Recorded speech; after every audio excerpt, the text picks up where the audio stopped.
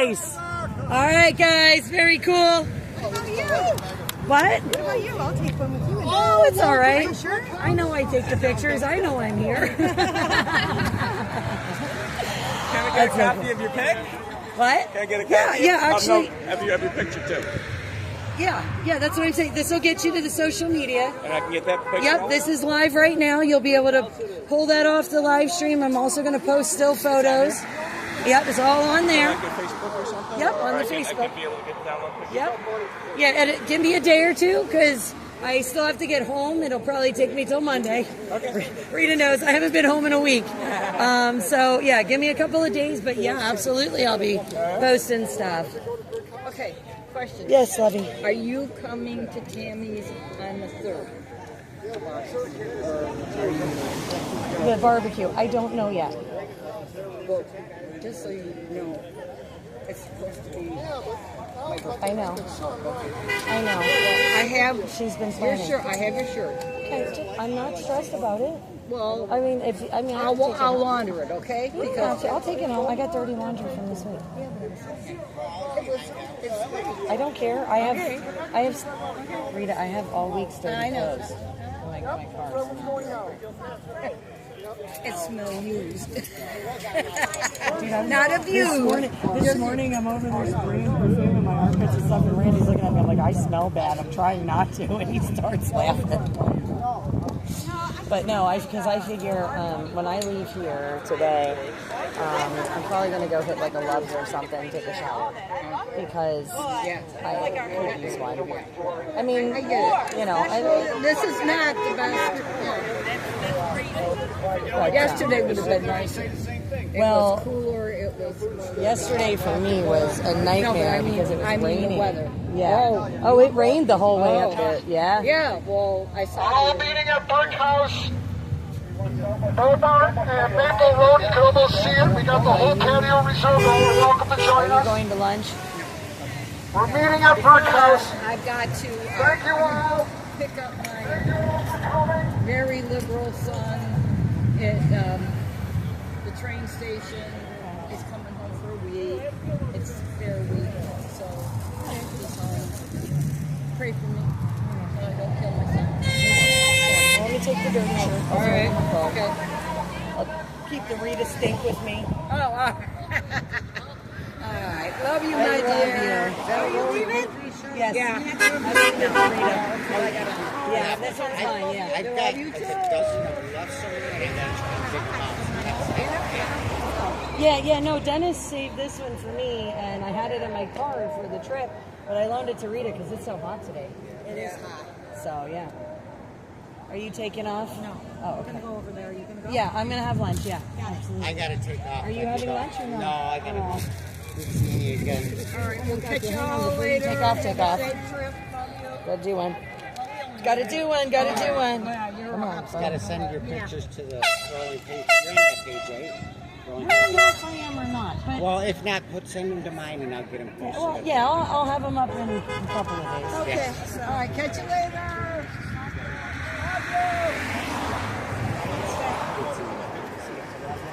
Love you, Rita. We'll go everywhere, drive safe. See you over there. Yes, I'll see you over there. Tom, are you going for lunch? I really can't afford it. But hey, I'm going to pass on it. You're gonna pass on lunch? Okay, well you better come. All right, hang on. I'm gonna come get my hug then. You know, when I was texting you saying you need that for these places to have here, No, I didn't think so. if you ever do, I get a house, I get a No, I do. I appreciate You won't have to get yourself a hotel room. Well, I appreciate that. Yeah, no, I didn't think that at all. I sent that to you and I'm like, my head. No. Have a great day. We did. I consider you a really amazing friend and part of my family, so don't you worry about it. And I told you, never will I leave. Thank you all. Okay? We'll see you next week, Saturday, starting at noon. Thank you all for coming. Awesome. Thank you so much. We'll see you next week, Saturday, starting at noon. Right here at this corner. I see you all the time. I send you a message. I don't know if you see them. Sometimes I do, sometimes I don't, but you keep sending them because I Thank you for There's a lot of people who are so crazy and Republican on both sides of the board now. It made me happy, though. The only answer brings salvation. You have to be obedient unto When God. they had the No Kings protest, So much. they were driving them in by the bus. Oh, I know. 800 people, I got attacked by some woman. She grabbed my bullhorn, she's kicking me, she's spitting on me. It's terrible. I almost have her arrested, but if I had her arrested, they would all went nuts. The cops are all ready. Oh, it's something, isn't it? We'll enjoy the brick house. Yeah, I will. I will. All right, sweetheart. You be careful. I love you. All right, darling. Hi, sweetie. How are you? Give you a hug. Good to see you. Oh, yeah. How you been? I'm so glad. I'm so glad. Oh, yeah, absolutely. I was beating feet. I was in South Carolina watching my son graduate boot camp. And we left there and right up here. So, yeah, absolutely. Well, got to support Dennis, you know? He's a great guy, so I'm glad for it. No, he doesn't. But that's the whole thing, right? None of us know how to quit. What's it called? That's it. We're called. You're right, we're called. That's right. Well, you get home safe, sweetheart. Oh, there you go. I could walk there perhaps.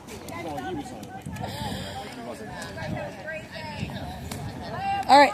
Are you going to lunch? No, I gotta head home. Okay, listen. It's good to see you. Oh, it's always good to see Oh you. my gosh, hang on. We haven't done that.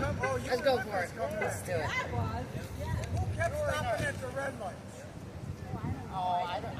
Thank you. I don't know anybody who gets as decked out as me like you. So I try. I know. It's awesome. I love it. I know, and now I do the customs. It's so much fun. I'm like, I gotta make myself something fantastic.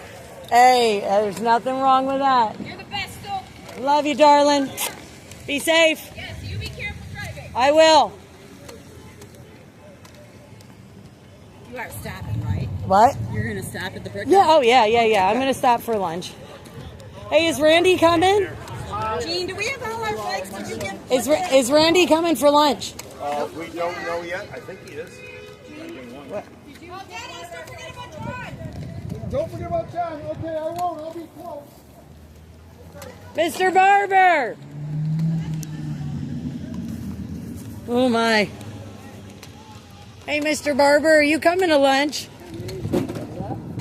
Are you coming to lunch? Okay, I heard about the adjustments you got to make. I'm going to let you...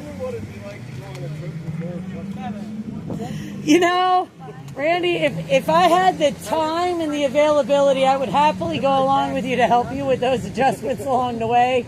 Hopefully Randy can pull out a ladder in the parking lot. I've seen Randy pull a lot stranger things out than a ladder in a parking lot. But, you're going to be needing some heavy-duty tarp? I refuse. I will get another trailer. Whatever. You have to really secure a tarp on there. It wouldn't be. So, how... You're going to have to fill me in later on this. The full story. Yeah, well... I look forward to that chapter when we get a chance to sit and talk about it. Just as an FYI. All right, do you need anything? You good? Do you need some water? No, I'm good. I have like half... Whiskey would be better. I don't have that in the car. I do have half a case of water. I'm more than happy to share the water if you'd like some. No, I'm good. Okay. I'm just checking because if you don't stay hydrated and something happens to you, I'm sure I'm going to get an earful because I'm around it. I wasn't taking care of my buddy. What? I know I would lose my title as Soup Mama if I wasn't up your butt about something to drink and make sure you got something to eat. All right, so you're probably coming to lunch. Okay. Good to know.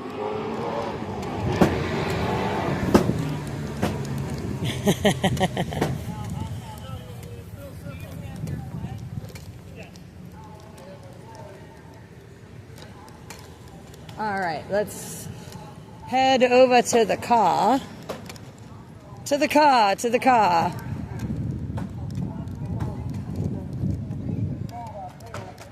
So, brick house for lunch. All right. Holy mackerel, it's hot in this car. Okay. Let's do this. Walk it around. Okay.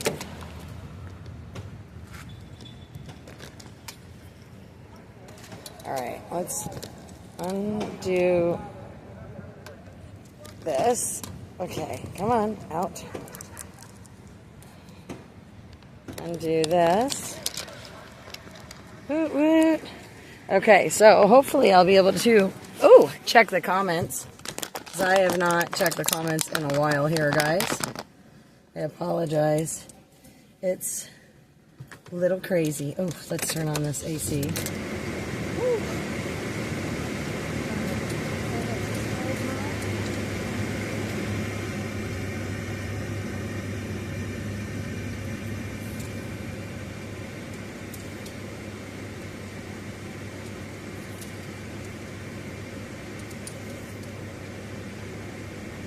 Yeah. Yeah.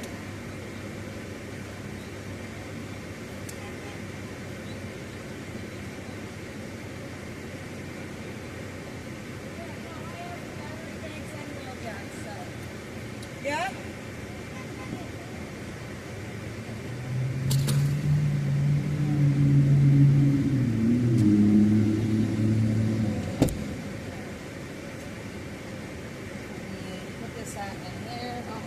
Okay, so let's try and get myself resituated here because I don't even know where half my stuff is. All right.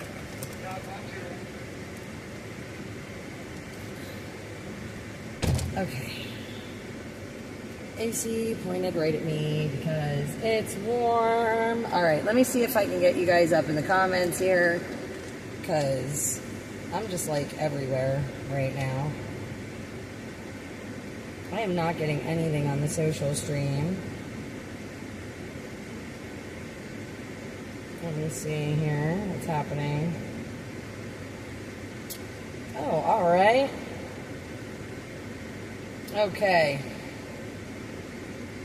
Let's see. All messages. Okay, so Stitch, I'm not getting any comments, by the way, in the thing. In the program. I don't know what's going on with that, but they're not happening at the moment.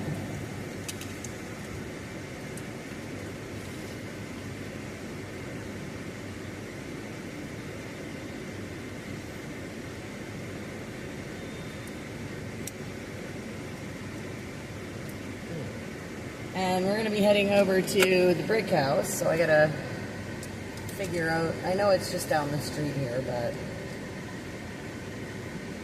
holy bananas. Okay, I forgot what I was doing.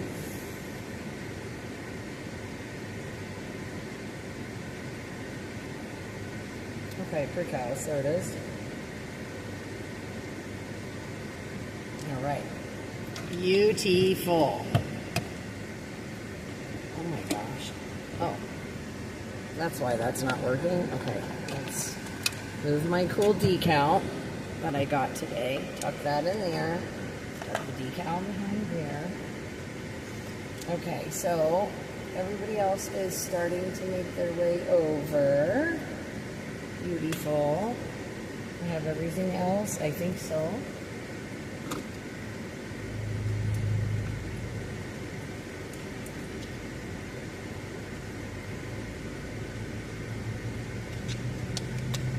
There's my buddy Tom.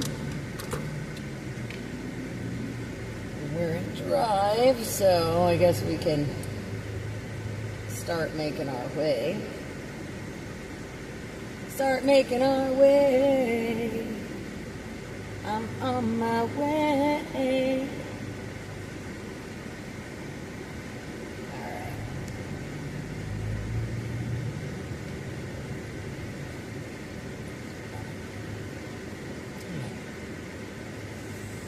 Hey, Randy? Does he need a lift to lunch?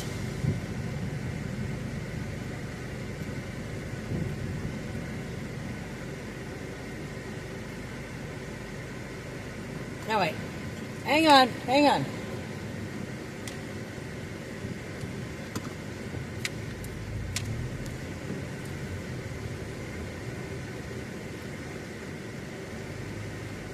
Does Randy need a lift to lunch or no? He does? I'll wait. He can jump in with me if he needs. So, all right. All right, I'll drive around so he can jump in the car.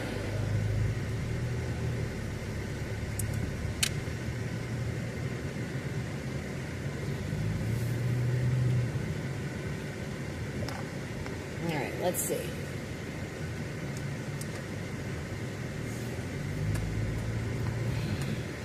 Yep.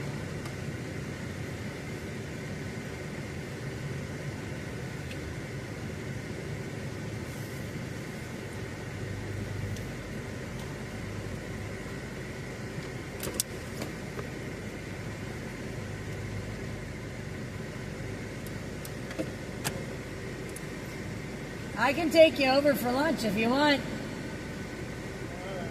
Okay, I got a free passenger seat, so. Okay, I'm gonna move the truck down there. Yeah. Yep, do what you gotta do. I'll come over and pull up next to you. All right. I just figured, I was like, I wonder if he has a ride over, and then I'm like, I got a free passenger seat. Maybe I better offer him a ride.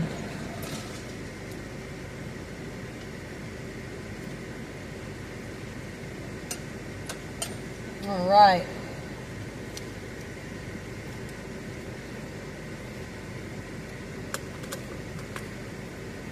So, all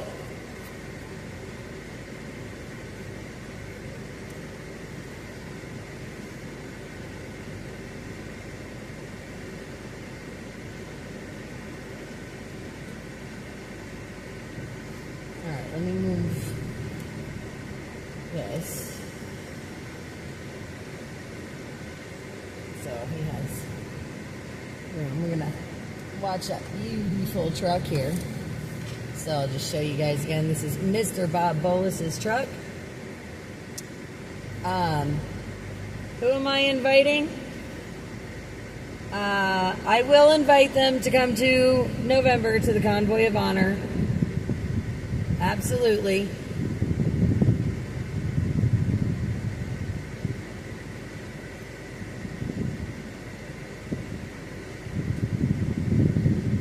String, yeah, I don't have a shotgun person at the moment. Like I said, I wasn't getting comments for a while, guys, just because the chat wasn't coming in on the other program. So.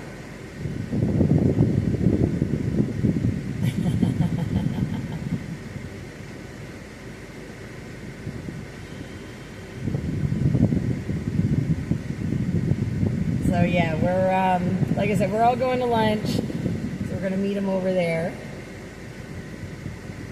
And, yep, don't worry. They'll all know. But yeah, it is like herding cats when you're trying to get a photo.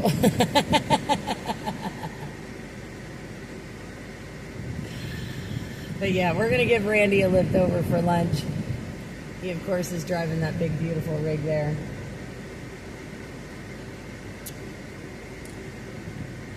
And that is filled with supplies, relief supplies for Texas.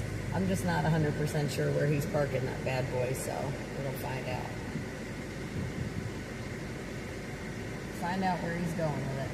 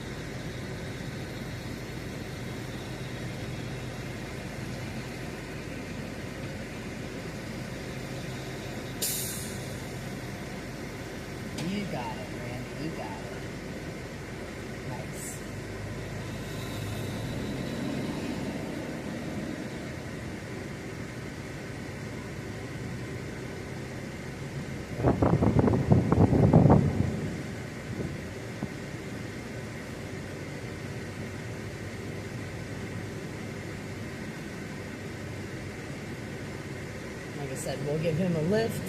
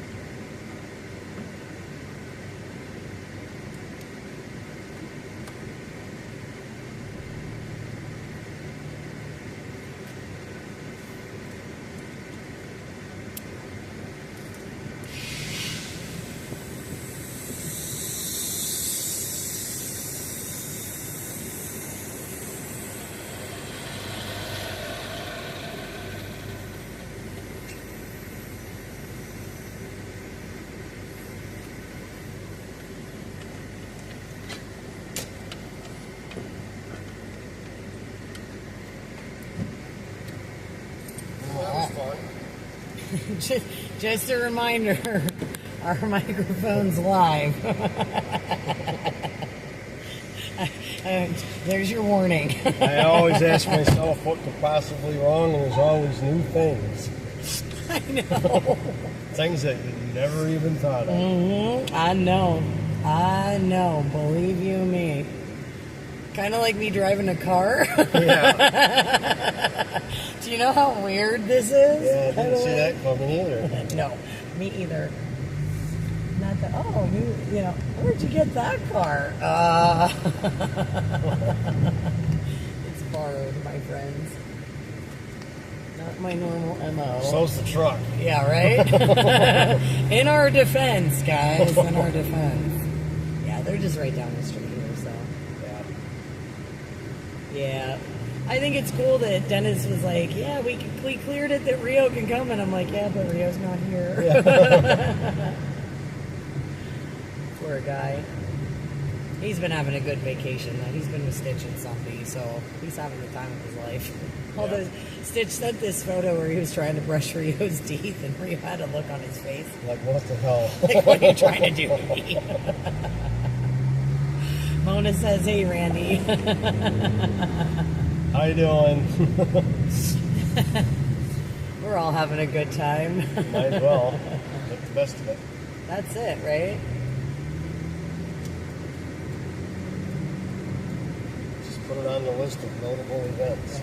Listen, I did though. I laughed so hard yesterday when we stopped at that freaking truck stop, and I realized it was the one we were at, and I'm like, we gotta go. Like, we gotta get out Bad of here. things, man. Bad things. You know what? It was a good chuckle for a hot minute. Yeah.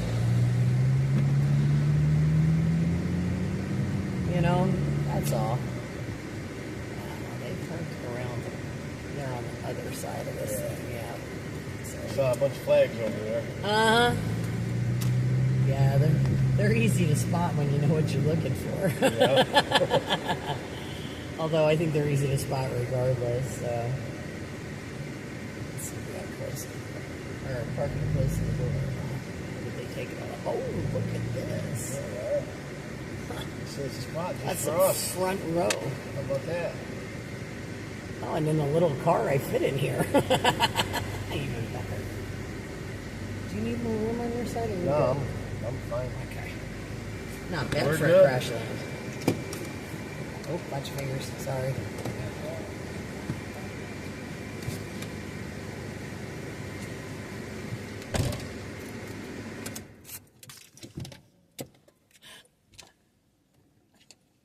Another fan?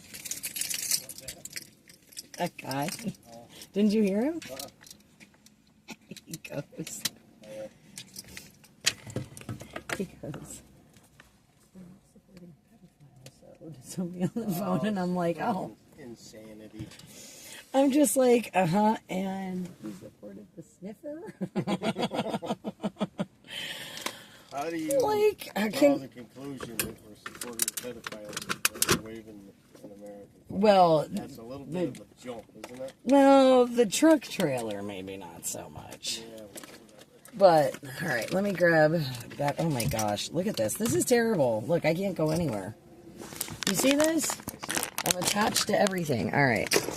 I got a wallet, I got keys, I got phones. I think that's all I need at the moment. No necessary items. All right, listen, friends. You're going to go that way, like that, like that. Okay, well, thanks for the ride. Yeah, well, you know, couldn't see making you walk. It's that kind of a day. Not on my watch. We're in this together, remember? I just took a picture of that trailer I thought like 1 minute before, and I turned around and I looked at it again and I went, what the hell is that? Oh, they opted for inside? Okay. I thought we were on the patio, but all right. Cool.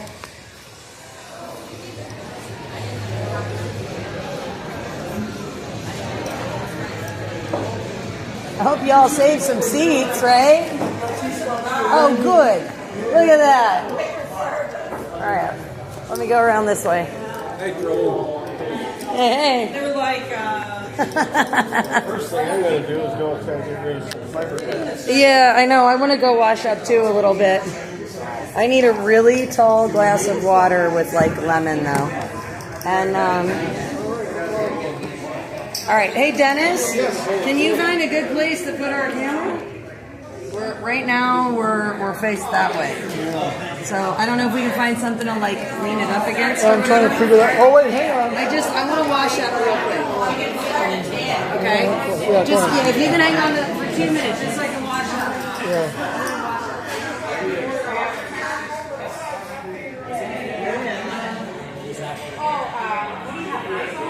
All right, so you're gonna have to put up with me for a few minutes. This is Dennis Gore as himself.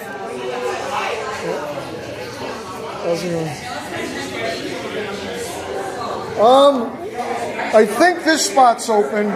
These two aren't. I think this one's open right here if you want to see. I figured I'd sit with the cool people. Oh, I think that's pretty cool of you.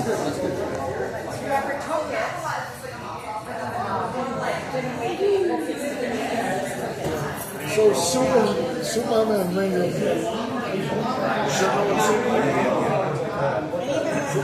Dennis? Randy Barber. Sure no one's sitting here? Huh? Sure no one's sitting here? I don't think anyone's sitting here. I'm sitting in that spot. Soup Mama and Randy Barber over here. So yeah, you're good over here.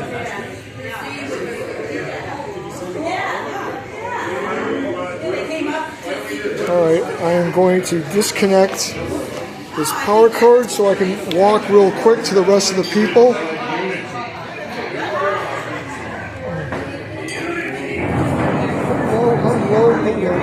Hello. Soup Mama's live. hi, I'm over there in the corner if you want to talk to me later.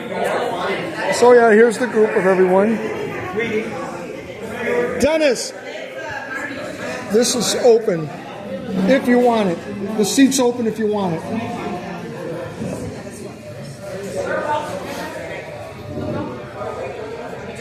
And some of the other people right here. Soup Mama's phone. Soup Mama's phone, ladies and gentlemen. We are on live. We are live and in color at Brick House. We're on YouTube, Facebook, Rumble, and many more. Freedom. 77 people showed up today. 77. That I was able to keep track of. It could have been more. But I counted several times, so 77 for sure. So we're at Brick House right now.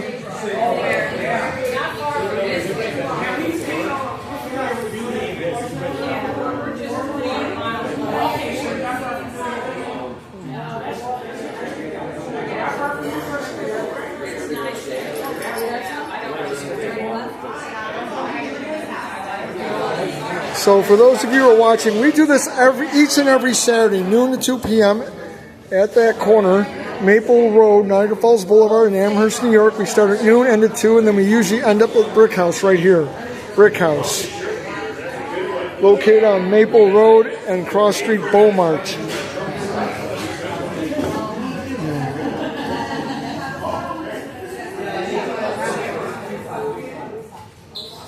Facebook Live and in color.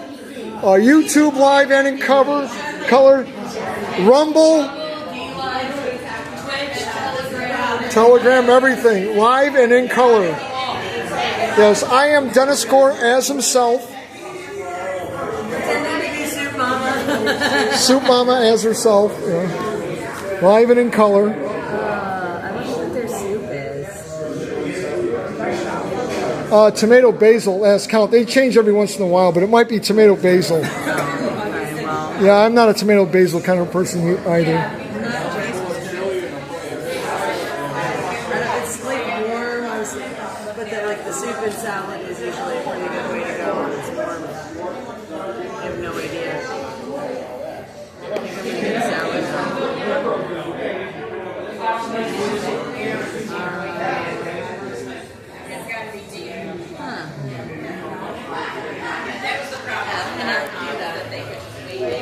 That's what's happening. I think your girl is getting a salad. Just a lovely little house salad.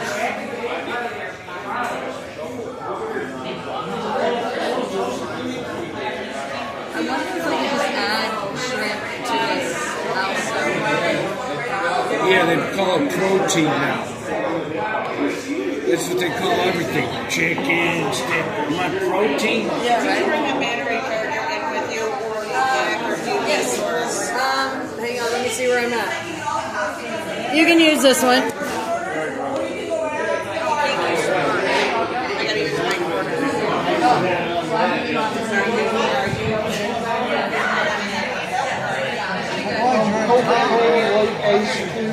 Thank you so much.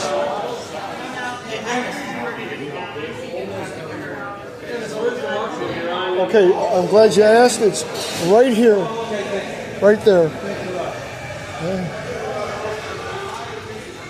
And we're Facebook Live here. Ladies' room is right there in case. I'm going to order. Okay.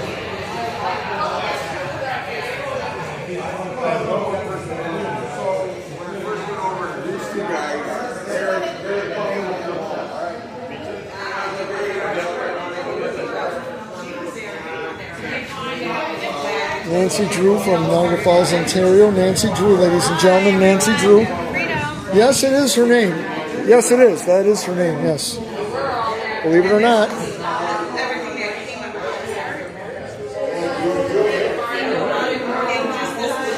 So, as best as I can count, we had 77 people. As best as I can keep track of the count. Could have been more.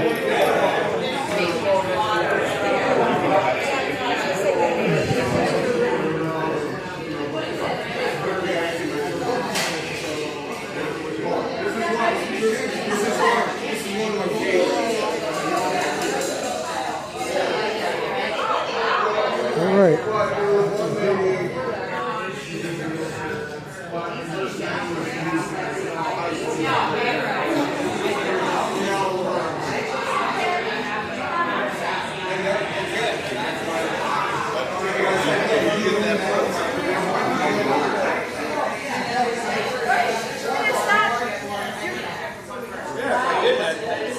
All right, good to see you all.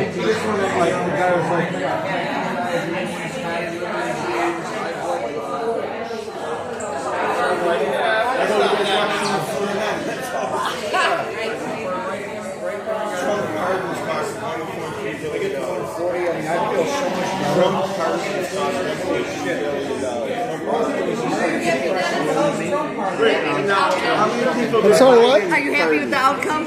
Yeah, 77 people that I was able to keep track of. It could have been more. It was just 77? 77 that I can confirm, including people that left. 17 vehicles in our Yeah, that was pretty good. People were wandering a lot, so Yes. And I was also counting people that were here and then not there. Yeah. Morbidly obese. Could be. Even though I was Could have been. because I have a thin frame, so it makes it seem like I'm not as strong But as I am. one thing I'm doing quietly, don't tell Soup Mama. Anyone has about $2, $3, $5 for gas money for Soup Mama, it's an option. It's optional, not required. But if you can picture, absolutely, yeah, whatever you can. It doesn't have to be right this second. But I'm collecting gas money for Soup Mama. Get a picture and walk around with a picture and we'll put it on the picture. Oh, okay. when Mike finishes his bowl of soup, take the bowl around. Do you want change? You want change? Okay, thank you. All right. I'll go get an empty pitcher, yeah. Okay.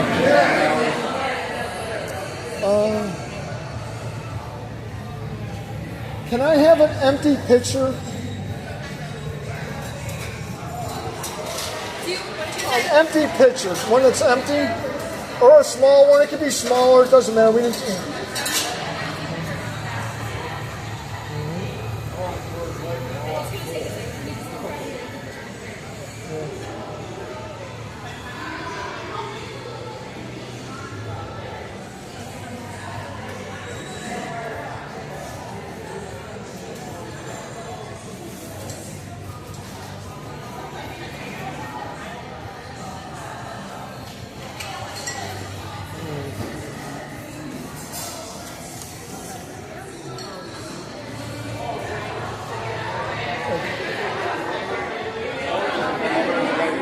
All right. So this is optional. I'll keep it quiet. Soup Mama gas money. Dennis, get your voice up and announce it. Oh, no, I don't want Soup Mama to know. She's a humble lady, so I don't want her to know. Exactly. We're just going to suddenly give it to her and tell her not to argue.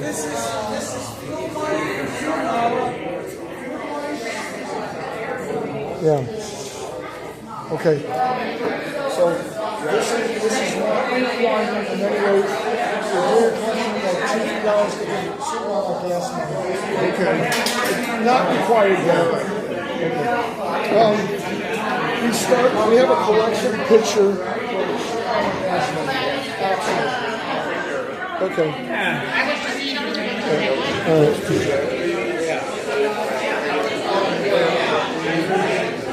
Now, you get whatever the hell you want and you don't worry about it. Don't stop yourself at salad. Get yourself some real food. It's fun. That's all. Okay. That's all I was. I'm looking for like salad with some shrimp. All right. Well, you can have more than that if you want, and not worry about it. I promise. That's. I'm like, gee, you gotta stop it. We're better off. I know. He's already taken care of what goes on. It's an empty picture. Like $2 gas money for just like a don't tell her. Yeah, I already told Gene. Yeah, Gene already covered it. Yeah. Anyone who optionally wants a picture for like $2, $3, that's your choice, not required.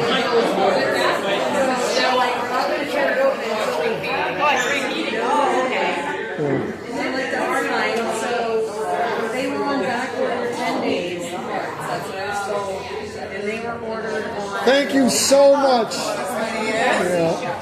I want to say so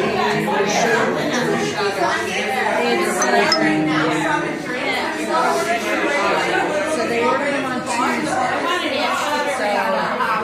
should know soon. But until then, it's kind of like I don't want to make too many plans because right now I have my sister's car, and she's like, "Yeah, I don't want to use it for whatever." I'm like, "You know how I drive, right?" And she's like, "I know." When I talk to her, she wants to she's going to go to my place. You know, I could have gotten her like Niagara Falls. That's Nancy Drew on the left. Tony Santa Maria on the right.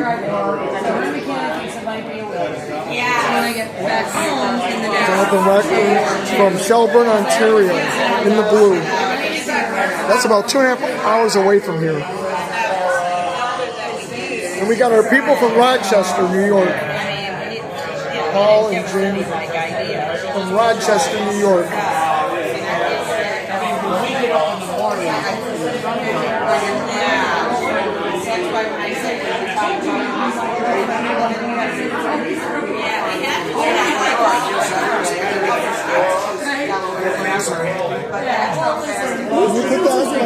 He's down in Texas right now. He took the first load of donations down when he was doing church last week. When I called him, I was like, what, the Texas stuff? Well, that's these guys, yeah. How could I not be involved with the Texas stuff so when my BFFs are, right? What's that? He's asked if I was involved with the Texas stuff. I said, of course. Because all my BFFs are involved. I'm going to sneak right in here, folks.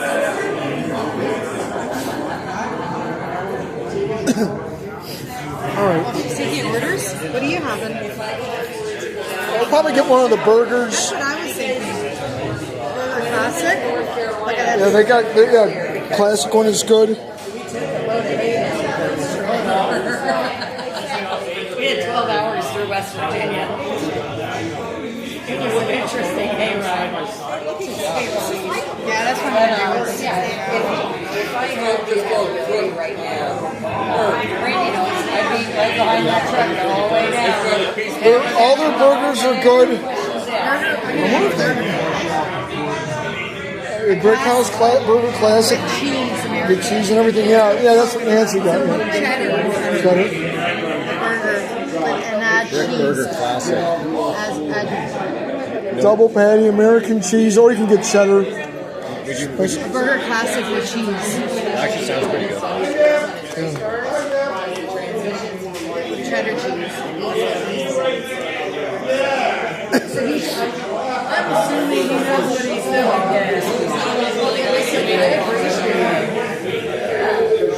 was looking at there's the Caesar, but there's also a salad. Yeah.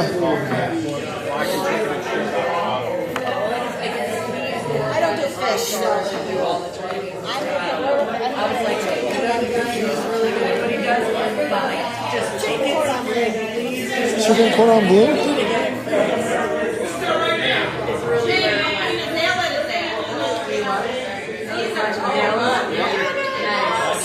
Hey. Nancy Drew, ladies and gentlemen, Nancy Drew. We're just waiting, and then there's John from Shelburne. John from Shelburne.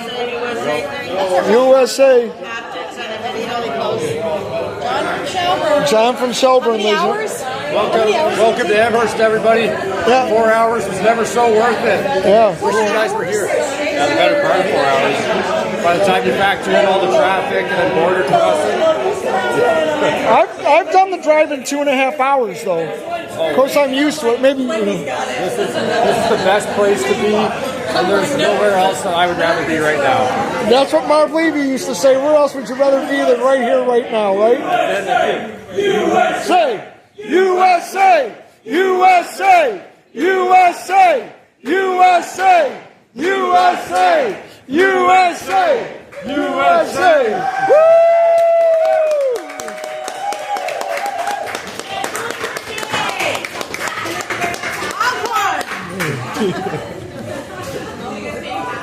That was a great rally. That was awesome. It was fantastic. And I mean, you couldn't ask for better weather. Like that. Yeah.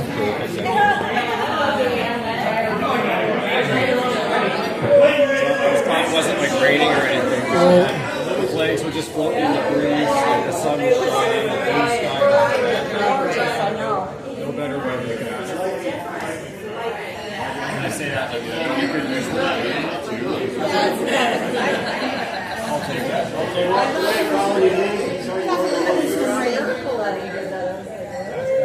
John, is this your first time here? This is my first ever. First ever, yeah. First ever rally, yeah. Well, Shelburne's far. I mean, you're talking west of Toronto, another hour. I usually. So you're going still strong on Saturdays in Shelburne? It's going strong, like Shelburne rallies? Yeah, every other Saturday they do. Oh, that's what it is. Okay. It's every other Saturday. So this is the off Saturday. Yeah, this is the off Saturday of our 2 weeks. This is the middle week, so it's a good opportunity. Yeah, these These guys are loud, though. Yeah, there was a 90th, right? When was that? 90th was the last one. Last one was the Shelburne number 90 rally. So yeah, that's our now because it's every 2 weeks. It doesn't count up as fast. It's like Mississauga is celebrating their 150th, 175th, and then of course Dennis will be going for 200 now. It's a long streak. It's a pretty long streak for us though. Like we're pretty proud of it. Like small accomplishments.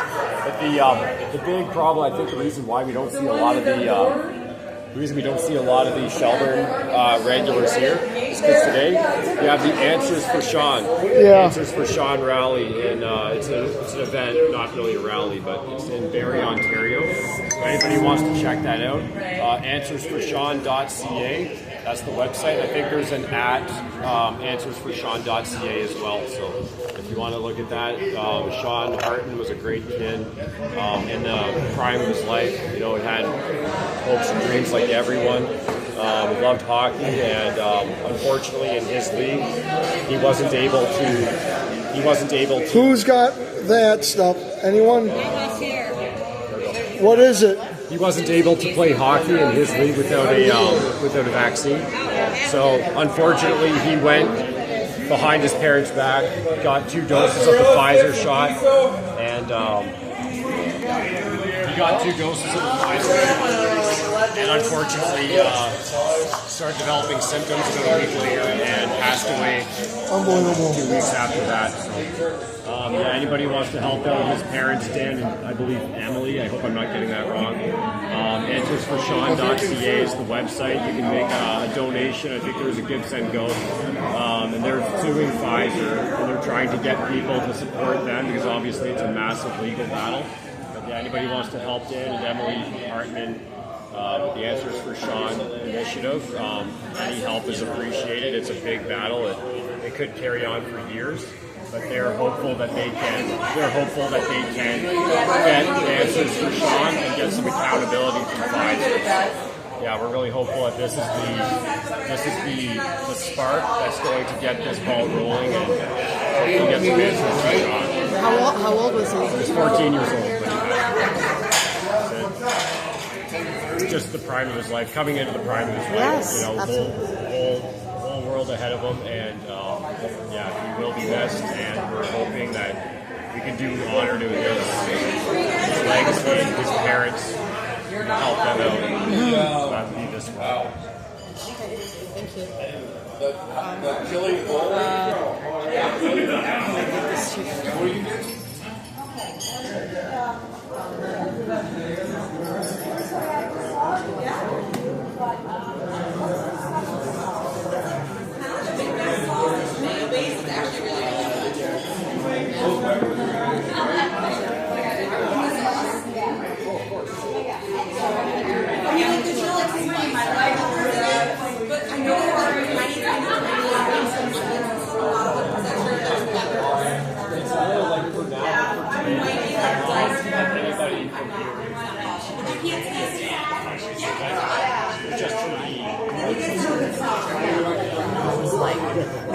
Because you know, I'm sure you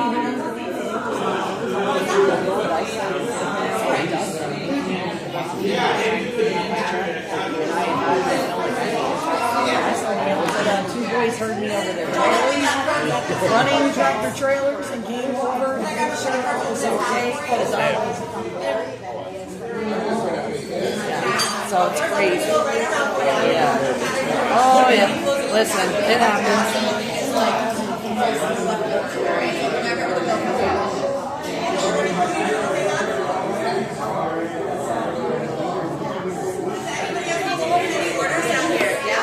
I was like, I forgot all about that. Oh yeah. So you know, they're temperamental for a reason. I might get the mozzarella sticks too. I'm just kind of like, I don't know. What? Fried deviled eggs, golden fried egg whites, candied bacon, jalapeno, and paprika. And then are you paying cash or card, honey? Why? What's wrong with jalapeno? Peppers should be illegal. You don't like hot peppers? I Hot horse? I love peppers. Is that un-American or something? No, it just makes you a strange non-pepper eater. I've been called worse.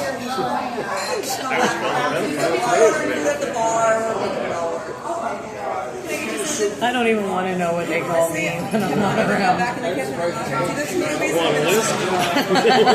No, we don't need the alphabetical list. It's okay.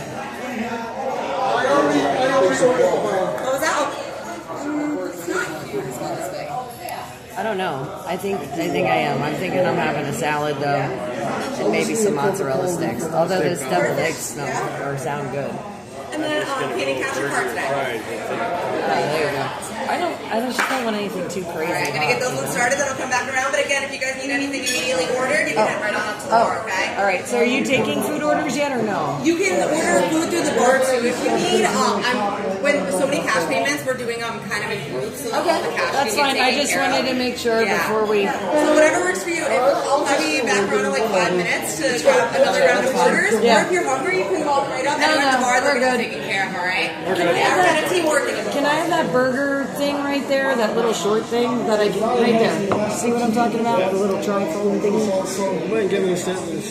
burger of the month thing? The burger of the month thing in front of me. Yep.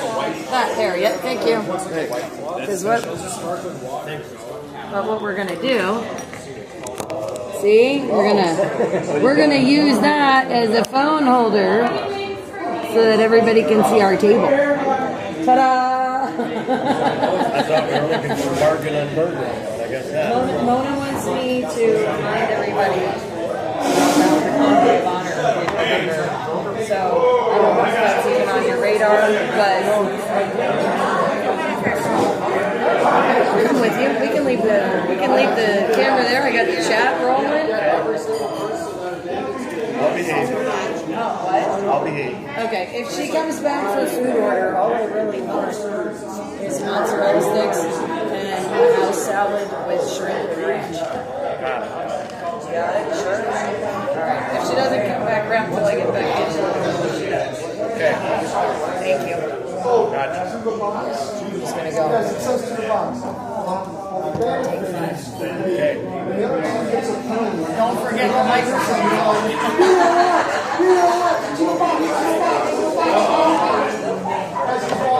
You got a hot mic, she said? I have a hot mic habit of sometimes, you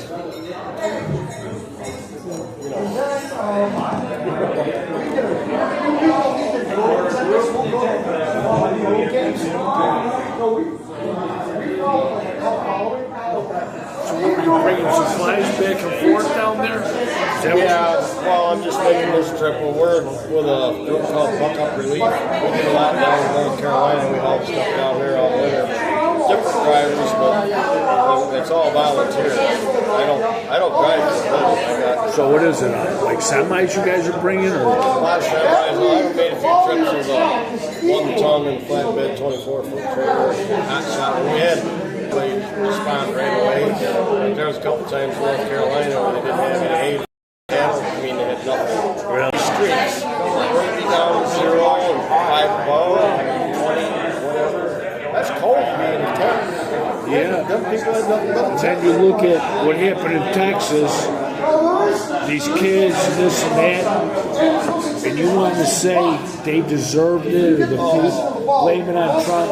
See, that's why this guy that had that white headset talking about Epstein, the children.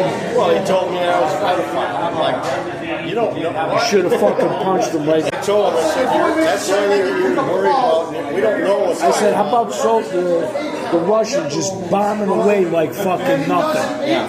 There's a lot of problems that we got to deal with. That's not the only one. That's just one. Yeah, but see, here's the thing.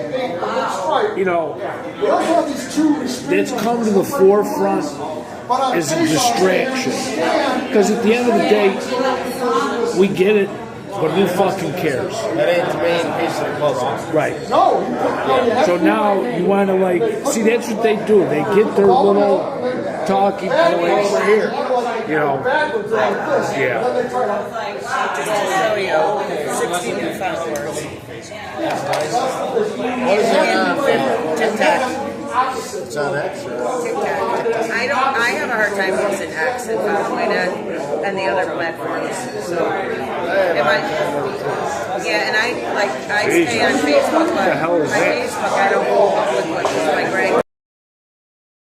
And I hate her, but my grandkids got to read that, especially when they threaten me. So I never seen a pretzel like that. And then if you don't shoot the ball on time, if you don't put it on the net, it's 30-second violation and you're out of the ball. There are two.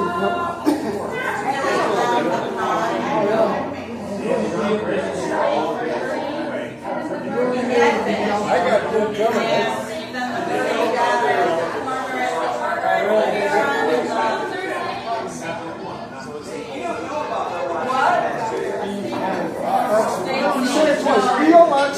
BOX to the box, to the box, to the box, box. Here, I got a recording. I hope you can hear it.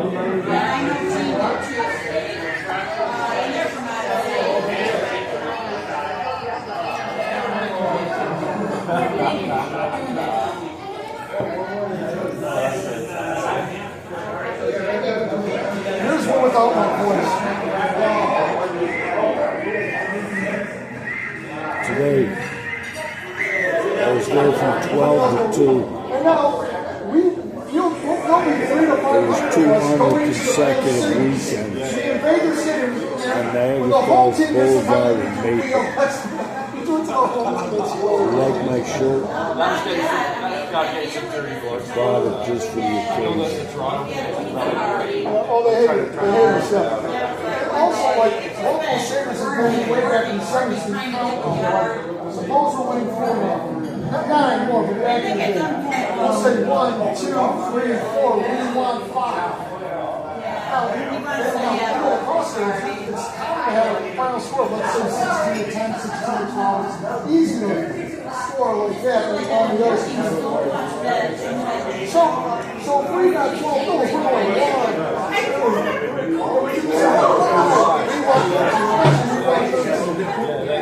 And we do that in the road too, so we have a lead. And we're 1, 2, 3, 4, 12. We want 13. Now, there's a Lowe's restaurant. I'm not going to pull that far away. Now, Buffalo scores 10 more goals, and we get a coupon for like 5% off at any single one of their loans. So we go 7, 8, 9, we want loans. So we're on the road, we have 9 goals, we go 8, 9, we want loans. No, but we do the counting.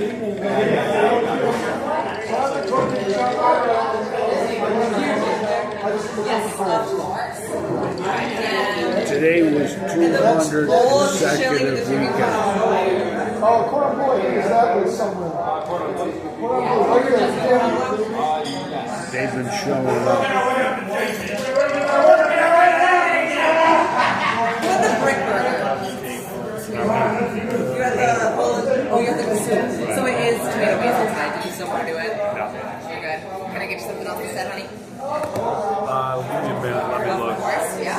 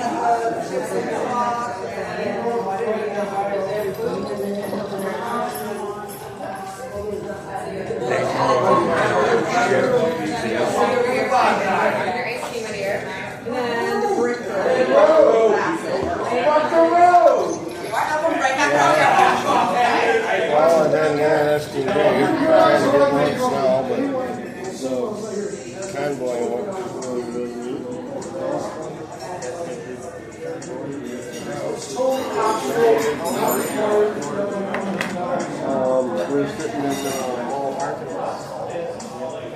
That's fine.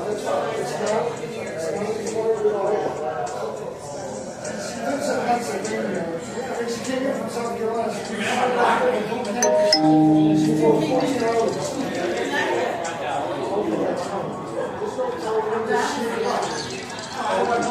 It's a main intersection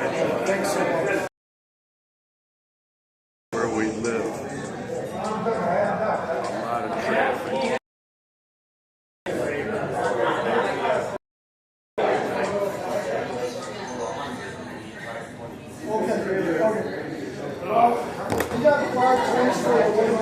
What'd you order? That's a great question. I take that one. I gotta go here with my manager. Okay. And this one too.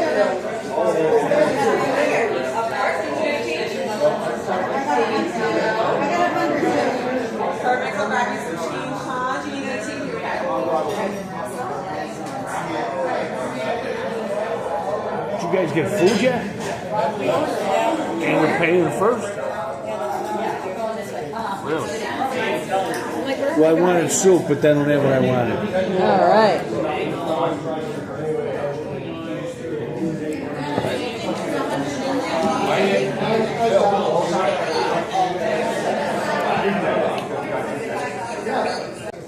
I don't think he's missed more than 1 or 2 events. He's the best on tennis. I miss occasionally because I go to Shelburne. I got phones in every pocket. It went blurry on you. I was by myself on Christmas Eve. Okay,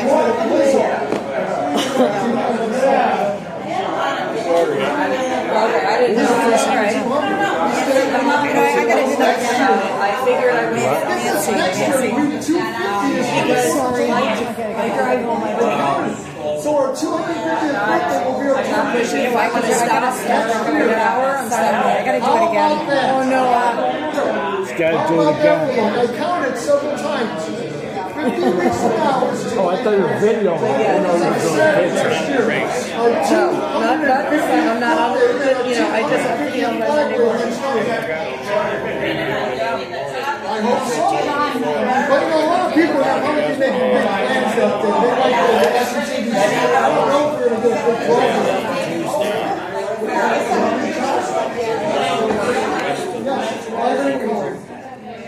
Okay.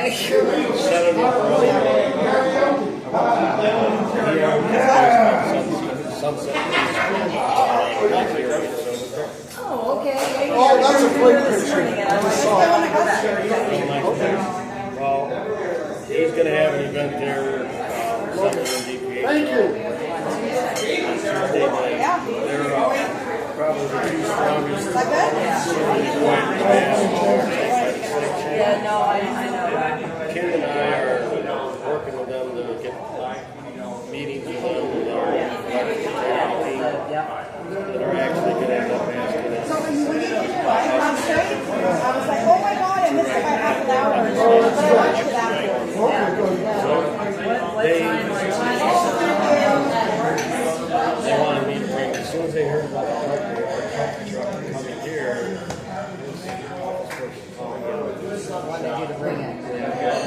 they already been asking us earlier because we've been asking to get a meeting together. And this would be the perfect time because Nancy and Kelly. Yeah, I know Nancy. Yeah, she was like, She was she's here. still here or I no? don't think so. Or did she go home? Okay, I know she was here earlier. She was. So she's the scheduler for Senator and DPH. Oh, okay. And another girl I know is the scheduler for George Burrell. All right. Who's the ranking senior senator there that they go to. They're on our side. They're going to help us with elections. We're trying to get a meeting put together since we went to Albany in February. We all agreed we're going to get together and we really had 10 or 15 minutes to get much done except agree. We're going to take some time to get it.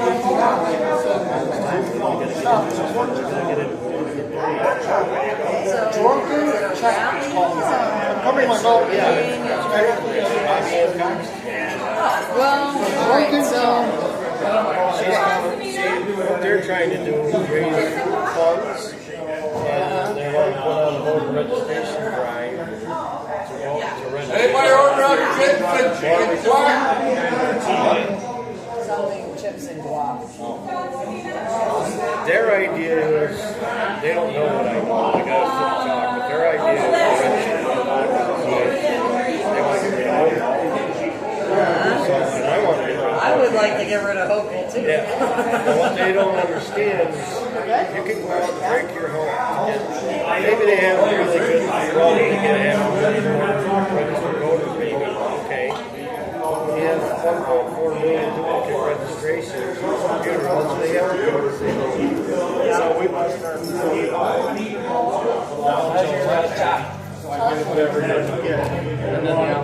What do they put? They call it the drunken. I saw it. I got one instead of two. It normally comes with 2 ice cream. What's all the potatoes made in Oregon? I don't know what they're doing.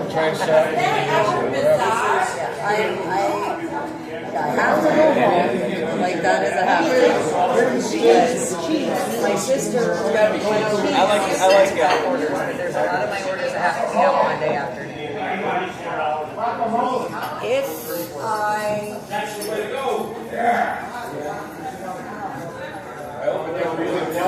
I'll talk to the boys and see because I gotta have somebody look at this tire too on my sister's car. It's clicking, so it might be a wheel.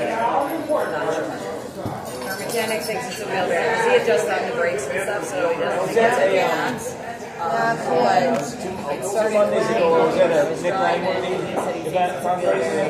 should make it for my I'm not kidding. I wanted soup, they don't have what I wanted. there's a service tire thing that's been but other than that, I don't have any other messages. Mostly my phone expressing interest, but it's got to be somebody. Thank you. What'd you order? Randy. Nance. What'd you order? Bacon. Imagine if she ran around with Trump all over the place in New York. Okay. We all do what we can. We all gave some and some gave it all, right? That's your statement. I know they gerrymandered up way a couple of years ago. We've taken them to court so many times. The whole judge just go there. She can tell you stories. She ran into some last year in North Carolina. This is powerful.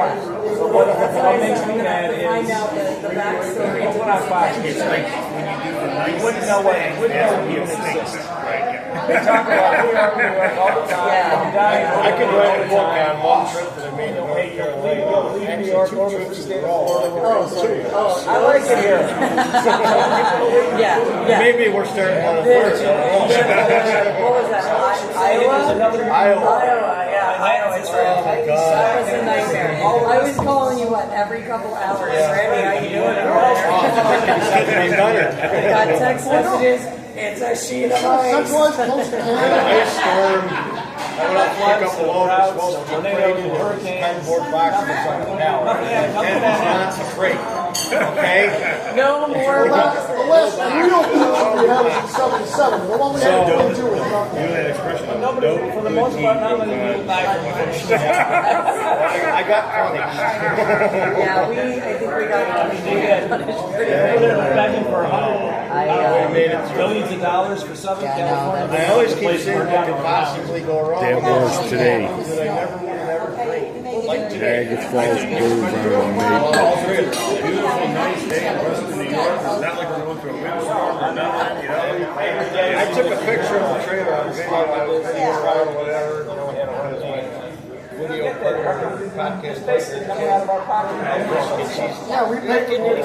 Get some video. The summer issue of the city. No, we need our own video. But it doesn't have to be that way. We have someone just said, how did Trump win from Pennsylvania? Let's go out of state. Is there like hot in here? Is there like hot in here? Or is it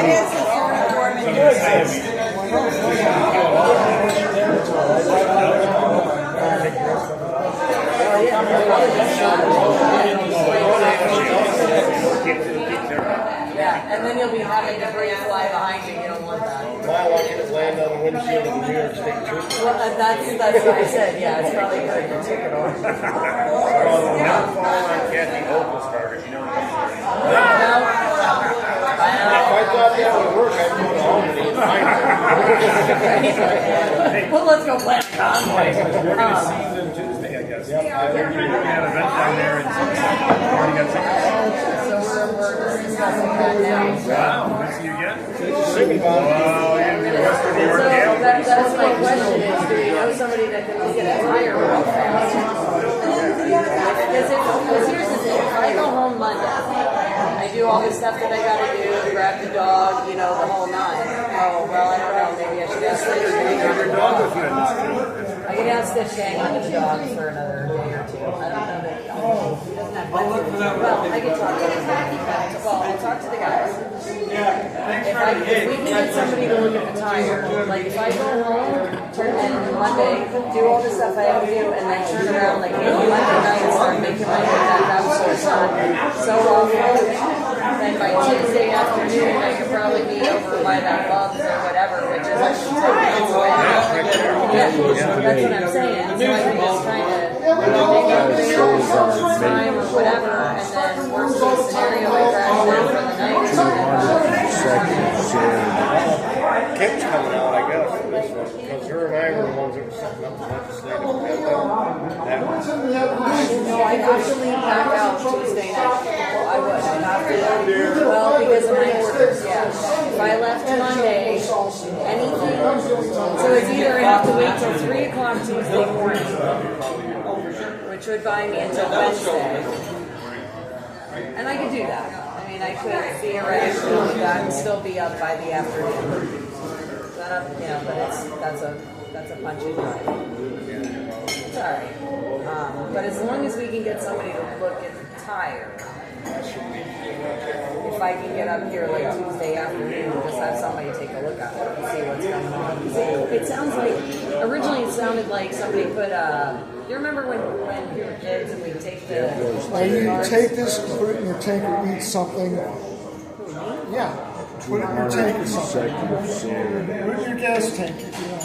Niagara Falls. You came all the way from South Carolina, you YouTube our events or you promote our events and stuff like that.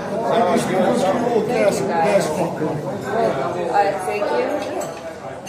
Not necessary, but Of course not, but I just feel that for what you do for us and promoting us, I think the least we can do is put something in your tank or something. I appreciate that. By the way, congratulations on that 200. Yeah, right? That's an accomplishment. Thank you so much. That's right, man. Thank you. Well, get this. Can you believe it? 250 Is on July 4th. Oh, really? Yeah, I 250th birthday, 250th I flag. apologize. I said Dennis, I'm so sorry, but I think I'm in DC already.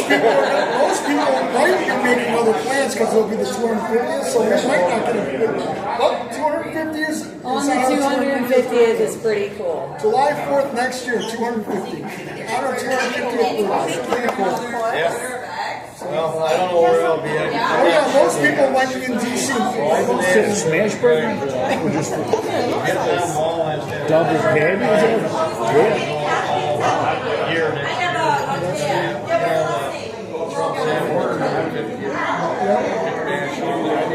Next year, yeah.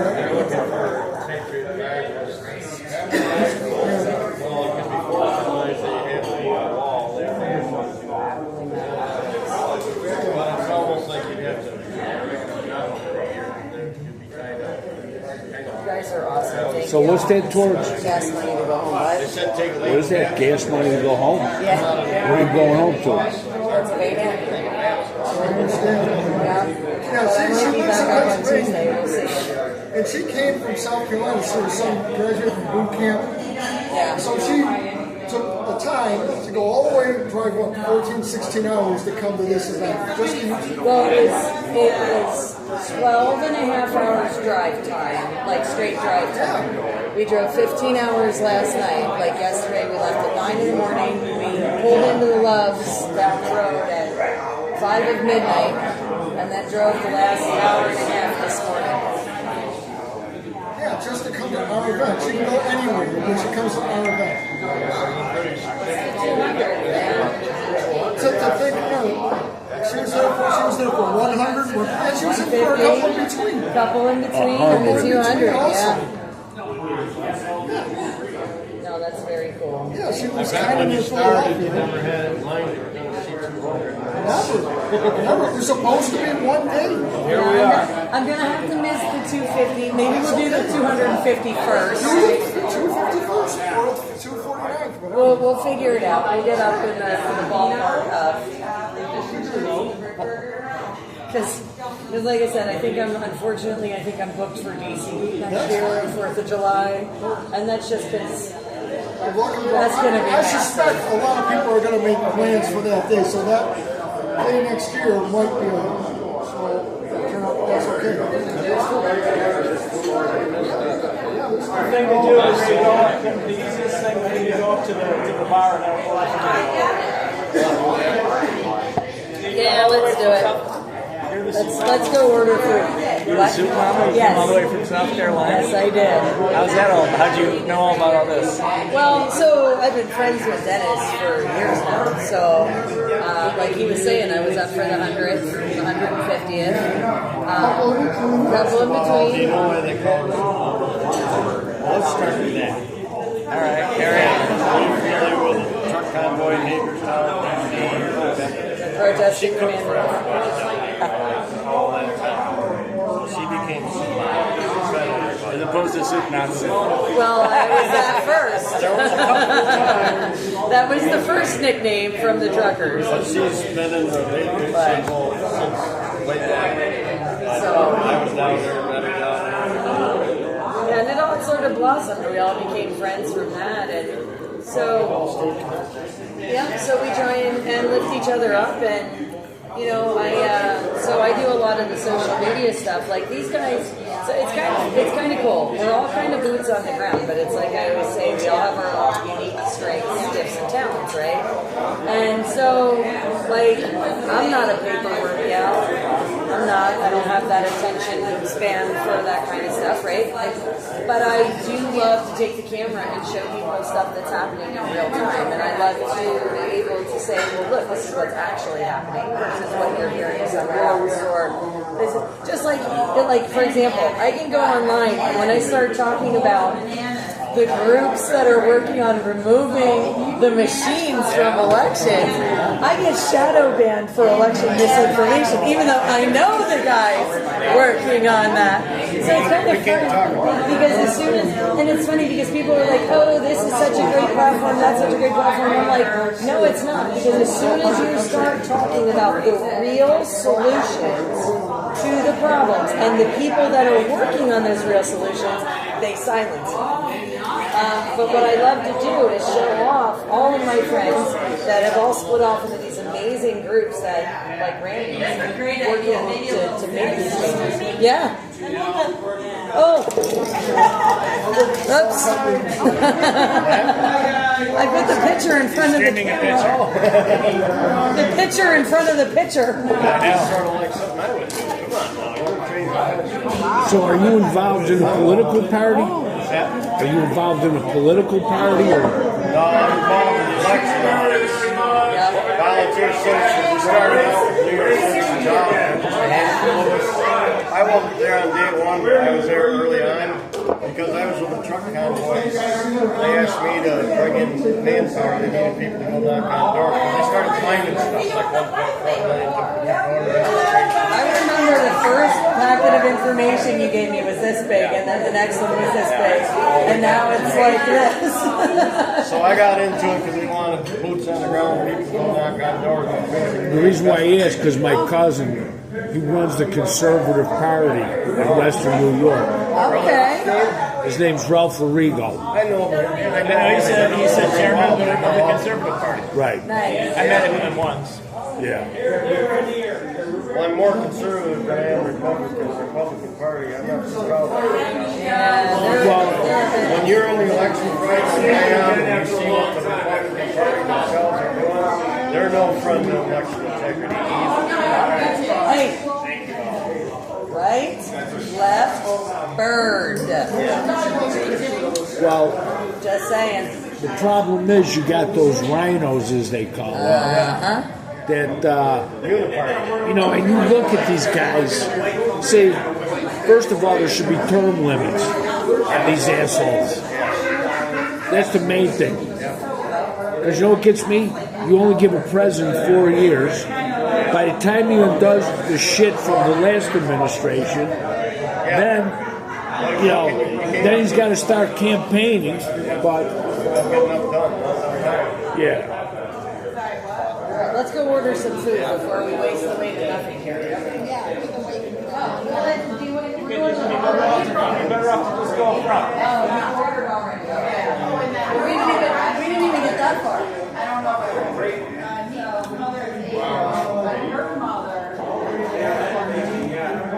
Well, I think about it.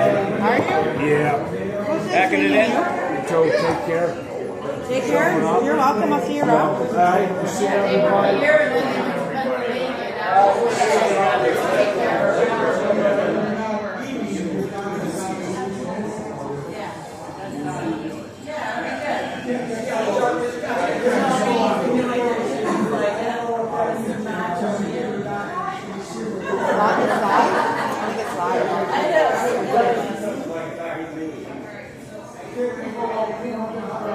Did you get your drink?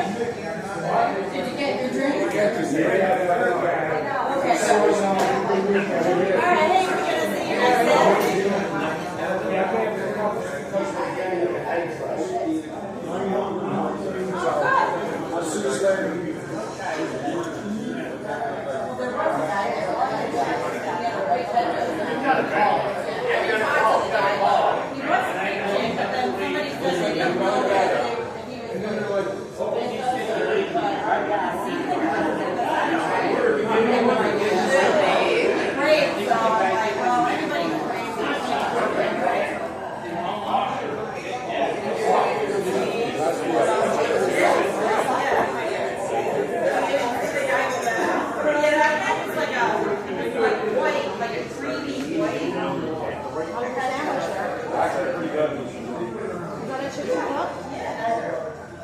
All right, hey, we're going to see you next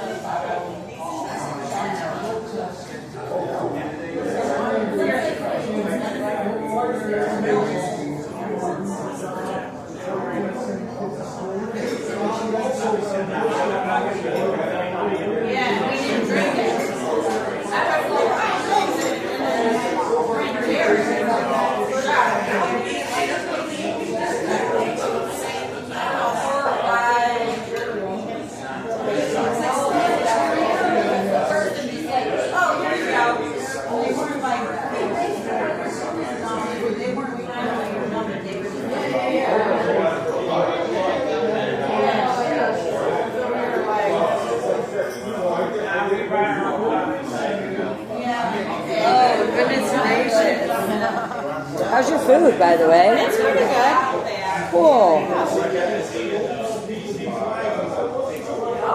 All right. So, I guess I should talk to my chat for a minute because they're all like wondering.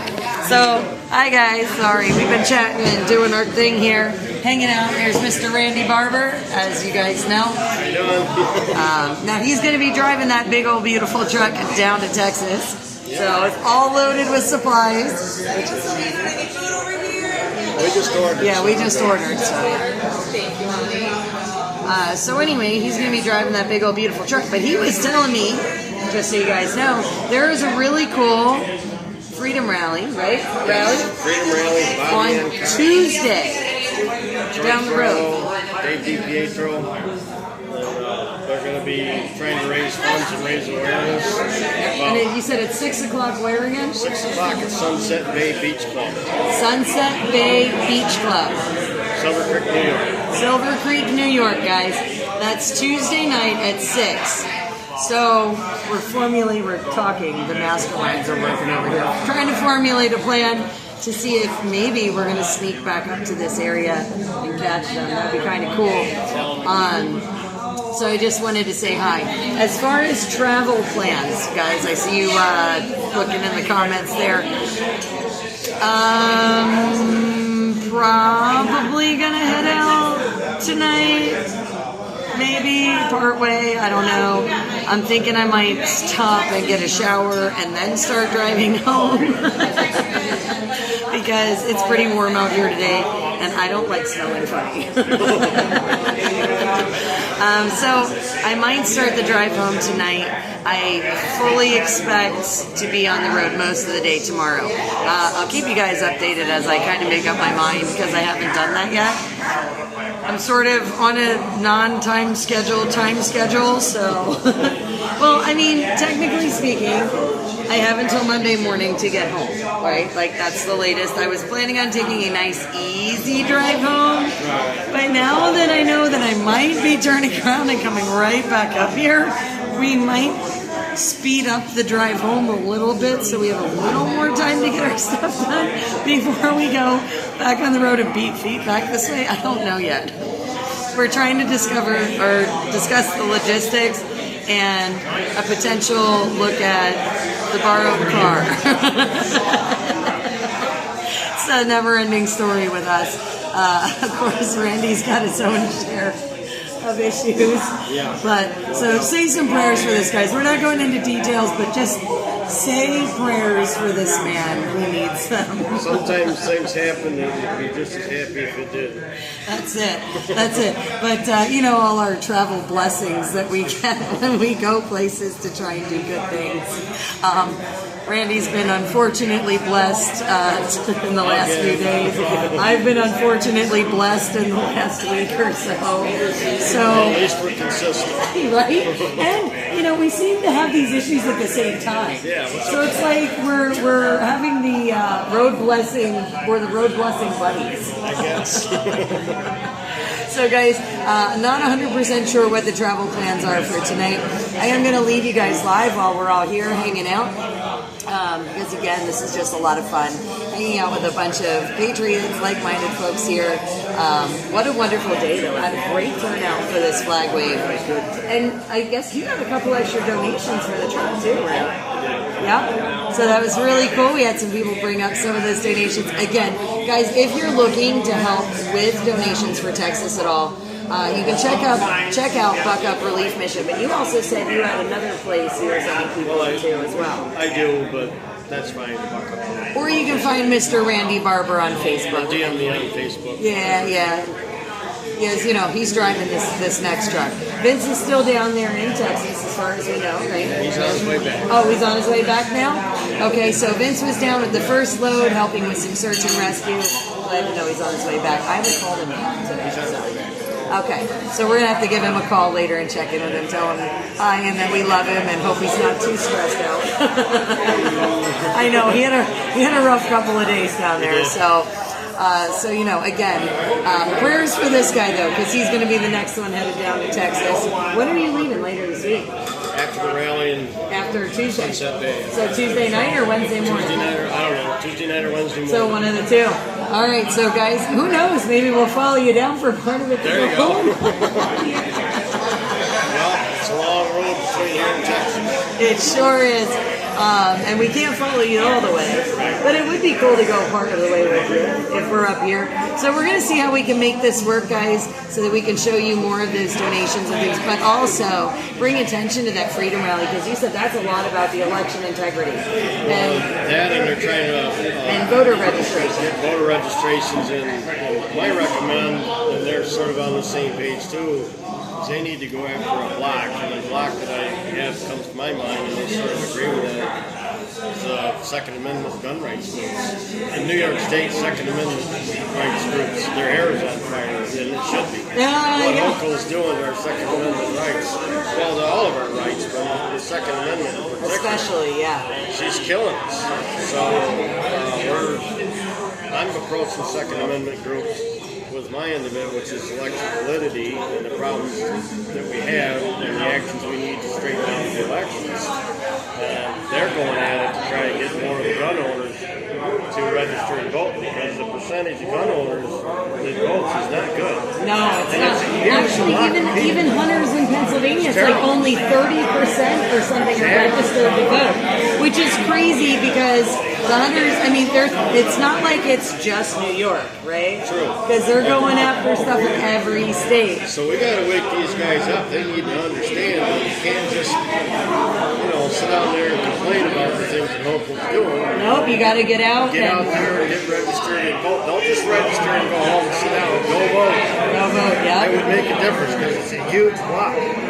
So between what we need to do on the cheating end to beat the cheat, which we're working on that, we have lawsuits going on, et cetera, we're working with state legislators, which is part of the reason I'm going to Sunset Bay on Tuesday night, is to meet with these legislators from New York. And my friend Kim Watson from Michigan, even though she's from Michigan, has also been helping with the legislative effort in New York. So she will also be there. And we're going to be working with these legislators to get more meetings to really get in depth and put on the push to get election reform. So we want election reform over here because we need it, and we need lots of voters to register and vote for conservatives to get rid of Hochul. Yep. If you want to get the pressure off the Second Amendment, if you're tired of the Soviet Socialist Republic of New York.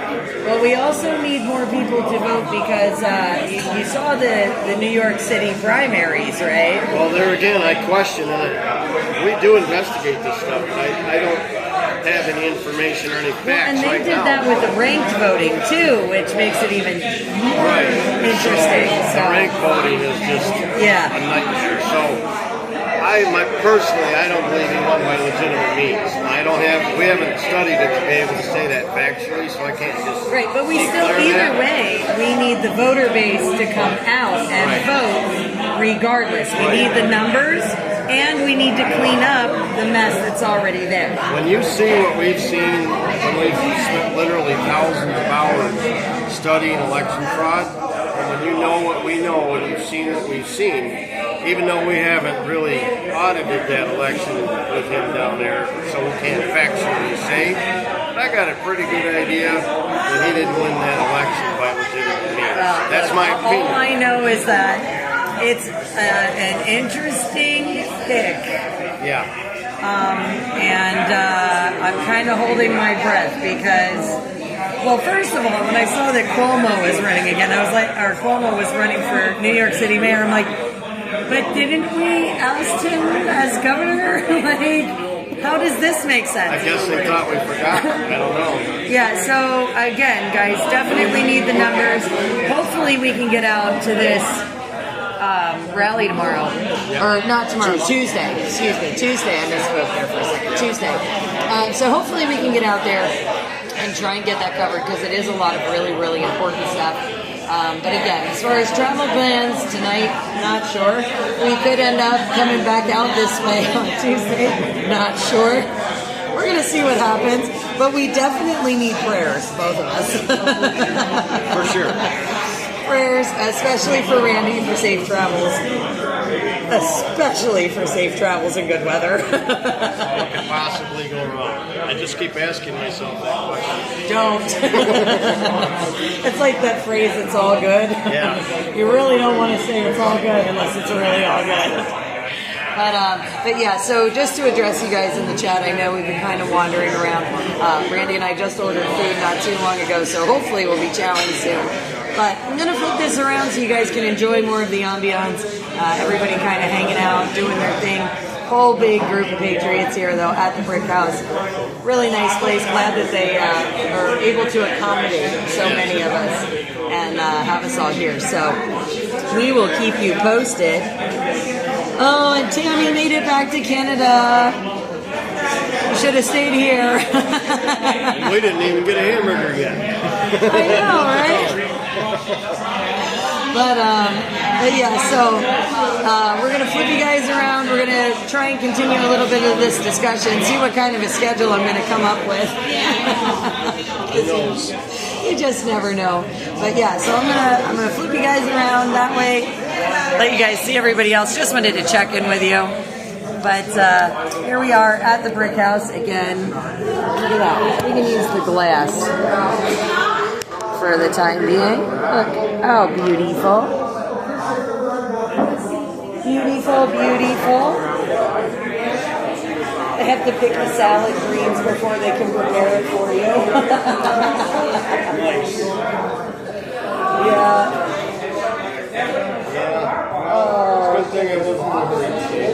Yeah, well, I looked at it this way, like, I made it here, so all my time schedules were, you know what I mean? Like, all the important timetables, they got done. Now we have sort of some wiggle room, sort of. Not really, but sort of.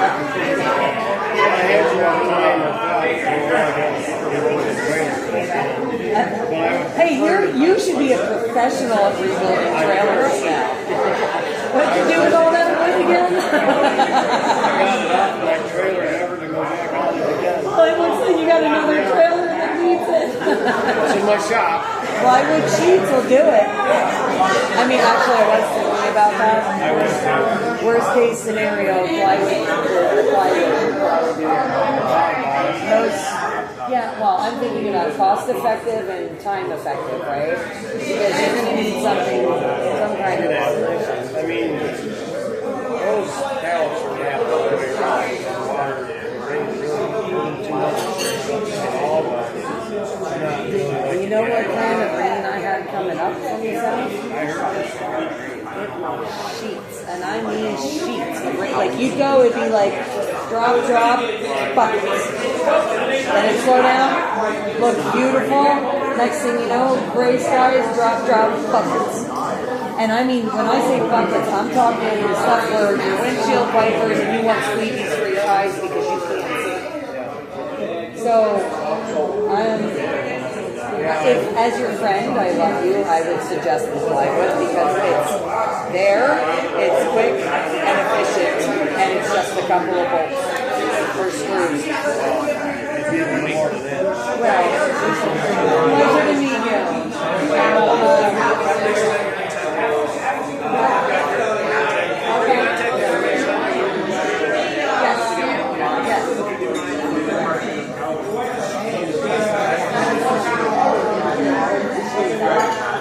Yeah, who knows? Maybe I'll be here on Tuesday, so maybe we'll see. You gotta use the same tonight. If you don't mind cats. I love cats. Awesome, thank you.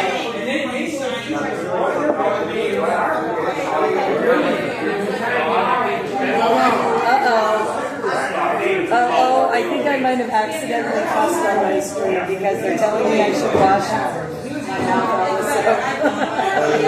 Did I cuss on my stream? I don't remember cussing on my stream. I don't know, I'm relaxing and having fun, so it could be that I forgot my P's and Q's for a second. Sorry, guys. Every once in a while. Look, I'm human too. I am human too, unfortunately.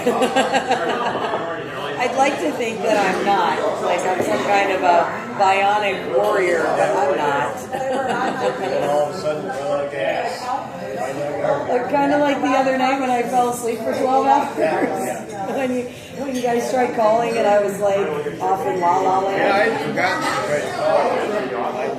Well, I saw you missed call in the morning and I'm like, I wonder why Joe was trying to call me. I'm like, I haven't heard from her since inauguration. Well, I mean, I've heard from her since inauguration, but not much, you know. And I'm like, well, dang, I wonder if she wants to get together or what's going on. So I was like, everything okay? I called, I'm sorry, I was, down in South Carolina watching my son graduate. And that's when she sent the picture of you two and her. And she was like, I ran into these guys. And I'm like, no way. Hey, Ray, I know I had a little tension with your buddy there outside. So I was going to get him a drink, and she said it wasn't drinking, and then I got him an apple cobbler, and he left before he came, so John got the apple cobbler. I just felt that we had, some tension. Right? All right, just wanted to make sure, there's no hard feelings. All right, so sorry, I tried to get him the apple cobbler. John's having to kill it now. I did my best.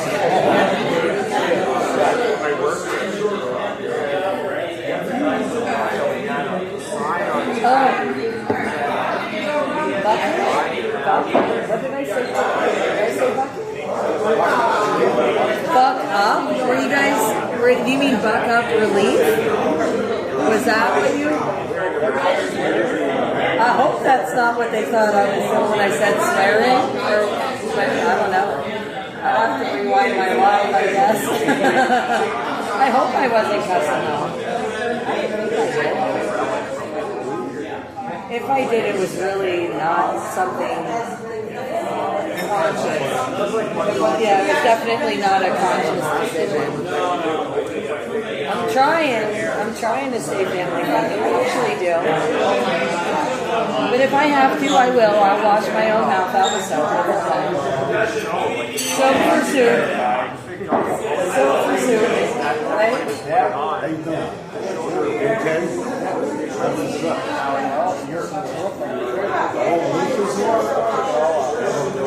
Thanks, String.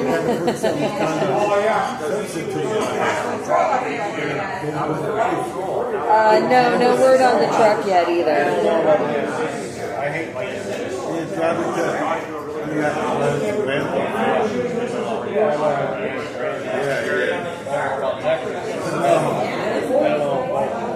I got to talk to guys that go to the guy in the room.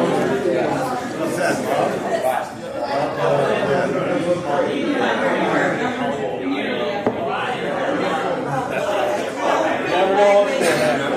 I know, I was behind you. I didn't see anything flying in there.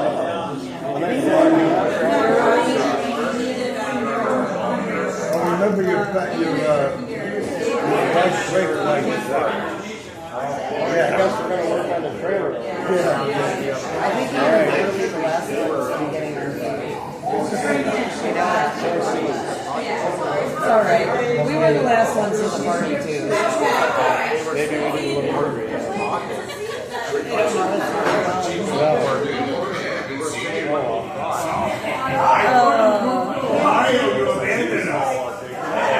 That's it, String. Clean your ears out. Maybe that's the problem.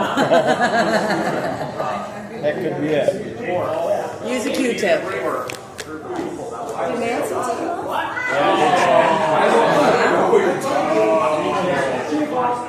I just thought it was wild that she was driving down the street as we were coming to the park, and she saw the truck in, and she's like, truck in! I'm like, Nancy! That was awesome. That was cool to have her join in.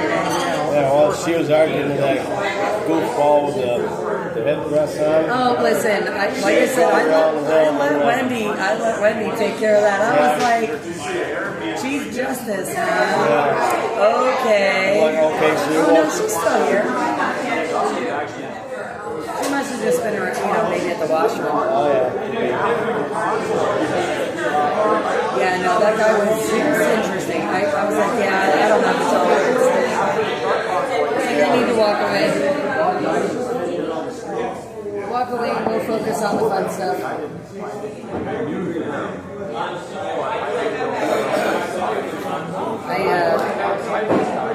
Sometimes I just can't, you know? Yep. Today's not today. Not today. I might have to take a nap though before I go anywhere today. Like find a shady spot, take an hour nap. Well, it was crazy. So we pulled into midnight, and I was sleeping really good. And about half an hour before my alarm went off, I hear these guys out in the, outside of the truck. I'm like, now, I'm sleeping. I know I'm in the middle of nowhere, New York, right? And I'm hearing this. I'm like, because what the heck is going on, right? So I'm up with a start. Like, whoa, it's like World War III started. Like, what's happening? It's sunrise, so I'm looking at this beautiful sunrise, and I'm hearing this, and I'm trying to get the high school open. Here it's like 3, maybe 18, 20-year-old kids or whatever, something like that. They woke up half of the parking lot. So many people were going. They're all like, half an hour before my alarm. And I'm like, I just drove 15 hours. I literally got very limited sleep. You're waking me up at sunrise with this crap, pretending to be soldiers? I don't think so. I was so mad. I was just like, oh. And then all I wanted to do was go back to sleep, but it was so bright because the sun was coming up, and I'm like, this stinks. Oh, yeah, so I was up. Too many early days for me, man. 2 in a row. I'm not a morning person. I'm off. Okay, when I worked first shift, and that was my regular shift, I was fine. It was great. It was wonderful. When I worked second shift, it was fine. It was great. It was wonderful. I worked third shift for like 10 years, and I've never gotten myself fixed after that. It was like I'm always like I'm a big night out. I stay out till 3:40 in the morning, and then what I do is like I get up at like 7, 8 o'clock. Thank you. No, you're fine. Have a safe drive, okay? Thank you for what you do. Soup Mama will see you on Tuesday. Hopefully. God willing. God willing, yes. Yeah, there's an event down the road at Silver Sunset Day in Silver Creek. I won't be able to make that. Yeah, you're working. I'm almost out of days too, and I gotta save like 6 days for that freaking cruise that my mom's taking the whole family on. So I'm just keeping my mouth shut. Oh, you're going on a cruise? Yeah, my father died 2 years ago. He left extra money, and she wants to do something nice for the entire family, including the spouses and grandchildren that she has. Alaskan cruise. I think that's nice, but me individually, the thought of a cruise is not exciting to me, so I'm going to keep my mouth shut, make lemonade, so to speak, and just kind of nod. Let me tell you something. Cruises are wonderful. No, they're not.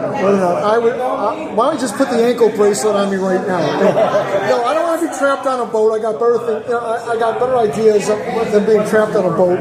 But I'm just gonna chill. I'm just gonna not ruin it for anyone, Wow. And I'm just gonna, I'm not a big fan of boats either, but I'll tell you what, cruise ships are fun.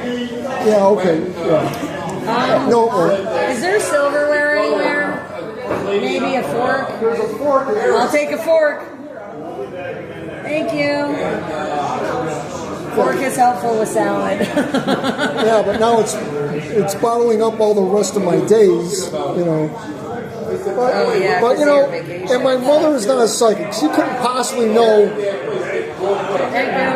Yeah, so my mom's not a psychic. She couldn't possibly know that the thought of a cruise would be more annoying than getting my fingernails pulled. But I'll say nothing. I'll just enjoy, enjoy the time with your mom. Just be together with the family, because this is the only time that most of my family is out of town. So the entire family's going to be together, so I'm just going to nod my head, pretend it's fun. Inside I'm going to want to kill myself, but I'm going to say nothing. Kind of like make lemonade out of lemons. I really hope your mom doesn't watch our live stream. She'll probably hate it. Because now she's going to know. But hopefully if she does, I doubt it. She's not a Facebook person. She's not a social media person. She's 81 years old. If she happens to hear it, hopefully she will appreciate the fact that you love her enough to not say anything, okay? And to make her happy. Because realistically, you only have your mom for so long. She gave birth to you and carried you and pushed her out of a really small space, okay? So you owe her a debt you can never repay. I've had friends that have had alcoholic parents and abusive situations. I did not have that kind of I had good parents, strict but good. My father was, a Korean War veteran, depression kid, so he was a no Here's something really depressing for me, sort of. My kid told me I was stricter than half of his drill instructors. Wow. So the drill instructors were nothing, huh? He said boot camp was almost like a vacation. Wow. Had like a summer camp, and I was like, I don't know how I feel about that. You got to process that. Plus, I don't know whether I should be hurt or proud. Yeah, but he might have the 2025 drill sergeant. I had the 1983 drill sergeant.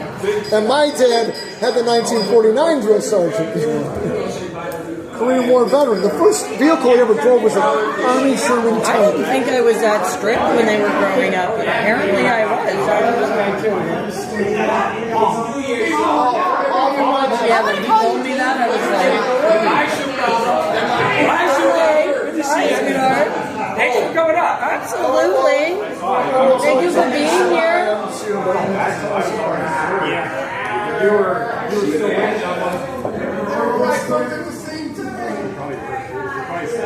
This is nice. These look amazing, though, don't they? I gotta show you these mozzarella sticks. They're giant mozzarella sticks. Please have one, by the way, because they're giant, and I'm not gonna eat all those. I'm actually very. What? You're wrecking your diet? Yeah. Adding cheese to your cheeseburger and fries. Nice. You just got to be careful on live stream. You get busted. I'm going to get you in trouble. Uh-oh. I've been in trouble before. Just so Tina knows, you did it of your own volition. I was not twisting your arm. That is my disclaimer. And look, I'm sure she'll hold me just as accountable as you will. Be safe, awesome. Are you leaving? Yes, I have to.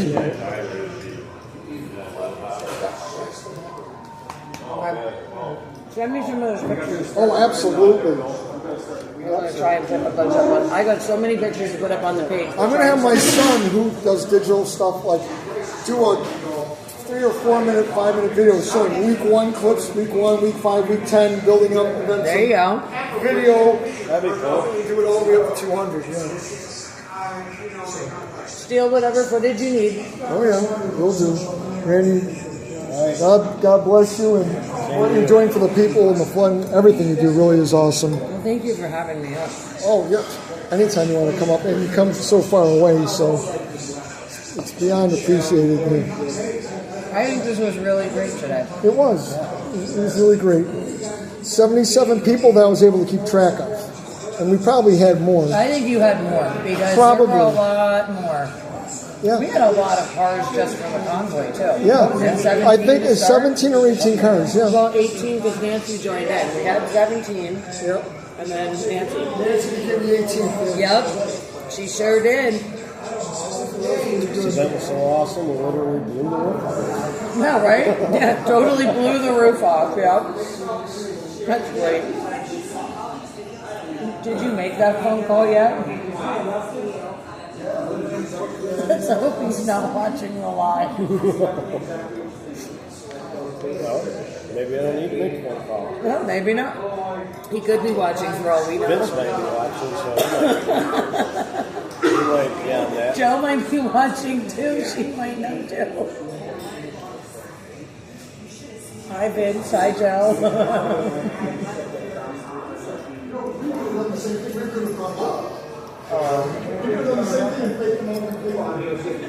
I'm trying to find. I was a good choice. Only you. Only you and me.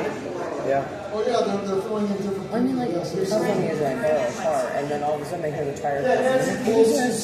No, well. So when the drive shaft cable went, because last time I told you I stripped it, it had to get replaced.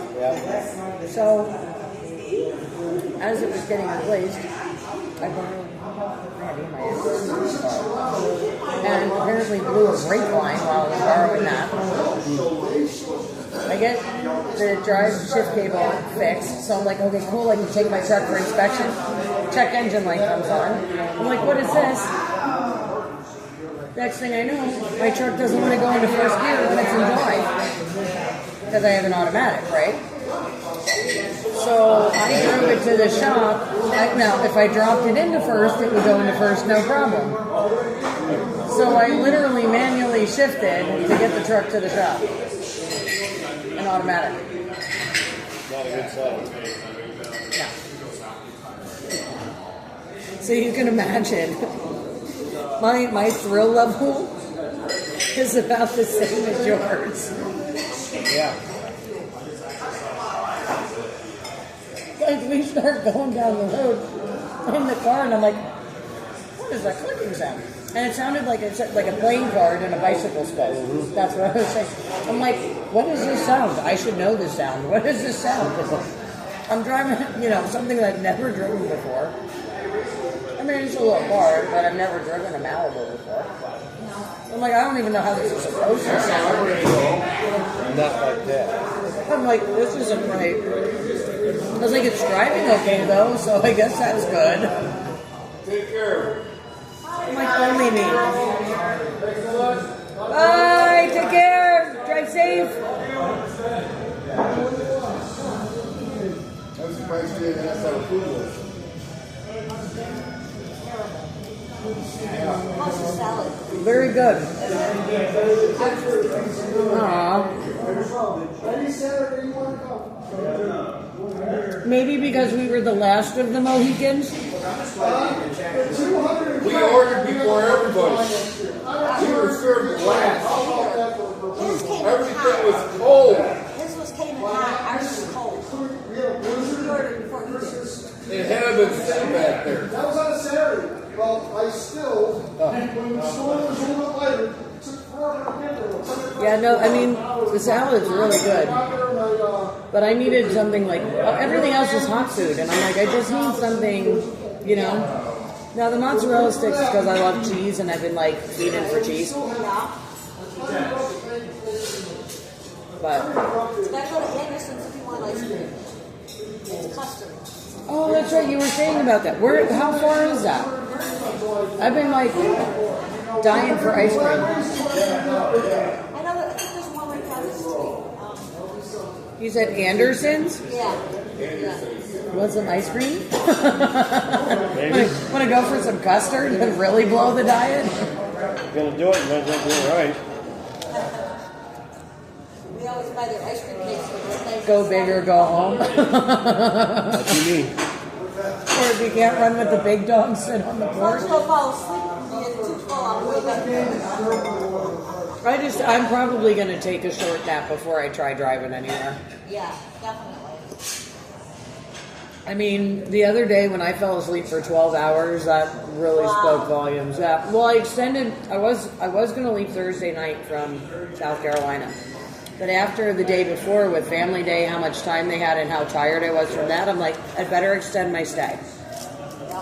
So I extended the room one more day. Thank God I did, because we got back just before 6 o'clock. It was like 5:30, somewhere in there, when we got back to the hotel. And Tam and I were sitting on the bed. Well, I was laying on the bed, and apparently she was talking to me, and she said the next thing she knew, she looked over and I was snoring. She had no idea because I just passed out. And it was right before a friend of Randy's of mine tried calling me because she was with Randy and Tina when he picked up the truck, and they were trying to call to say hi, and I was out. I was out. I call that a mandatory nap. Yeah, and that was like, what, 6:30 at night, I think you guys tried calling. So it wasn't long before I fell asleep, like after I fell asleep, but I slept until 6 o'clock the next morning. Wow. I was just exhausted from the driving and all the stress and all the other stuff, and emotional stuff too. I mean, obviously, you know, I'm an emotional kind of person sometimes, but we don't tell anybody that. You mean you're human? Well, the other night, some days. the other night they were like, "Oh, we hear you choking up." I'm like, I don't know what you're talking about. That's dirt in my eye. We don't have those So moments. what's next for your son? What's he do now? So Thursday night after graduation,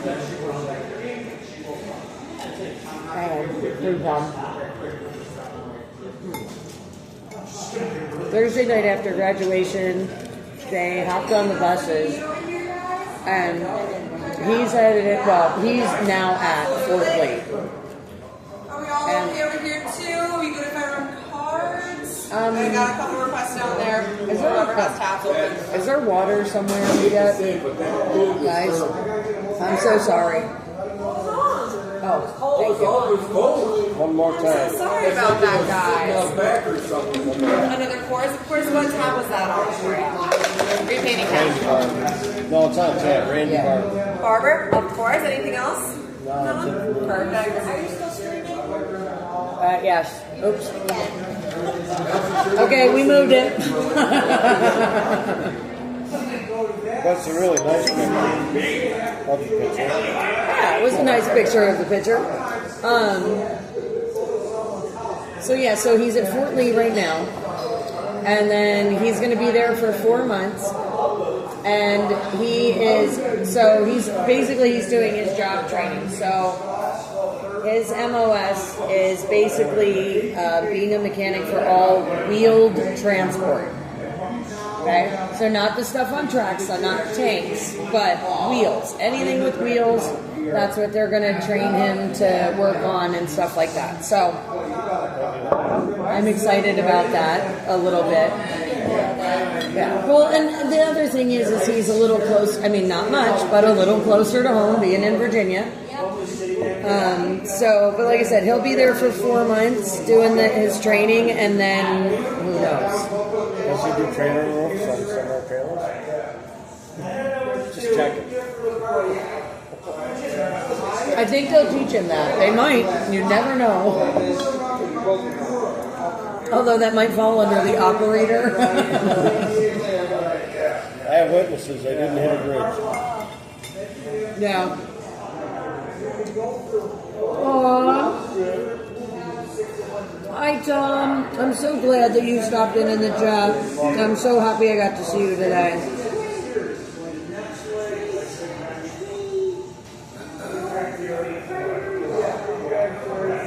Awesome. Everybody's still hanging out in the chat. It's very cool. This is really good. The shrimp is really good. Still on. Can we do it in there? Just it's too hot here for me. I'm tired. Yep, I'm almost ready. I'm ready to take my thyroid and tweak it myself. I should almost put my camera over there so they can watch the interview. What's that? I should almost put my camera over there so they can watch the interview. It's over 10,000, but what I don't understand is, like, the comments are 11,000. So that's what tells me that something's wrong, because how can you have 11,000 comments and only 10,000 views? Yeah, They silence me a lot. I've had 2 of my videos taken down, but this one's staying up. Well, I keep apparently watching somebody it. from the New York State Board of Elections is counting, doing the math there. What's that? Yeah. Somebody from the New York State Board of Elections is doing the math there. Yeah, but if you post, like I did a couple of posts and they took them right down. They wouldn't even let them go out. It's worse than Facebook. because I mentioned the CCP. Which one is this? TikTok. Oh yeah, But TikTok. It's they're my the most worst. censored platform. It And is. people I don't didn't know believe that. me. You're right. Oh, I they didn't do. know that. And well, that's what I was saying. Like when I start talking, especially on TikTok, like about them getting the machines out and stuff. Boom, election integrity. Bam, you're down from lives. Bam, you can't do CCP that. is behind a lot of what's going on with the machines. So when we do it, we got to Watch that. Yes. Good luck. I know, because everything. I had one of them going down because I took Borelli. He is one of he's downstate. He's one of the congressmen. You know who he is? And he's the one that was talking about the going to the election board of the Board of Elections in New York City. And he did this whole spiel, and I posted it. I think there was at a rally for him or something. Yeah, Like it was 2 years ago or something. Huh? Squelched it, didn't they? Yeah, never. It kept. I don't know if you got it, but I get it like this. It'll say your internet is unavailable. Oh, it does that too. Stuff. Network problems. Yeah. Yeah. And then all of a sudden you can't do nothing. Yeah, we can't talk about it. Yeah, I stopped doing the live panels and stuff on TikTok because I kept getting. I kept getting kicked off of lines because somebody would report me for something stupid. So they wanted and then I couldn't post anymore. Like my Facebook is private. I had it public, and I got a lot of hate that my grandkids and stuff are on my Facebook. They don't need to read. It was filthy stuff. I'm like, no, private. I don't post anything on my personal Facebook anymore. I do it because it's mostly family and friends oriented, so we all comment. Well, I mean, I'm just saying, like, it's really, I try not to post too much of my personal stuff anymore. Yeah, I do with my kids. My kids and I, like, if we go on a trip or they're someplace and I'm someplace else, but my Facebook is not open to the public. It's private and it's everybody that's on there. I know intimately. You know what I mean? Everything's all over the place around here.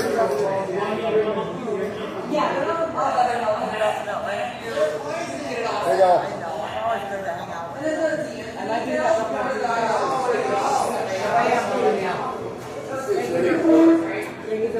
You're welcome. Thank you for hanging out for me. You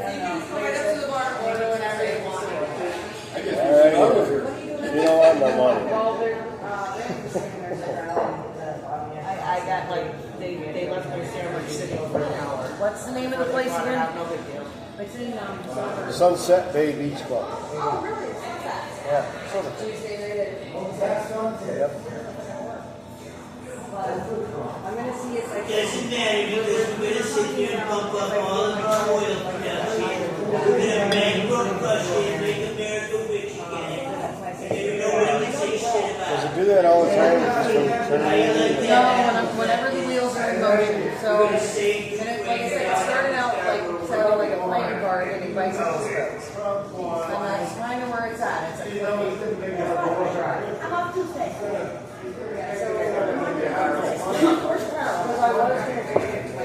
I don't know if he's normally like that or if he's had one too many, but he's hysterical. I can sit around that all day. It's like, I'll sit and listen. You just keep talking because you're fine. So what are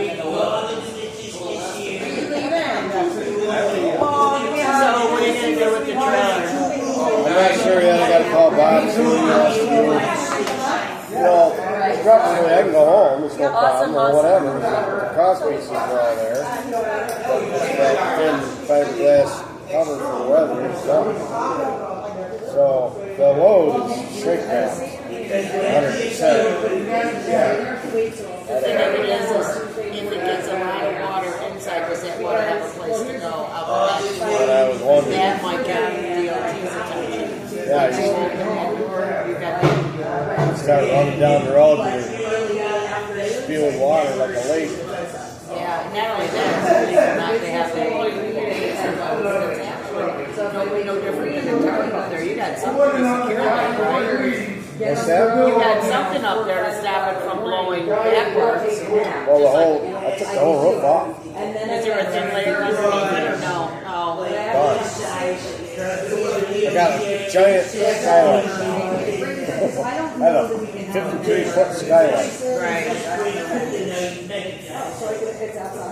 It's outside, this rally. Is it outside? I think it's both. They've got plenty of room, like a patio and all that outside, but they have a big thing indoors with a Where are they stage. doing the main stand? Yeah. Okay, so the main So this Wilburn, is that this car or your other car? By the way, Nancy's band is playing. Okay. So I don't might have to call the switch, see if maybe he can be way off. But I know I didn't drop off enough food. Like what? We should have enough dry. I mean, I'm sure Stitch will pick up a car. I love Tires thing, which makes me a little nervous. Because like I said, my truck's down. So I have, this is a loan for my sister. And I told her about it, like when I first heard it, that's what I said. It's bearing, because he just did the brakes. So he doesn't think it's the brakes. Or like anything getting hung up. But I just don't know. You know what I mean? If it was the brakes and hung up, you'd know it because of all the stop and go we did today. Yeah, and it wasn't. It drives. If it was the front end or back end? Front driver's side. If it was the brakes, it'd be pulling. Yeah, that's what I mean. I have to talk to Stitch about it. And see. So the noise, loud, quiet. Honestly, I had the window open most of the time, so it's kind of hard to tell. But it did get a little louder here and there, and a little quieter too. Well, for the wheel bearing, if you turn the steering wheel, to go away and you turn it the other way, I'll have to pay attention to that. I just know that every time the wheels were in motion, I was hearing the clicking. As soon as I hit the brakes, did you? Because I couldn't get it to record on my phone. I wondered what that was. I thought it was on the dashboard. It might be, well, there's an air freshener that was sitting on the phone because I air on it. But there is Yeah, we heard that. yeah, and that's the flat tire. So it is louder than it was when I first started the trip.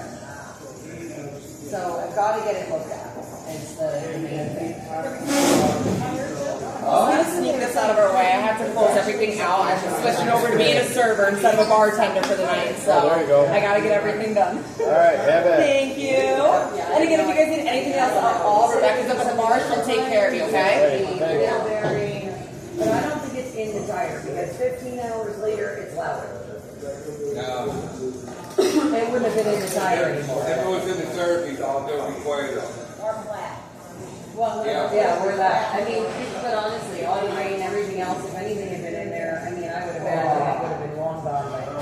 So it's got to be something mechanical. As I said, I just don't know what it is, and I don't want to try. Pay attention to when you're going down the road. If you turn, it goes away and comes back and you turn back.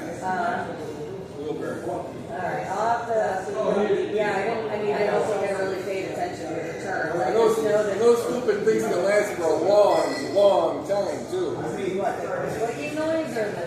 The wheel bearing, even if it's bad. Oh, okay. I just don't want to fry it to the rotor. I've never seen one quit.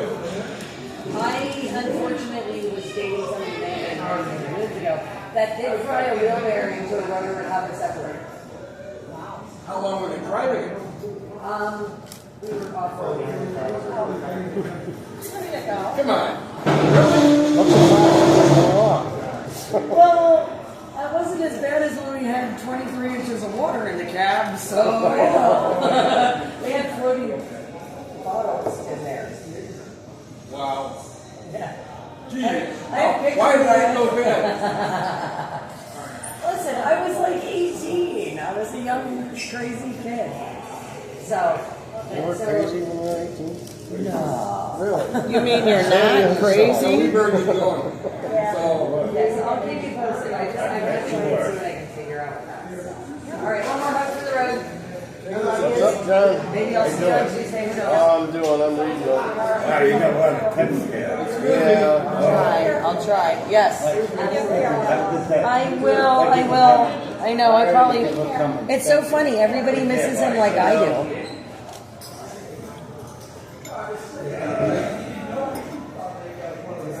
How long are you going to be here? Probably not too long. Oh, yeah. I got to do an interview. Yes, you too. Good seeing you. Have a good day. Have a safe trip back. There you go. All right, be careful. Love yous. Yeah, good. Get it out there. Yep. Which way you can. Hey, Sue. Her and Bill are good people. So good to see you again. Good to see you. We've been places, huh? You're wonderful. The way you're walking down in that little Chevy, unbelievable. I was having fun with it. One nasty mess. Yes, I appreciate that very, very much. Wouldn't approve because he wouldn't stand with the Republican Party and the genocide of Palestine. I learned Jesus sat with the sinners. He didn't sin with them. Jesus doesn't support murder of any kind, to include children in the room or terrorists that killed Israelis. He was a Jew. Don't forget who you're messing with. Jesus was a Jew. Yeah. It's funny, Kimberly's in the middle of a online battle right now. She's so pissed, she's texting me. I'm like, I didn't do it. Or something stupid. I said, well, I know, but I didn't do it. I know. Kill him with kindness. Well, I try not to see. Look at this. This is what I'm saying right here. 1196, almost 1200, right? Yeah. But then it shows they're just really wonky, and I think it's personal. See, it's only showing 10,000. Well, my TikTok does that a lot. 10,000, but 11,000 people commented. Yeah, and that's 10,000 in what, an hour and a half? By tomorrow it'll be 20 or 30,000. I just wonder what the numbers would be if it wasn't the New York State Board of Elections count. I know, that's what I was wondering. What are the real They've numbers? shut me down so many times. And for the most part of my TikTok, it's all biblical and scriptures and praying. TikTok won't let me go live from my streaming platform anymore. They can't shut you down fast enough, you think? I don't know, because you'll start talking. If it's live, your message goes out. Mm-hmm. So it takes them a while to shut you down until you get reported or whatever. And what's crazy is if I can go live from my phone, right, on TikTok. If I wanted to, all by itself, TikTok from the app, I can go live. But with the streaming program, sorry guys, with the streaming program that I'm using, they allowed me the access for a short time, and then they stopped allowing the access, and for some reason, when I went to download the TikTok thing for my computer, crashed my desktop. Sitch loaded it on one of his, and we've sent in the application again, showing channel ownership, the whole nine, and they won't give us access. Yeah, somebody told me I need to go live. I said, no, I don't. I want to deal with people on the other end asking stupid questions or posting stuff. I just post. I just don't want. I watch TikTok. I get on there and it's just a bunch of idiots on there. For the most part, it's left-wing people.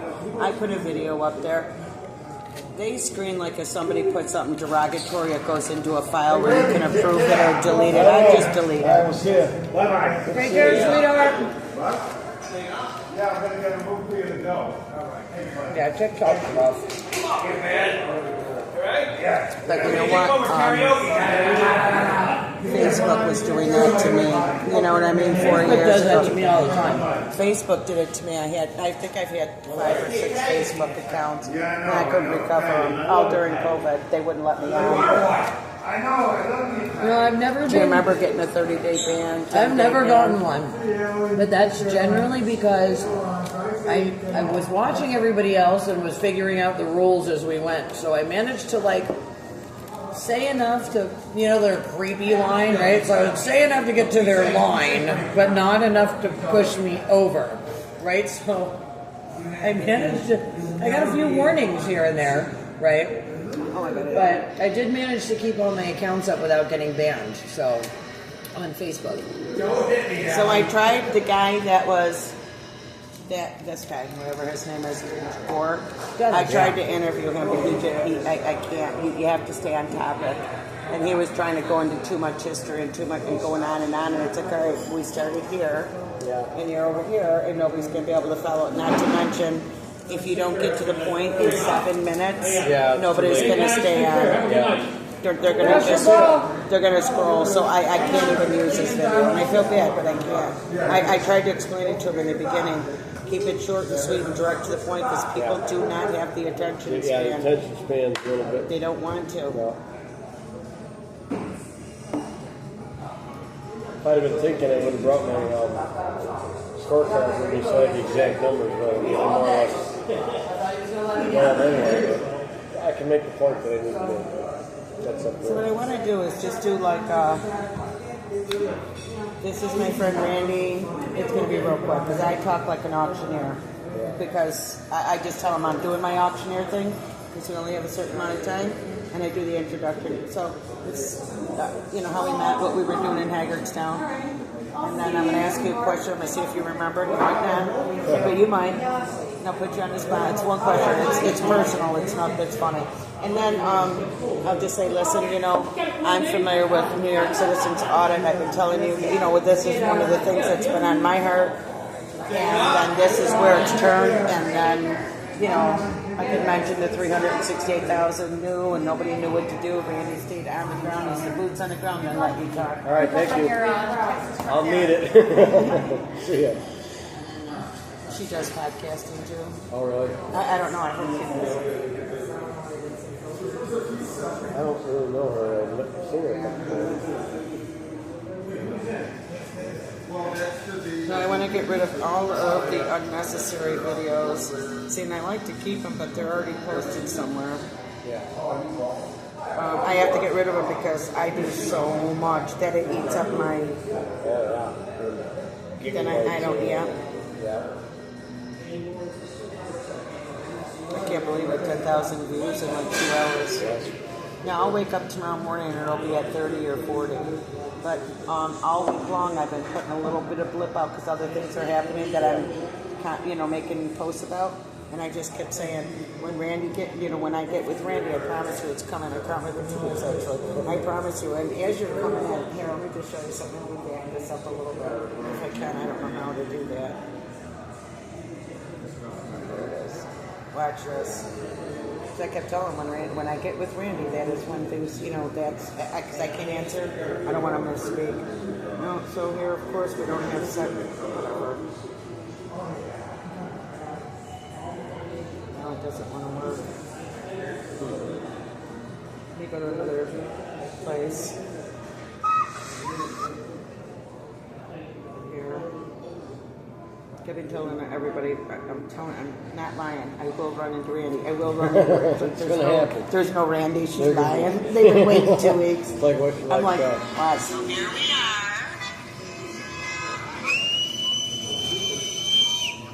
Blocking that traffic. Hey, if the left can do it, we can do it. People are like, I guess this ain't LA, is it? Yeah.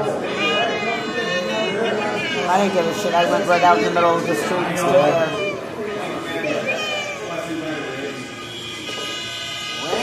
Taking off. All right, well, good to see you. Yep, Take it easy. Really, God bless you, brother. Safe travels. All right, Safe travels, man. Thanks, Will. I'll be praying for your trip and everything. All right, God bless you.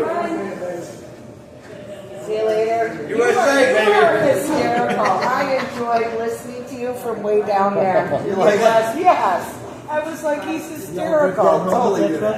Yeah. Anytime you need to say, you just let me know. All right. Yeah, I'm good. And you have a little bit of work on All right. God bless. That's my favorite saying. All righty. It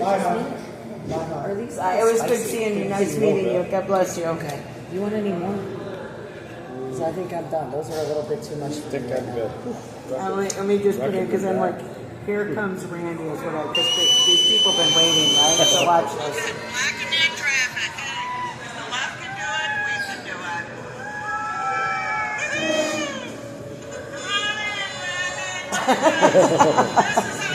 There really is a Randy. Yeah, there really is a Randy.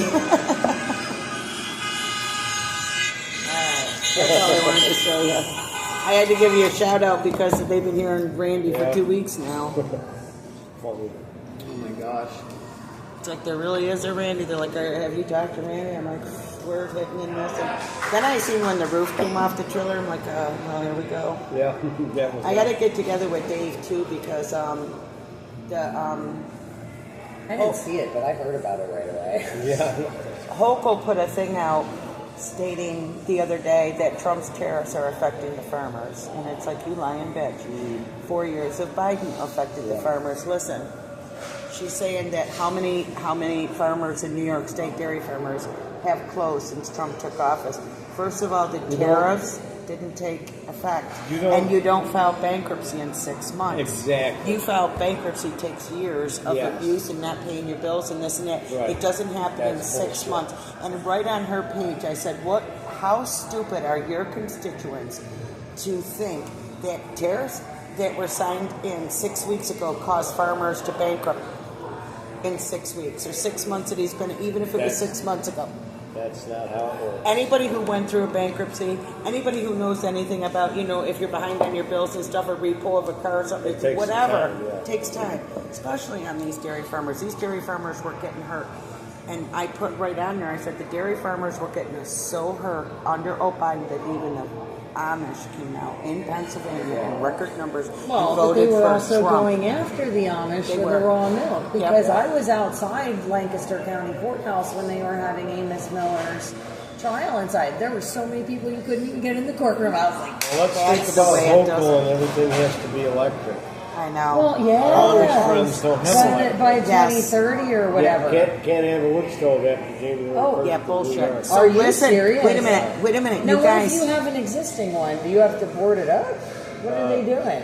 I told Kathy Oakland she could come and take my wood stove out whenever she's ready. Oh, well, that's true. So Randy, she put a thing out and said that the electric grid is not going to be able to sustain the New York electricity because they're struggling because of the heat waves and they're putting up all these cooling stations. If everybody went and bought an air conditioner, and she says, so we're going to have to look at alternative forms. She closed the one nuclear plant down to build another one, but she says we're going to have to start looking at some of our natural resources. Oh, we're going to start drilling? I hope so. Fracking. You know what? It's election season. She's going to say whatever she wants to say. But even if she, she has no intentions on drilling, but even if she says she's going to drill, at least she opened her mouth. Because after election, she's going to, I think she's going to lose because at least Stefan's going to wipe the floors with her. I think with her, it could be another thing like with Trump where he was too big to rig and she's too hated to win. And even, the capacity to cheat is huge. Yeah. But there is a limit. It is limited. She has 36% of her constituents that voted for her before said they would vote for her again. Only 36%, 55% want somebody new. Yeah. So who's the new on the Democrat Party? You've got Elise Stefanik and then two other Democrats that are polling right now that can't even get 5%. The most that one of them has, which is the other Democrat that's running against Hochul, is 11%. Yeah. So she's only got 36%. Who else do they have as a governor? No, they got between now and November 26th, and they're pretty crafty and coming up with whatever. But,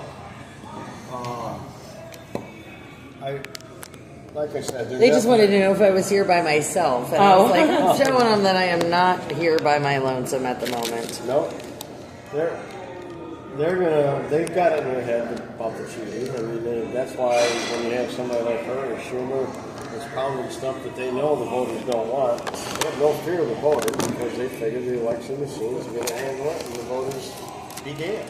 They don't care. Yeah, they don't. Yeah. But there comes a point when you step off the cliff. And that's how Trump got in because Biden was so horrible that it made Trump too big. But if you look at how Hochul got in, Cuomo himself was so arrogant and so cocky. See, these people are so arrogant and cocky, they don't think they'll be held accountable. He got thrown out.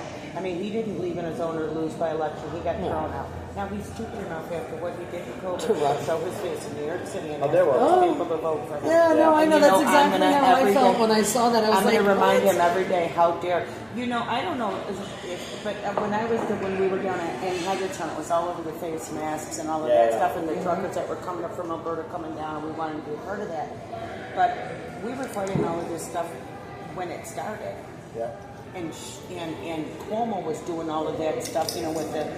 I don't know if you knew that after Haggardstown, it was a year later. My son passed away from the vaccine. I did not know Yes, that. so I'm it so pisses- sorry to yeah, hear that. Yeah, it sucks. So the whole time that we're fighting, we knew what we were fighting for. You know, we knew what we were fighting for. I didn't think it would happen within my family. You know what I'm saying? But this was after what Cuomo did. When he shows his face down there, I'm like, listen, you know, Randy, it is hard because, you know, first of all, you're supposed to love people, but when it's like, listen, my son died because you were really weak with the nerve to show your face and want people to elect you into office. Not just my son. All those parents that were put in there, people couldn't go see their loved ones in the hospital. Listen, I had Wolf and Levine. Need I say more? Woman of the Year, Right. you know, talk about offensive. You know, we can take our mother out of a nursing home and put him up in Hershey. She was in your district, Yeah. It's hard for me to say it, I'm sorry. Listen. She took her mother out. I used to, what I used to do was say Richard Rachel because, listen, I'm not playing the game, okay, but if people want to understand who I'm talking about, I would say Richard Rachel. Why? Because they're going by one name or the other, right? People, whatever side they were on. And I'm like, I was trying not to be totally ignorant and just use derogatory terms. So I'm like, I'll just use the names. Okay? So Richard Rachel, because born Richard, now Rachel. Okay? Whatever. Listen, you want to live off in your own Delulu land, that's on you. I really don't care, you know. And then under some normal circumstances, like if you were my crazy best friend, I might tolerate it. I don't have to tolerate insanity if I don't want to. So Richard Rachel, right, Levine, was from Pennsylvania. And the thing that made me mad, like with all the shutdowns, like Wolf was shutting everybody down, all businesses. Then you have Levine becoming admiral and the health secretary. Yeah, I'm like, what? But I did when they were shutting everything down. I went through the Secretary of Health at Taboo. Yeah. And here's the thing. So I went through the original order initially. I printed it off, and then I highlighted all the exemptions. Laminated them, put them up in my store, sat there with no mask, and I'm like, go ahead. Because I have all the exemptions posted and highlighted around everywhere with signs that said, listen, you know, I have medical conditions. If I'm not wearing one, I was like, sorry, here's the exemptions. I actually went to my waitressing job. I wore a gauze just because I really wanted to keep my job and didn't really want to push the envelope. I could have. But I said to him, I said, look, according to the ADA, like, I don't have to do this. I said, I understand your position. It's a food service establishment, yada, yada. You know what I did? Have consequences if I Yellow gauze, you could see my smile right through. So I had the one. I had tables that refused to let me wait on them, and I didn't care. I had the ones that it came up with the blue ones. I put it here and then went around my mouth, and then I had one that went under. And so when I talked, it looked like a bird's beak. Somebody showed me that. But the only time I wore the mask was my dad. My dad was, you know, at late 80s and had health issues. He was paranoid. My dad. Well, they scared. That's the part that makes me mad. They scared so many people.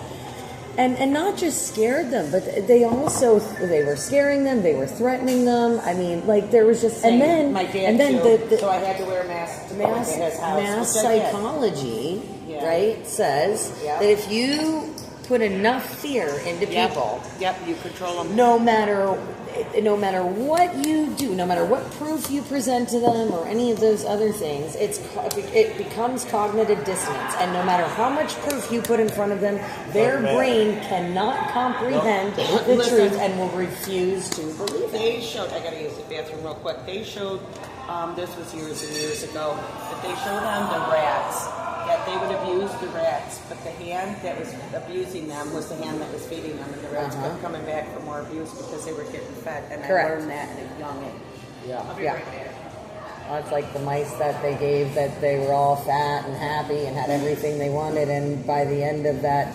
utopian rat society, they were all homosexual and cannibalistic and mean and but that's like nobody. When you don't look at the psychology, right? People forget that there is a whole psychology. It's just like marketing, right? People didn't used to be commodities, but now everything's a commodities market, including, oh, my customer service and my this and my that. It's all commodities. We treat people like commodities. And that mindset, right? It just, people, like, ever since they started treating people like a commodity, the psychology for most people, like, that learned, hey, we're going to learn about group psychology, how all that works, and da-da-da-da-da. But they've taken it and they've weaponized it against the mass population. It's the same thing that they did with marketing, right? Exactly. It's, we want the general public to want this, right? So how can we go from point A to point B? And they use those same psychology principles to push all this other crap. Well, I was a little bit lucky with the mask thing because I work in the woods. I didn't have anybody up my ass about it too much. However, when I came out into the real world, I discovered all these people wearing masks. And I'm like, wow, why is everybody wearing a mask? So I go, and early on with the mask thing, I went into a gas station on my way home from cutting logs. It was about the only time I stopped in public. And I go in there, and I'd heard a little bit about the masks. It was early on. And this girl that's working there gets all, she was nasty. You can't come in here without a mask. I said, well, I don't have a mask. And I step up to the counter where she's at the cash register. I don't have a mask. And she pulls out a basket out from underneath, she puts it on the counter, grabs the mask, and she goes, here, put this on your face. I said, I got a better idea. That's not where you wear the mask. I'm like, seems like a good idea to me, but she wouldn't turn the gas pumps on. I was prepaying for fuel when my truck was almost out of fuel, but I have a big fuel tank in the back for the dozers and the skidders. So I'm walking back out in the parking lot, and my cutter working with me there, he's standing there with a pump and tank. You're not turning it on. I said, she's not going to turn it on. He said, why? I said, well, I told her where she could put her mask, and she says that's not where you're supposed to wear it. There was a couple on the other side of the pumps, and they were laughing at they were laughing like, I wasn't trying to be funny, that's just what happened. Yeah. So then he said, what are we going to do? We're almost out of fuel. I said, well, we got 120 gallons of fuel tank and back from bulldozer, just pump some in the truck. So we take the hose out of the tank and put it in my truck tank, and they pump it in.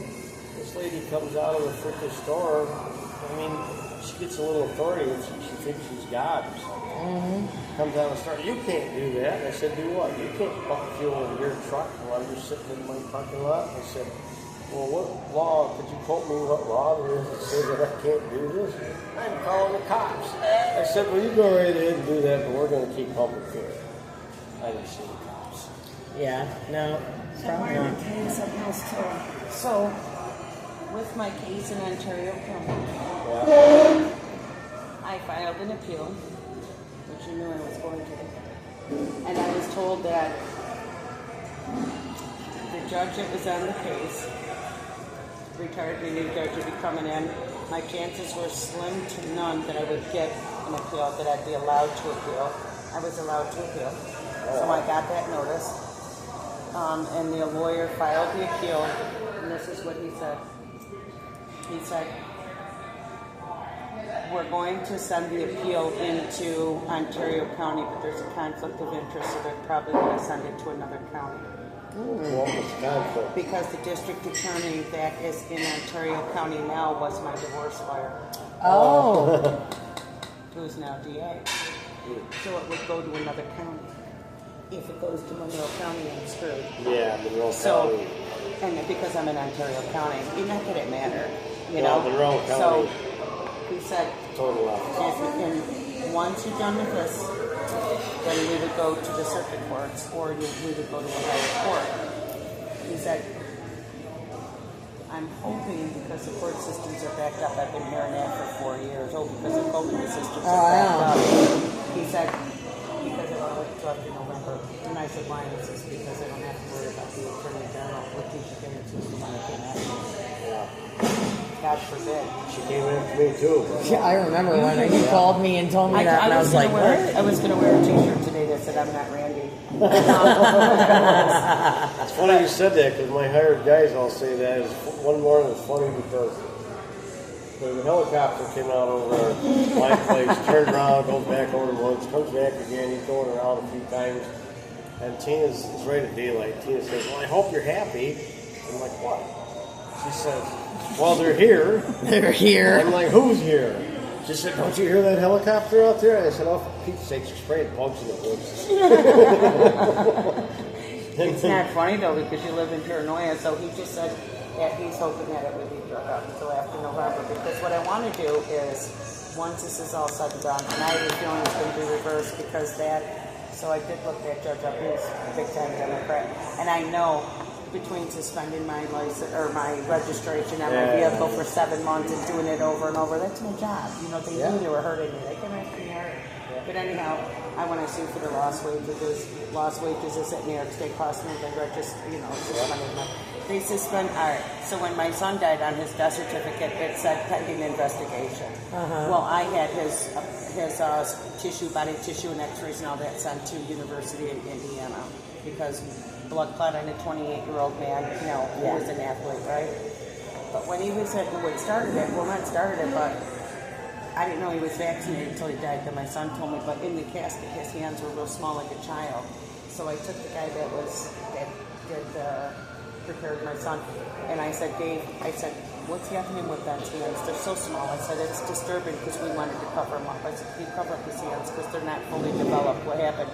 He said, your son had so many blood clots we couldn't get the fluid to his fingertips. He said, his lower extremities are as bad too. I said, when they did the autopsy, I said, who has that? He said, Ontario County Coroner. But you have to get hold of the medical examiner. So I got hold of the medical examiner. I said, I want everything saved, and I want seconds sent off, and I'll let you know because I want the cause of death isn't going to be, at that time we didn't have a cause of death. So I had that sent to, because my son told me he was vaccinated, and I seen his hands and then with it. So I had his remains, his tissues and stuff, and X-rays and whatever they did. All of that was sent to Indiana. So it came back that it was indicative to injury to the vaccination. So when we get his death certificate, what came in a week, it says on there pending investigation, but they did like a toxicology report for drugs as it was all good. So I was like, no. So I got a hold of the coroner. They told me I had to call I got a hold of the coroner, and I said, I don't like the way they said, we have to talk to the medical examiner. I called the medical examiner. They says, we don't set the perimeters of, we only follow what guideline. You have to call the Surgeon General, contact the Surgeon General. Meanwhile, my son's best friend was a lawyer. So he put everything together and he sent it off to the Surgeon General and said, this man has a family and has children and stuff, and it's going to be pending investigation. And we have the information from this university, and we would like to have the death certificate changed as a cause of death. Because they put on there pulmonary embolism, but they put pulmonary embolism as a medical issue, not the cause of death. Because they said the pulmonary embolism is what killed him, but what caused the pulmonary embolism is what would be the cause of death. Like if he had asthma, whatever caused it, and they have it still pending investigation. So I sent it to the Surgeon General. We didn't hear nothing. And then my attorney sent an out, which is my son's best friend, sent another letter out. We got a letter back from Letitia James telling us not to interfere with government officials because it's considered harassment and I could be charged with a felony. So 4 months later, I was charged with 3. They pulled the same stuff on me. They suspended my registration. I drive for a living. My registration, but I was outspoken on the vaccine before Ben died, so they were already suspending my registration. I was a thorn in the side. I was in Albany. I was writing letters. I was doing, so they already came after me. And then when my son died, they came after me harder because I went public. I haven't really gone public. I'm going to go public when this case is over. So what happened was I had a civil case. They turned it into a criminal case. They came after me hard. They were telling me that they were going to put me in jail for 3 to 6 years. And I kept saying, if that's what it's going to take, I'll go to jail for 3 to 6 years because I'm not going to shut up because what you did, you killed my son, and now you want me to sit here and say it's okay to lie about how he died. I know, it's tough. It's hard to listen to. So my dad was sick too. I took care of my dad. He's elderly. So I was taking care of my dad during all of this, whose health is bad. they had me scheduled for a 5-day trial. The night before the trial, they called my lawyer. My lawyer called me and said, if you don't take the plea bargain they're offering you, just to plead guilty to one felony, they're going to charge you with another felony and bring it to a 4 to 12-year sentence. And I said, tell them to put me in jail. I want my 5-day trial because I want a jury. Do you see what I mean? I got to be carried up by quote. Well, that night my dad was having chest pains and brought him to the hospital. I couldn't get nobody to watch him because I had to bring him home. And the next morning I showed up at court and I looked at my attorney and she says, what do you say about the other felony? I said, no, absolutely not. They can put me in jail. I'm not going to sit. And anything could happen. So give you the maximum because you're wasting taxpayers. You know, it's a threat. It's a threat. And then they say, did Annie? It is. It's intimidation. And then they say, did Annie? It is. It's intimidation and coercion. And they said, did anybody force you? Do you need this? Did anybody force you to take this plea? And you can't say yes. But, you know, other than that, I would have had to go for 4 felonies. 4 felonies, Randy. 12 years in jail for questioning them. So anyhow, I'm still going. So anyhow, I pled guilty. I've had to do probation, which is stupid. You know how many people get charged with a felony and they never spend a day on probation? May I have the other end there? Oh, sorry. No, it's okay. You know what I'm saying? And they're putting me on probation. So, anyhow. Oh no, I might have killed this one. Finally. Well, one of the worst times. Oh, apparently I did. But I managed to get through it. And then I'm waiting until November. Well, see, last November, that judge is gone. But if I file it now, because I know where it stemmed from, it stemmed from New York State. Putting the pressure on them to arrest me. It's the same thing with election stuff. We're going down to the counties and the election boards and all that. They're getting the pressure from the state. You know, before all of this crap with COVID and all of that, and Trump was in office, we had a local guy that ran our party. His name was Tom Reed. Oh, yeah. And he kept putting on his Facebook, what is your opinion about Trump's impeachment? And I thought to myself, what do you mean about Trump? Stand behind your president. You're a Republican. People elected you. So anyhow, I went to one of his things and I sat down. My girlfriend was on the Republican committee or whatever. She said, I can get you to sit down and talk. I sat down and talked to him and I looked at him. That guy gave me the creeps so bad, I'm telling you. It was like here on the back of my neck. He gave me the creeps. I said, Allison, separate yourself from him. We need somebody else. And no, he got elected that year. They all supported him. 6 months later, he was arrested for sexually assaulting a young girl. That was an intern. Unbelievable. I don't know if he sexually assaulted her, but he groped her. Yep. All right, can we do this? Yeah. We'll do the interview real quick. So what I'm going to do is this. Here we go this way. I'm right under a fan.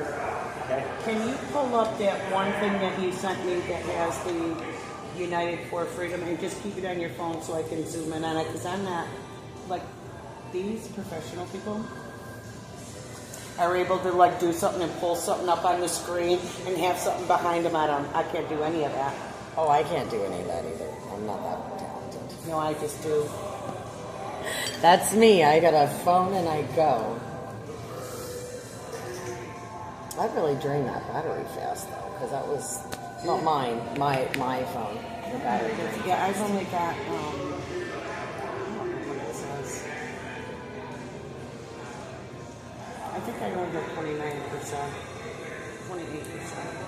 Yeah, mine. I don't know. Mine was at like 20-some% a minute ago, and then I blinked, and then my phone was shut off.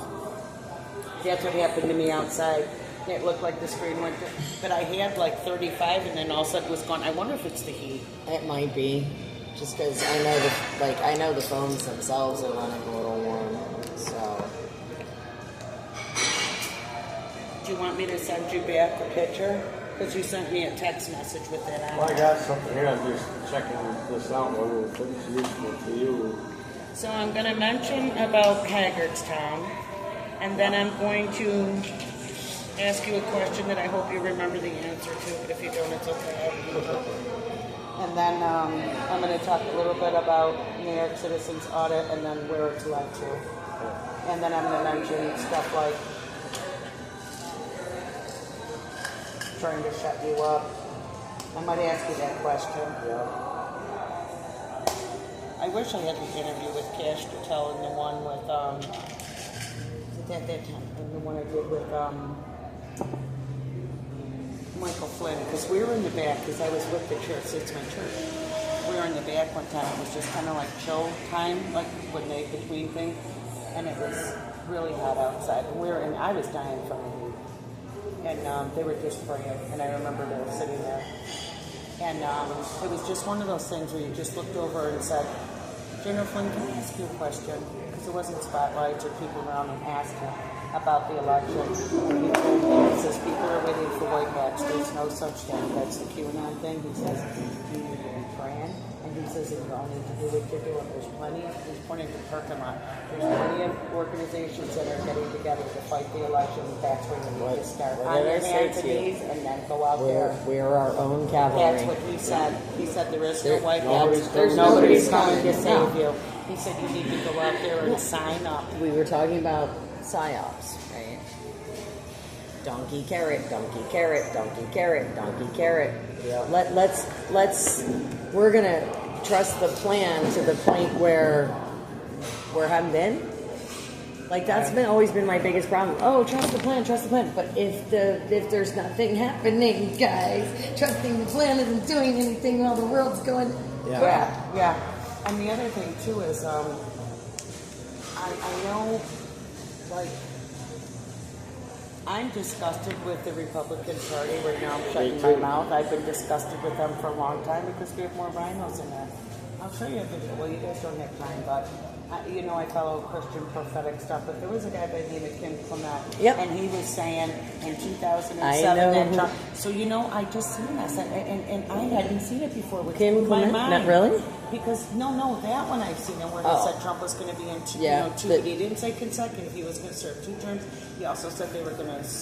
There was the presidency that had 2 presidents. Yes, and he said that they were going to assassinate him, but God says nay. But he did say at one time, or not one time, but in one of the videos, it says that God is to say that the Democrat and Republicans, they are the stench in his nose. He says God is dissatisfied with both of you, and there's going to be a third party. God is going to bring about the American Party. Now, he said that in 2013. And Elon goes. Elon talking about the American. Yeah. Now, Elon's not going to bring it about because God might still use him, but it's being birthed. Kim talked about in 2007. It didn't happen in 2008. He just talks about it, let you know.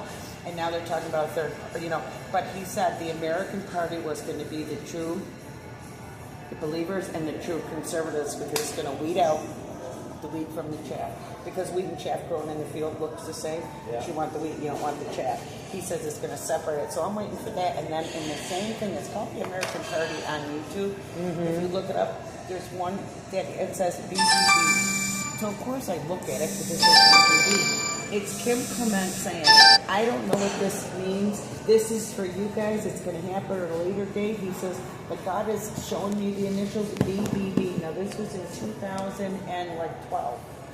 God is showing me BBB. He says, and whatever the BBB is, it's going to come forth. He says, is going to cancel the credit card debt in the United States. And then Trump comes up with the BBB, big beautiful bill. If they call it the BBB. And this was said years ago. I got some reservations about some things going in there. Yeah. Like the AI, that digital currency that they can't. Those 2 things are those almost are the as big bad. Yeah, those are bad. Yeah, no, I'm not a big. The currency thing really tweaks me. AI is upsetting too. See, what's upsetting me is we have right now, Keith Hessek was saying that some of the computer program that's on our thing was designed by China. And they're on our military computer. They're spying. They got a back door. That's what I'm saying. They're in there, all of our shit. Look at Nancy, or Holko, her DEI. The woman that was a drug Black Lives Matter, George Floyd, was black people. Then it was gay pride, now it's illegal immigrants. Yeah. They're so hyper-focused on these small little minorities. Well, if we don't win over here, then we'll go over here. Yeah. Well, let's secure all of these minorities because they're Hey, look over here. Yeah. Because if we take everything, it's like Obama did. Hey, look over here. Oh, by the way, there's a no free speech zone within so many feet of the president now. You don't have any amendment or any rights. Or It's funny because where did that written in the Constitution? But you know, he went after the blacks and they went after the gays, and now they're going after the illegal immigrants because those are going to be their new voter polls to replace the taxpayers and the working folk. But the thing of it is it backfired on the black people because there's a lot of black supporters now for Trump that have left the party. All right, I'm going to start this, so might have to do a couple of takes. I got a rotten headache and I'm dehydrated to the max. They got beer. That'll help. You got the picture up? Yeah. So there's right at the top of that bar, that's the actual website. And then, I don't know, I might want to do this 1, 2, 3, 4 because it shows up pretty good. Yeah. Those are some pretty mainly talking points. So I might flash through that. But can we get to where the... Oh, okay, that's all right, so just keep that open. And then I'm going to hit here.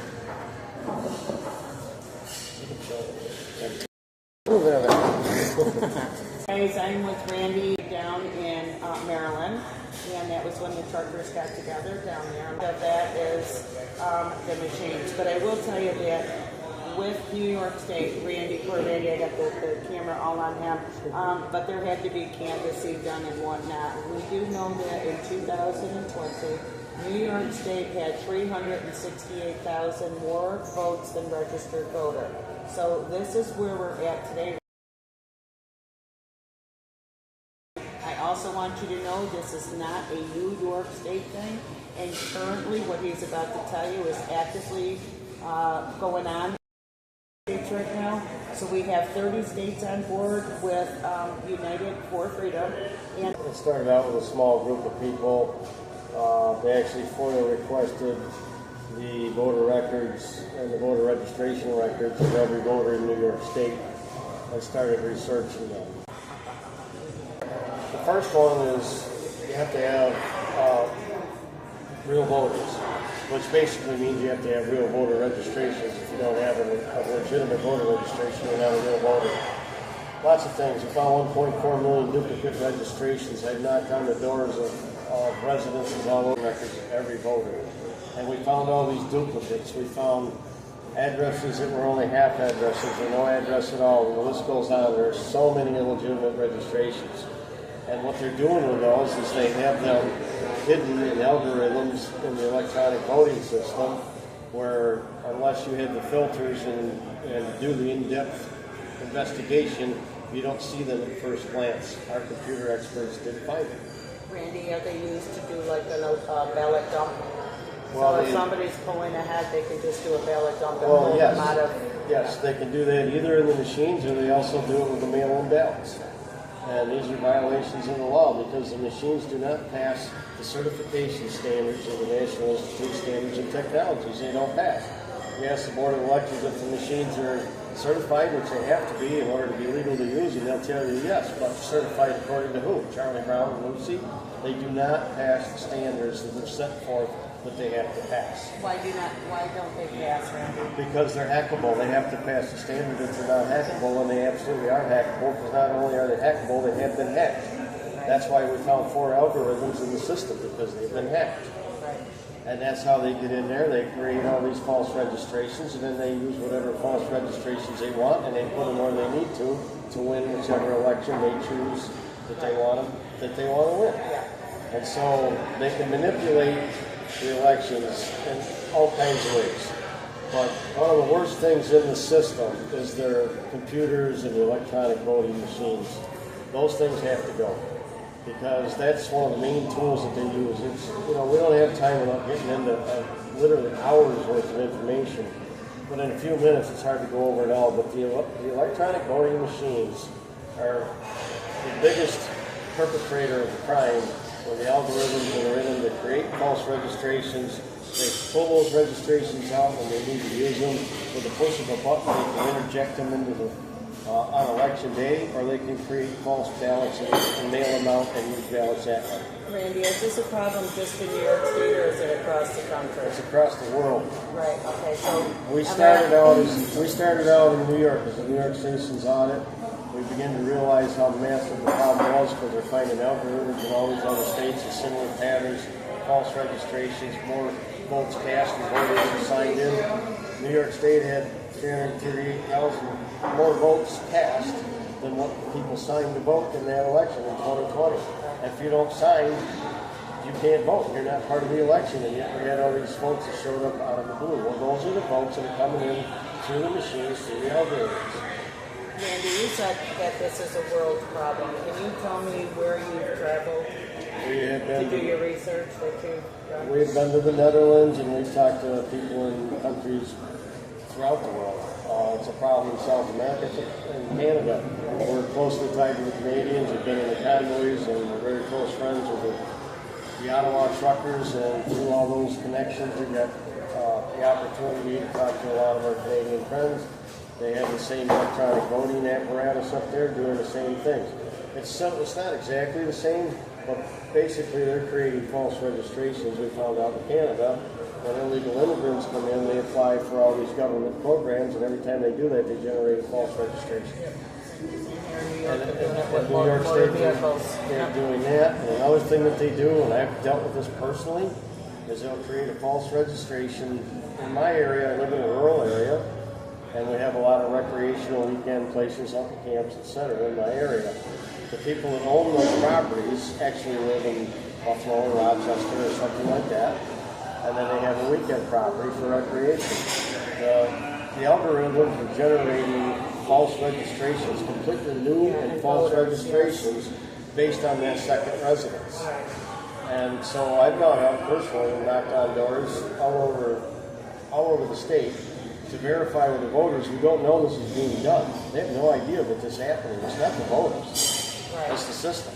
But I just want to interject something here real quick. So you went around and you found out, like through these vacation homes and secondary homes, that they were registering, basically saying that there was registered people from there and votes were cast from these places that were vacation homes. Right. And Randy, I happen to know that, like when that was being done through the Citizens Audit, there was a letter sent from Letitia James, which is our Attorney General, and she said that everybody is to cease and dismiss or there would be arrest, right? Yes, she said that we had to turn over all of our communications with the election group, and that we had to cease and desist as far as talking about publicly, going on podcasts, which we do a lot, etc., all those sorts of things, which we never really did, but she was trying to intimidate us and shutting it down. At that time, we were all being censored on Facebook and all that Yes, stuff, we were. too, so we couldn't get the word out. But she So- tried to twist it around that we did something wrong. She's trying to twist it around to say that we were threatening voters. We weren't threatening voters. We were asking voters if they were aware that they had a second registration. And the first thing we did when we talked to voters is explain to them that we know you didn't do this, but we wanted to know if you're aware of this. So they twisted it into something that it wasn't. They tried to intimidate us, which in my case, or most of us, it didn't really work very well because we're still here. And you still have your electronic devices, maybe? Yes. So, anyways, back to the four tenets of the election that we really focus on. We started with talking about the inflated voter rolls, false registrations. That's the foundation of the cheating. So the second one is you have to have real votes to count, and that refers to the number we talked about was 338,000 more votes and voters, and I alluded to that. You have to sign in to any election, whether you vote in person or you vote by mail-in ballot or absentee. However you vote, you have to sign. If you don't sign, then you're not considered a participant in that election. And yet we had 338,000 more votes than we had signatures in the 2020 election. And those are the votes that are being interjected that are coming from the false registrations. We have scorecards from states that accumulated. I think 21 of the states that we've worked in, we found a little over 20 million false registrations. But don't worry about it. Only 10 million of those 20 million voted. No problem. Don't worry about it. Nothing secret. So, real votes. In other words, if it's a real vote, it has to be from a citizen. It can't be from a false registration. It can't be from a non-citizen. It has to be a legitimate registration. It has to be a legitimate voter. We had hundreds of thousands of votes that came in from January 1st registrations that are false. They're not legitimate registrations. You can't register on January 1st. So the fourth tenet of the election is that you have to have parameters of accuracy and you have to be able to audit that election. The parameters of accuracy allow that you can have 1 in 125,000 votes that's an error. Whether it's a nefarious error or a clerical error, it doesn't matter. An error is an error.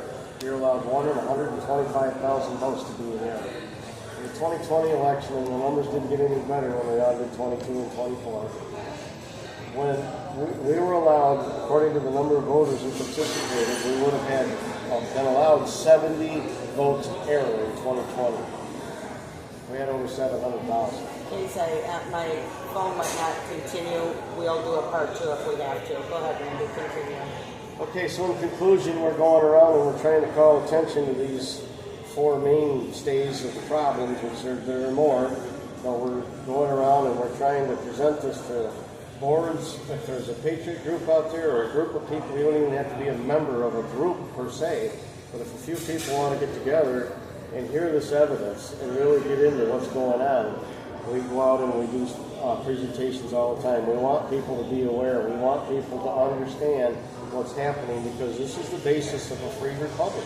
We have to have clean elections, and our elections are a mess. And so we need all the help we can get to sign our documents, to sign the resolution, because we're working with state legislators. I'll be meeting with some of those Tuesday night. We're working with state legislators. We're going to be going and working with people down in the United States. What can the voters do? Can they, do you have a website where Yes. they can go to get the information, possibly volunteer or help? Yes. The website that we had, you can type in Unite for Freedom. That's the number 4. UniteForFreedom.com. It's in the search bar there on the phone. You can type that in, you can come to our website and you'll see all the information about whether you can join or you can donate, or there's all kinds of ways you can help and support. And again, if you have a group or even if you're not part of a group and you want to hear more, you can contact us. So, does I have time to give my contact info? Yes, nope, you can do, we got like 10 seconds left. Email randybarber1957@gmail.com. If you want to get in touch with me for further information, I'll be glad to help you out. Randy, are you guys on Substack or any other social media platforms? We're on American Grit. That's one of my main working partners, and that's Kimberly Lawton and I. You can find American Grit, Real American Grit, and that's on social media. We're on Facebook, Telegram, X, etc. All right, good enough. Thank you, Randy. Thank you You're so welcome. much for your time. Okay. Now I want to make sure Guys. it's loaded because Okay. my understanding Really? said a few things that might get kicked Okay. out. Really quick. They have a party coming in at 5:30, Oh, so we okay. have to move off this table. Oh, okay. So I apologize. I just wanted to kind of I was finding that out and Negotiating. cleaning up so that you guys could do your thing, but they have 10 minutes to clean this table. Okay, gotcha. So we gotta. Can I just make sure this Yeah. goes before Yeah, they said we he leave? said we could go to a different table or what, you know. 'Cause I want to make sure that it goes. 'Cause Yeah. If it don't fly, we might have to take out. No, I get it. So if we want to just go hang at the bar or whatever we want to do here, In case we got to do it over. I'm sure we It'll could. be I'm sure we quieter. could ask them if we could just borrow a space for 5 minutes. I don't think it would be an issue. And it's 12 minutes. Stay under 10 because. Most times they pop off. Yep. Annie, do you mind if we just snag like a spot really fast for a couple minutes? You want something like more in the corner? Or She's just trying to make sure it uploads before Before we leave, walk because out the once door. we separate, because- I won't see these guys again. Yeah, not a problem if you want to grab a seat anyway. That's fine. Oh, okay. Yeah. I just wanted to kind of make sure. So I whatever don't want works to for take you. anything away from the waitresses. Yeah, either. no. So I'll I'm be a pain in the I'm sure we ass. could probably leave her a couple bucks too, which would be nice. I'm sure she'd appreciate that. So. Can we sit anywhere? Anywhere you want. Thank you. I'm so sorry, but we're out of your table there, so you can get that. Yep. All right. So you want to sit here? Let's sit Yeah, here. I got to. No, that's fine. This is so much better too, because I need to cool. I'm okay. I'm just water. I'm okay. Yeah. Oh, sorry. No, you're Use fine. those to your. Oh yeah, I could use those even better. They're a little more sturdy. Well, what I was, I look at it this way. It's always nice to be able to see the whole thing. Like, for some people, plus, now they get more of the backstory. Right? Randy and, the discussion and all that. Right. I'm just watching my phone move very slowly.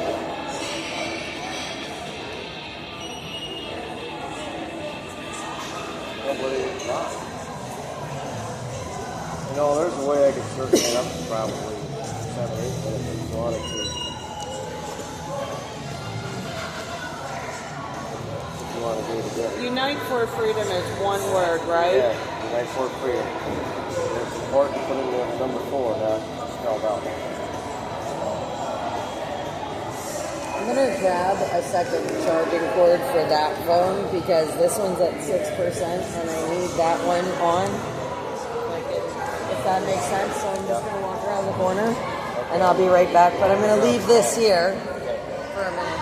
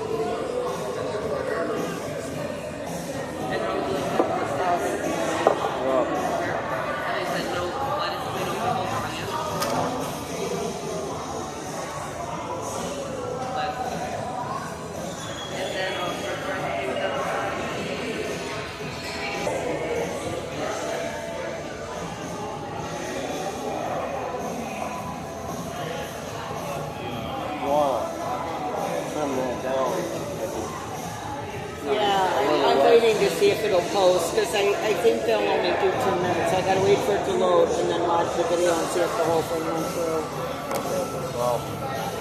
Are you in a time frame? No. Because I can do a secondary video. It's just if I do the secondary, I have to get rid of the first one. I don't want to get rid of the first one. Not even. What I was going to say was, like last time we played goal rolls, we just go 1, 2, 3, 4 from tennis. Hang on. Fast charger. I don't know. Do you have yours charged? I've got a second cord. Don't you worry about it. Hang on a second. I think I'm angry with you for no reason. Why? Did you go outside and get a cigarette? I did. Damn it. So it wasn't for no reason? Yeah, for no because I'm smelling the cigarette. I'm like, sorry. Ew. No, I'm dying. But I'm trying to behave because... Well, I figured I was running out for the cords, so it was a perfect segue. I won't smoke outside because I've been yelled at. Not that I care what people think, but I'm just tired of trying to argue with people about if I have a cigarette or not. It says it's at 38%. So now if this slows down, she knows what I'm talking about. If they slow it down and don't load it. Yeah, like well this is my big charger that when I was like doing the rallies, like the 12-hour days. Yeah. This is that battery. These 2 batteries have kept me alive most of this last election season and before. So I figured yours was low, mine were low. I had it's not that low. It is low. It is low. But there's times that I have 100% charge, and then it'll say, "I'm sorry, you're not connected to Wi-Fi, or you're, whatever." And it's like, no. I have data on my phone. I don't need Wi-Fi. Or your internet connection is unstable. That's the one. Sidebar keeps stopping. So now, how long is it going to take you to get home, or are you going to stay out here? I'm not sure yet what I'm doing. I might try and drive home yet tonight. Or some of it. I'm not sure. I did 14 hours, not yesterday, the day before. And then yesterday, I was out. I can say this, I'm in good company here. So they have the Gay Pride weekend in Rochester. Oh, there's a whole weekend? They've got the whole month. They did it every weekend. Now, we're in the middle of the 3rd week of July, and the only thing they could do is do a gay party. A gay parade. And so last night, everybody that got in my car was transvestites, and I had to drive through this stuff. I would drive through lots of people, but this is what's sad. A TV twice the size of this fire truck with the brick out in the middle of Manhattan Square, and that's usually where you go skating and they have music events and stuff. Right. They had a TV that was that big, and it was a movie. It was a transvestite guy dressed like a woman, and they had all their family and kids that was family night, and he was going, "This is what everybody thinks a boy looks like, and this is what a boy could also look like." It was a movie they were watching, and it was introducing your kids to. So I'm parked on the street. The movie is right there, and the noise was so loud. I mean, you couldn't miss. I got my window down because I'm smoking. I'm waiting for my customers. And they came up to the car, and they said, "We're going to go around, and we want to do this and do that." I said, "Then walk, so I'm not going to sit down and listen to this." And I went home. I can't do it. I can't do it, especially when you got kids out there. Little TV's got to be like. It was called inner cities. Like the country for a reason. What were you going to say? You see it too? Well, when it comes to that whole thing, I'm a little different than most of the quote-unquote conservatives. But you have, I guess it's because we talk about things that affect our families and things like that. And I will say that someone very close to me, just because we are, there is a live stream, someone very close to me is gay in my family, right? And they have children, right? And the only thing I'm going to really say is like, okay, I don't agree with, the half-naked drag queens reading story storybooks to little kids in schools, like that kind of stuff. I don't think is right now. But hold on. But there's people like, for example, Ryan, Lady Madam, right, that are out there, gay conservatives, and they are covered from head to toe. And they say, "I'm a man dressed and pretend like a girl," right? So I think it's a lot of the approach. And then like the thing that I'm really getting at is sometimes this attitude where we blanket, like, look, we don't like it when people blanket us, right? Oh, all conservatives are this, all whatever or that. Yeah, exactly. No, and I know what you're saying because here's the can't thing. sit here and judge people just because of who they are. Well, But here's what the I concern. get upset is it being crammed down my throat as I have to accept it. Right. And I do not have to accept a man in a dress claiming to be a woman. And I do I will accept understand him that. as a person, but I'm not going to go along with the delusion. I'm kind of saying, like, when you say about, okay, so for example, if this is a venue where there aren't the half naked and all the, like, okay, the gay pride parade in New York City was a sham, right? You got half naked men twerking in front of elementary school kids. That they're doing stuff in public that normally you would get arrested for public lewdness, right? That is a problem to me. That shouldn't be a double standard. However, we have to be careful because hate is hate either end, right? And so what happens is a lot of people are like, oh, you know, this, and then it creates that animosity, which can be dangerous for people who maybe are like gay, like Ryan or people like that, and are very much like normal middle of the road type people, but they get stuck in that blanket. And then you have those things where there's fear for them even living in a conservative community because people. See, I don't have that because I love everybody. I don't care who they are. I love everybody, but the thing of it is, I'm not going to live a lie, and I don't want that lie spreading like cancer in my, I don't. So I have gay. I have a son. But gay is also different than this transgender ideology But his friends are gay transgender, and Mark says to me, I can't even go into the gay community because he don't want nothing to do with it either. Because he don't want to be linked into all of that. Well, and that's what I'm saying. Like, it's tricky because, as someone who is a little more middle of the road when it comes to certain things, right? Because I understand both sides. How sad is it that somebody who is a relatively conservative gay, right? They can't move. They have to really look to where they're moving, because if they move to a real conservative area, including places in my own state that I would have never even, like for me, I'd be totally comfortable. But these people who aren't real outspoken are not shoving their lifestyle, and they're getting death threats at their front door. Like when you have to start, I guess it's just like us, where we would be like we would be leery to go into move into a gay community, right? Well, I don't either. Yeah. But what I'm saying is that even though we don't, like you or me or you, right? We have to be cognizant of the things that we're saying and the message that we're about that whole statement is because of the Trump people and the conservatives don't do death threats. Yeah, we're not the party that does it. That's more on the left. So but it's you like me can't saying I keep getting death threats. But you can't really say that because I don't know. But I just know that they're very dramatic about their. Look, I always say, just like politics, right? You have your really extreme and really extreme, right? Same thing. Look, you have your really extreme leftists, but you also have your really extreme right. Not many of them. I can't, but see, that's the thing, right? We're not going around doing the shootings and the killings and the murders and all that. I'm not saying that that's part of it, but not all gay people are either. And how many of them, when you look at, let's go back to the other big rule, follow the money. So let's think about all these people that hit the headlines. Think about even, what's his name from Butler, right? Think about following the money. What did they find? Oh, he was in BlackRock commercials? Remember? So what I'm saying is it's not, I think that unfortunately what's happening, going back to the psychology, people are using the psychology of marketing and all that other stuff.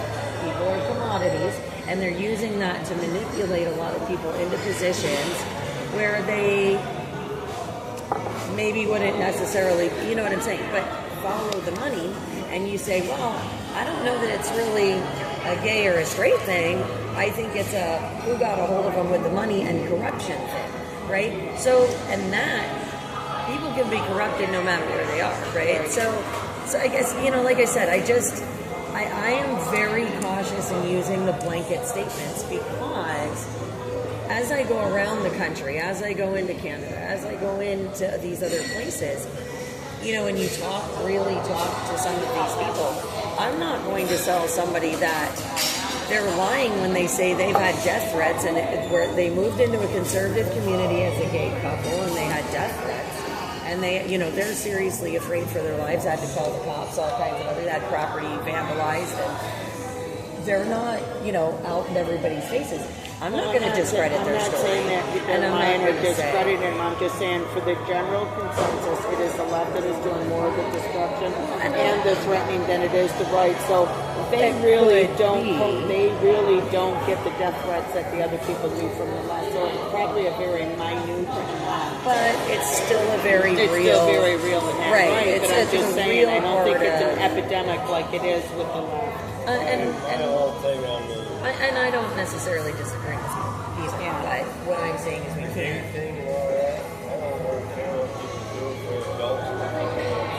Right. Don't force me to accept it.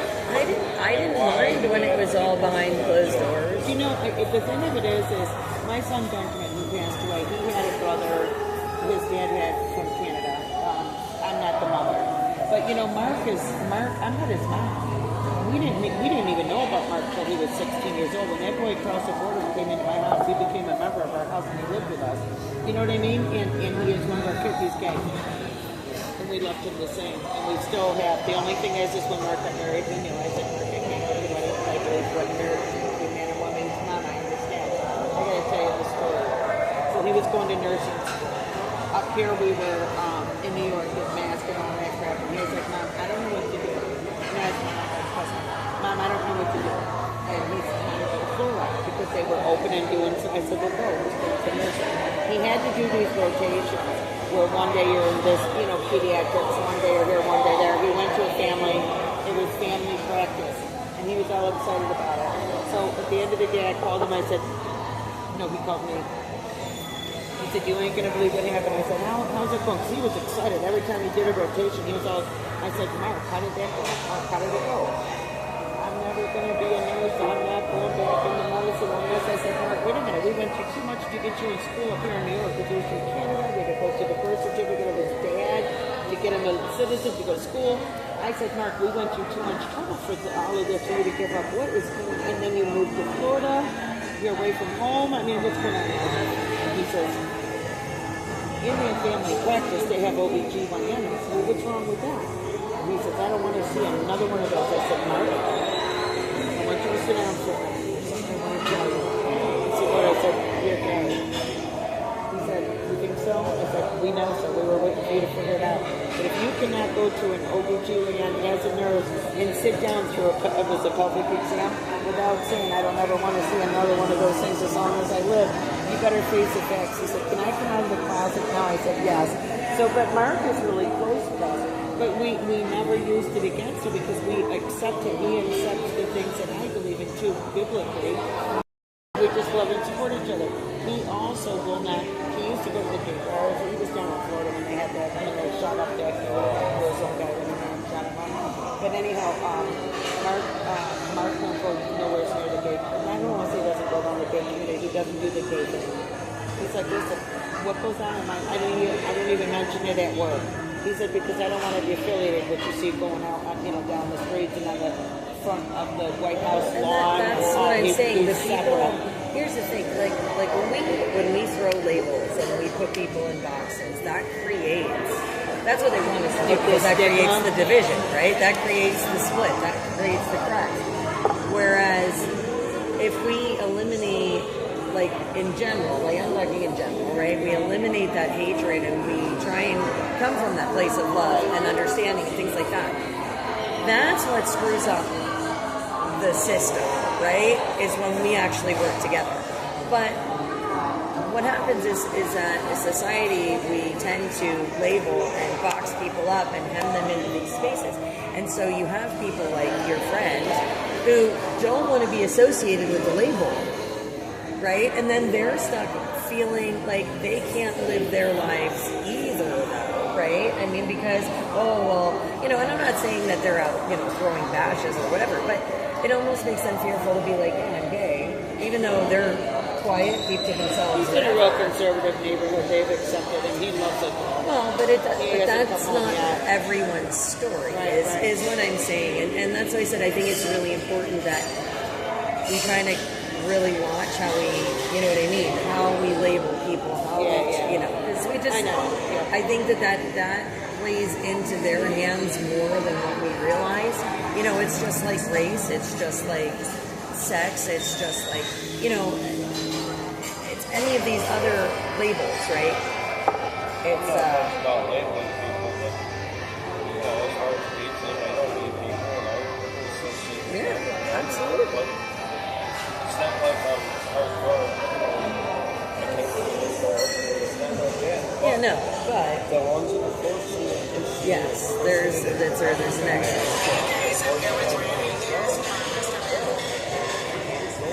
Yeah, no, I don't necessarily. Why do they have to push it? I mean, you got a right to go I don't care what my sex is.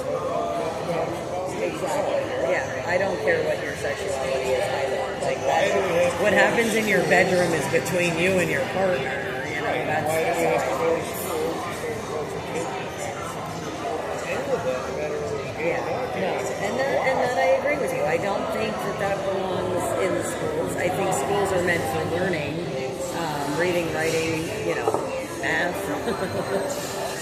science, you know, heck, like give us back art and music, okay? We could just eliminate the sex ed and let that up to the parents and the family. Right. Exactly. But yeah, no, I like I said, I don't think it belongs in the schools. I don't think that it belongs, you know, I don't think that half-naked people running down the street is solving anything, or that's not anything to be prideful about. I mean, listen, you want to run half-naked down somewhere, go join a nudist colony, okay? You know, like... In my church, there was a young man who was dating and he's a good person, his parents, but we couldn't figure it out. You know, we didn't understand that the person's a good guy, but he was dating a man that was, you know, going through transition. But we love that. And we love that you can't say to that person, you know, go down. We just love that. Yeah. And within a year, they stopped the relationship, and the other person that was going through transition was now mad. The thing of it is, when they stop going through the transition, end up in the psychiatric for that. The other guy's been listening to them, you know, whatever. But the other one was transition. This is a best of you know what I mean? That went through a lot psychological. He went to most of them. Oh yeah, those medicines are. I think that the chemical castration and things like that. No, listen. If we're not going to let kids get piercings or tattoos or gamble or buy a pack of cigarettes, I don't think you should be allowing them to mutilate their bodies. Oh yeah, they're trying to get rid of parental consent. Yes. So that was one of the things when they were trying to change the New York State Constitution and eliminate age as a discrimination factor. And that really made me raise some eyebrows because I don't know if you guys had seen that. But that was one of the changes that they wanted to make, was eliminating age as a discrimination factor in the New York Constitution. Well, if they do that, that means they can go after your kids, right? So it's right. Well, remember, you know, parents are supposed to be held accountable for their children until they're 18, but now they're going in and going, oh, well, we're going to give you these medical treatments without your parents knowing and stuff. Well, hold on a second. You're stepping on parental rights. And like I said, you can't have it both ways. And then, you know, you have them trying to change the Constitution for age as a discrimination. Well, then, to me, does that mean that a 5-year-old can sign up for the military? Does that mean that, you know, you're going to give them a loaded firearm and send them down the street? I mean, let's think about this here a little. You know, like where are those limitations? And then if this, let's say the school had stepped in and done these treatments with the child without the parents knowing, how are you going to hold the parents accountable?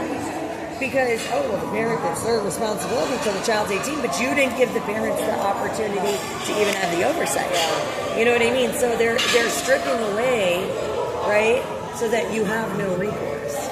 They're offering that unaliving yourself. Oh, yeah. Yes, they're know? doing that in Canada, too. Yeah, but they passed it in New York State now. Yes. And my dad's been really sick and he's been in the hospital. There was a social worker that came up and we thought they were talking about, his physical therapy if he wanted to because he had another back injury. And the social worker asked me to step out of the room so she could talk to my father. And I said, I don't want you talking to my father without me in the room. Do you know that she gave him that option? And she said, if you get to a point, you can talk to your primary care physician. New York State is changing the laws. If you feel that you have suffered enough, well, at that point, I'm opening the door, coming in, and I said, that's the Alpha and the Omega, the beginning or the end, not you. And then I looked at my dad and I said, Dad, when they come in the room from now on, sometimes he's competent, he's got Alzheimer's. Sometimes he's competent, sometimes he's not. If you can remember, you just tell them to call my daughter, call my daughter, call my son, call my daughter. Don't ask me, call my daughter. If it's, what do you want, breakfast, coffee, or tea, answer the question. If it comes to your medical or anything, you just tell him that, because he gets confused anyhow. But with that kind of confusion, how dare they come to my father and ask him if he wants to make those choices? Like I said, they're what if he took an action he didn't know? They've been pushing that crap in Canada, though. Really bad. Oh, right? yeah, really bad. Population control? I do. I think it's some of Other that. Than evil. Yeah. Exactly. They don't want to have to keep paying. And remember, we're chattel to them, right? We're the useless eaters. The only thing we are to them is dollar signs. So when we get to a certain stage of life, we're not paying taxes. We're no longer valuable, and we're costing them money. Right. Right. Exactly. So you just became a drain on their resources rather than something that contributes to, right? So I really think that that's more of the issue, is that, remember, absolute power corrupts absolutely. Where does absolute power come from? Well, it comes from the belief that money has value, right? And those with the money, remember, I care not of the nation's laws as long as they have the money, right? Because whoever has the money makes the rules. It's a golden rule. Whoever's got the gold makes the rules. That's what we used to say. Just like history is written by the victors. Okay? There's a whole lot of history people haven't heard because history's written by the victors. Who's right, who's wrong, you'll never really know because you only get one side of the story.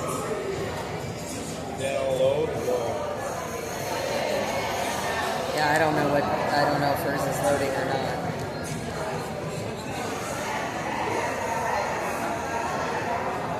I want to make sure it does the whole 11 minutes. If I move it forward, it sits there and falls, so I got to listen to it.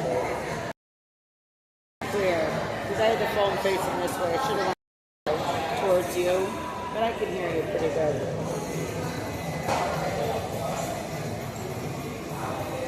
It feels chilly. That's all right, though. It's kind of nice to be chilly. I mean, I don't mind being warm, but definitely nice being chilly.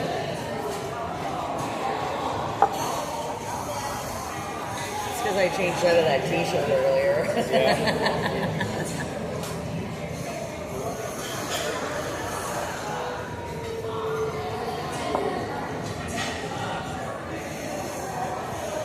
Are you tired? Are you worried about the truck? There's some things he worries about and some things he doesn't. The truck, I think, is on the back burner at the moment. So, I mean, theoretically, though, why wouldn't some like health brackets? I mean, that would be the basic ones. I mean, I'm not saying I'm just thinking about, like the bones of a atomic cover. You know what I mean? Like, really, realistically, that's almost. Well, like I said, without the the frame inside. is still up. Yeah. So just open it. It's not like you have to make the expense all over it.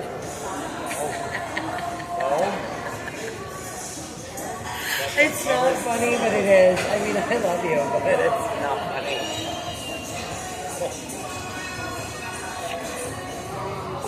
I don't know. I'm at the point now where when people ask me to do things, there's that half a second hesitation with the eyebrow that starts to go up like, what is this going to cost me? Like, on some personal level, this is going to cost me somehow. Financially, emotionally, physically, mentally. One of those ways. How much is this going to cost? Why do I feel like this is going to hurt? Yeah. I just, it's like you have that sneaking suspicion, like when you're like, I know there's something going to come out from the corner at me. Like, what is it this time? It's funny.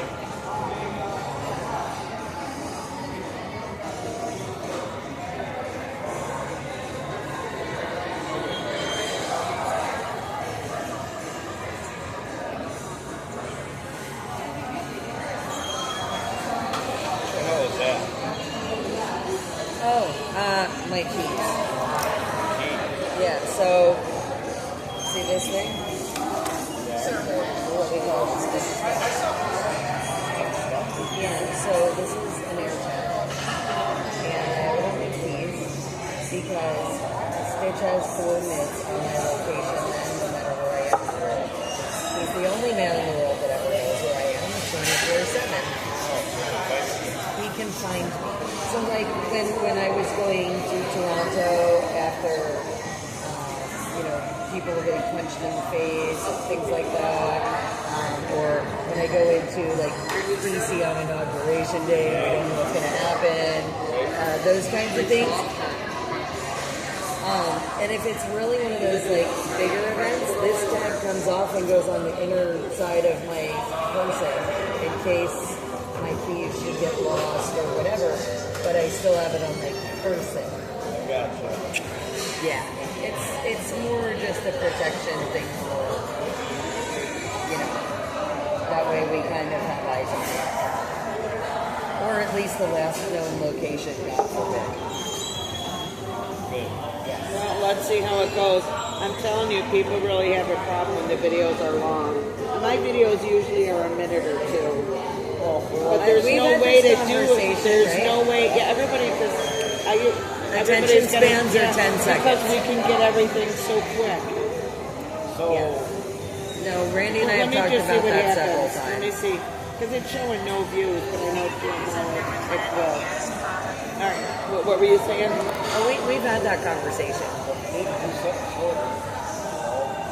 I think it's good enough. What I suggest on that is introduce it differently. Just say we'll talk about this and then maybe follow up videos later on. So, started off by saying this is Randy, no last name. So you put your last name on, but it's your email. Yeah. Well, I put my phone number out on Steve's work. Yeah. Did you get a lot? Yeah, but that's mostly concerned with people listening to it, right? Me, when I had Facebook and I was doing this during COVID, actually before Ben died, after the election and that break, and I was going nuts because I was in healthcare, and I would shut down, but people got my phone number, and you wouldn't believe it. It was really threatening. I was like, come to my house. And they were like, well, would you say that if you were to keep her word or came to your house? I said, you don't want to, you do not want to show up at my house. Because I'm also a Second Amendment. You're not People don't want to show up. Yeah, they don't want to show up. You don't want to show up to somebody who is a conservative house because you don't know. Yeah, you have no idea. So, we can do another one. What would you just think? Is that loaded up or you just take it down or is that loaded up? Well, I'm going to leave it up there and see what happens. If nothing happens on it, we can make a secondary one, and I can. You can introduce it differently. Like, say there's going to be a series of these video, get some information. I mean, the 12 minutes, whatever that was, doesn't even scratch the surface. But if you want to whittle it down to 2 or 3 minutes, you can do that, but you have to introduce it. So instead of being sure of these informative videos about elections, you can go at it that way.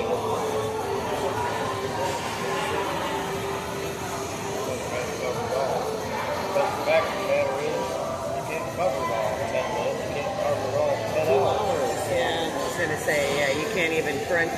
You can crunch maybe the bare bones outline in about 2. A bare bones outline when it comes to. All right, let's do another one real quick. We'll see if the short one might go faster, but let's get that picture on that information. And then your email address, and then just you could say, hey, listen, my name is Randy. I have been doing this for blah, blah, blah, blah, blah. It's extremely, you know, it's in depth. I've been all over the country. I've been out of the country. Trying to cover all 4 points. And just say, get a hold of me. Or, you know, go to this website. I'm telling you right now, we've got between now and November, we're trying to rally up the troops. We've got 36 states on board. And the biggest problem we're having right now is duplicate ballots, or you know what I mean, and the machines. So let me think just a minute how I want to approach that. I would say if you wanted to introduce it to, you know, I mean, we could do more videos some other time. Follow-ups, short ones. Okay, and then you could also say too that, you know, if you get a hold of me on email, we could always set up Zoom calls. Right. So what I think we should do, if you're going to introduce this whole project, is, you know, introduce me like you did, just say that we're going to, you know, this is a huge amount of information here, and we're going to do some videos, you know, with follow-ups, and put the information. One of the first things I do is get the contact information, the website, and if they want to get a hold of me. You got that pulled up on your phone? I don't want to do it without permission. I have to know to get them contact me. But we can do it on the next one. Yeah, yeah. But how many volunteers do you guys have with that? 3,000.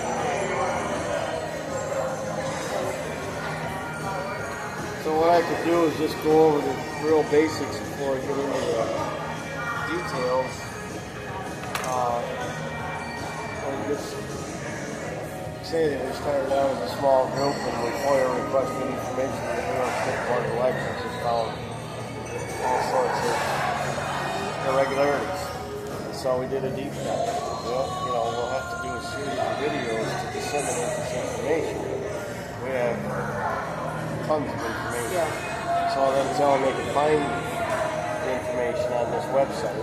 Yeah. Or contact me if they want to, you know, get a presentation or something like that. But I'll just do a quick introductory and just say, listen, I'm going to let Randy speak to get you the information because we cannot do 5 years of information or data collecting and explain it to you. Right. But you know, he's got the can't do it in the time frame of this video. Right. But what we can do is give you the contact information and just a very general, you know, basic sheet out there in a little bit.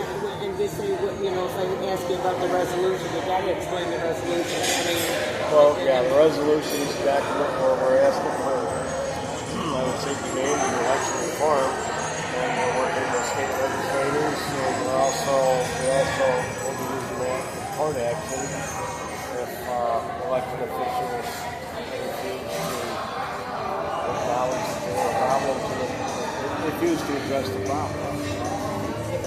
You do real quick.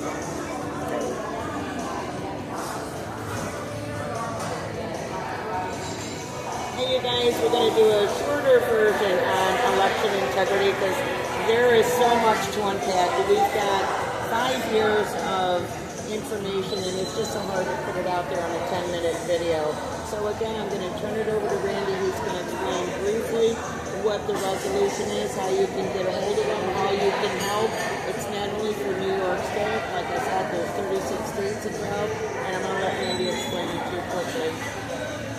Okay, in a nutshell, we have tons of information, as you just said. We're not going to be able to get it all out in a short video, but what we can do is give you contact information as to how to get a hold of our group, United South Americans. We'll give you the website at the end, and you can also contact me at my email. But there's so much to cover. The resolution is a document that we put together with this group, and we're looking for signatures in support of this document.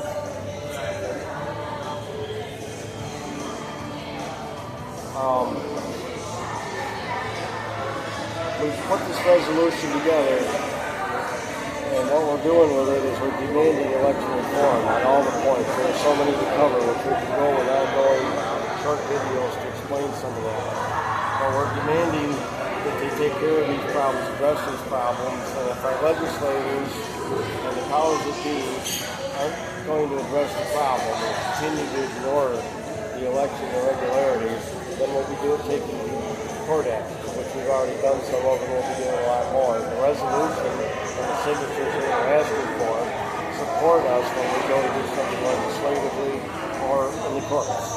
So we're going to be working with legislators. We already are working with legislators. We started out in New York State. We're now in 30 states. There's 6,000 of us in this organization. And if anybody wants to volunteer and get involved, you can get on the website, volunteer, you can study the information, and we'll put out more videos to try to explain what's going on.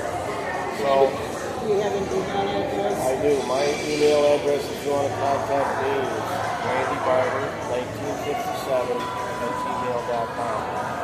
And also the group, which I highly recommend you look into this group, and if you want to volunteer or study it or whatever, it's Unite for Freedom. It's the website, uniteforfreedom.com. That's Unite, the number 4, freedom.com. And Randy, you do Zoom meetings. You also do open forums. And so if a group can get people together, you know, it's not like you can't sit down and talk to them next time. Right. Very good. Thank you. You said Sovereign America. I'm like, wait a minute, I thought it was Unite for Freedom. So well, the website is Unite for Freedom. The name of the group is United Sovereign Americans.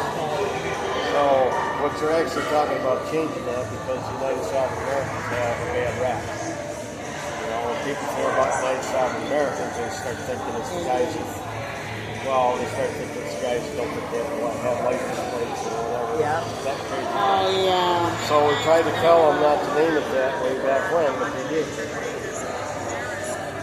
If you want to do it over again and eliminate that, we're getting away from that name anyway. I told them not to use that name. I'm not. That's why when you said that, I looked at you and said, that is the name of the group. Ask me, get me a sergeant. We're not allowed to talk now. To shut up and give you an idea, but it's the Sovereign. It's the name of the group, United Sovereign Well, we got the video. I could put it out there. What do you want me to do? Oh, it's like Randy said, it's the name of the group, though. I mean, in all fairness, if they're looking for it, that's what they're going to have to type in. No, if you can find it on the website is Unite for Freedom, and we just had that discussion in the group to start. They're not changing the name of the letterheads, but they're stopping to say it as much as they're saying because it with me, as soon as you said United Freedom, I didn't know that. I did the same thing. I was like, it's hard because they have a bad that name's already out there, and not in a good way. So if you want to do another one, we'll do it. I know it's terrible, but it's an issue.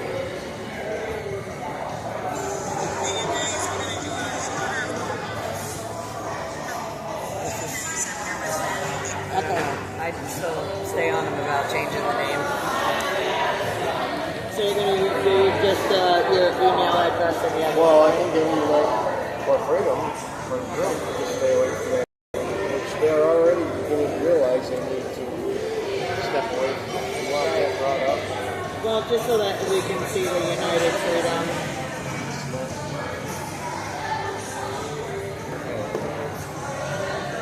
All right, you ready?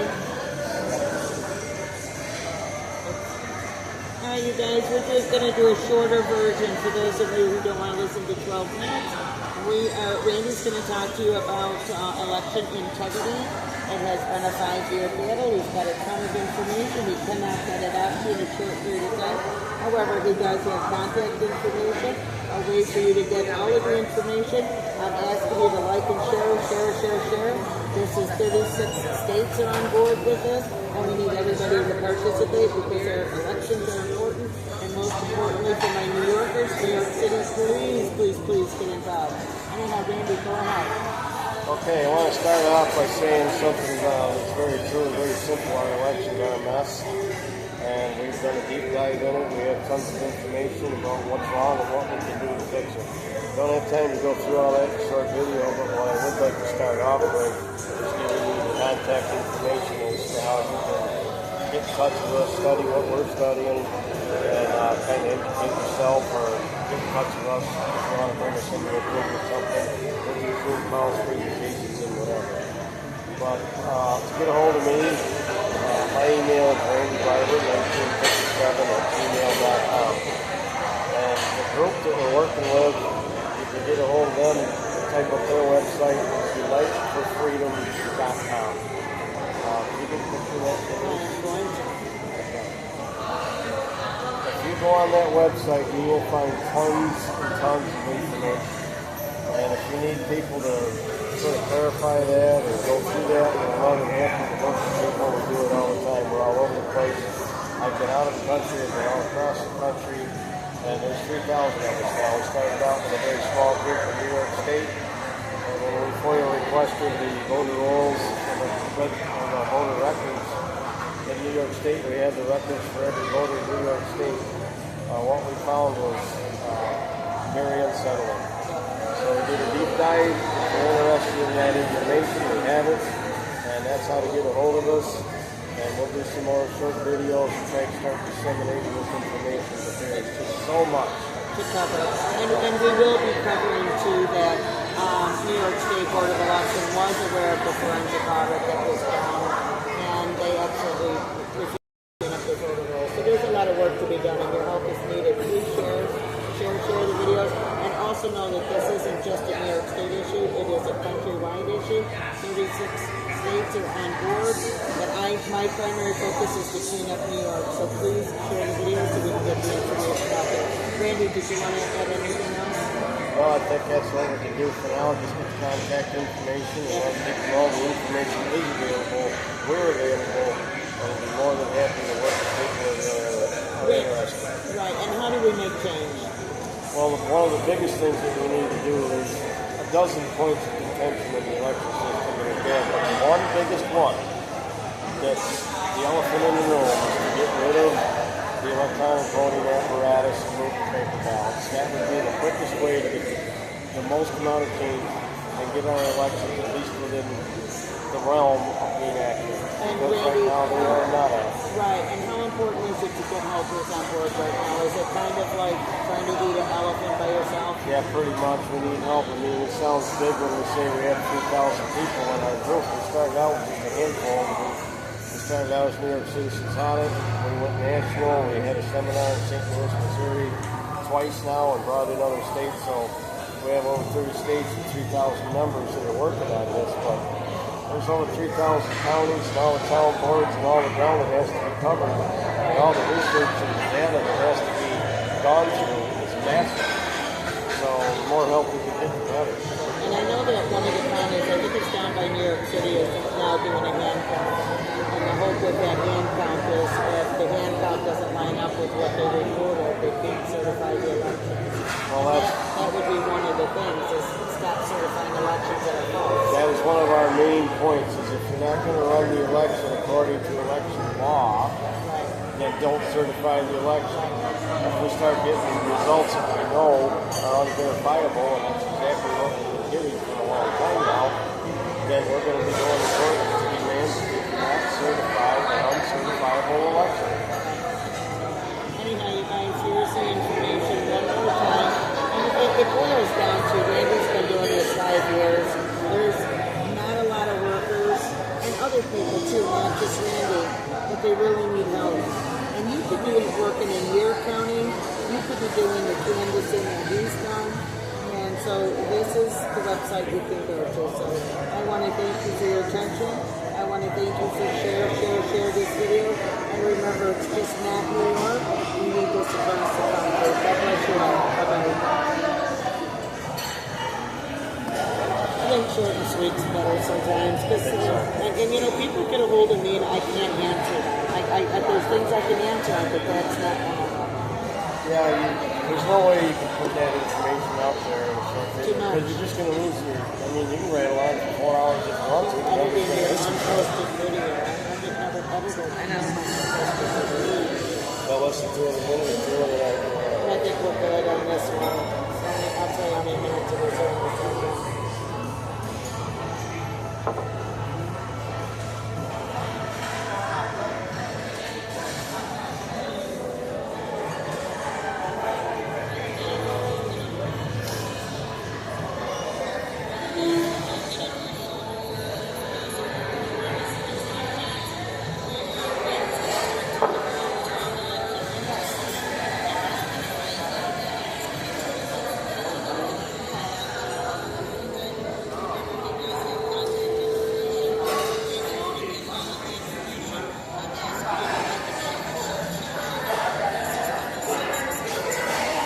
Be so upset if this doesn't go, because my videos go, but you know what, people are,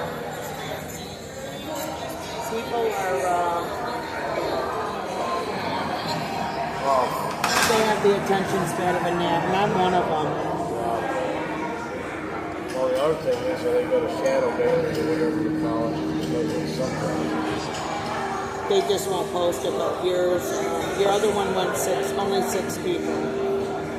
But give it a couple hours, because I've been saying I'll be talking to Randy, be talking to Randy, be talking to Randy. But then you see the people that see the flags flying, and they're more excited about watching a reel that's 3 minutes versus listening to something. I listen to stuff on here all the time, so I try to get a lot of information from. Alright, so can we do one real quick with you?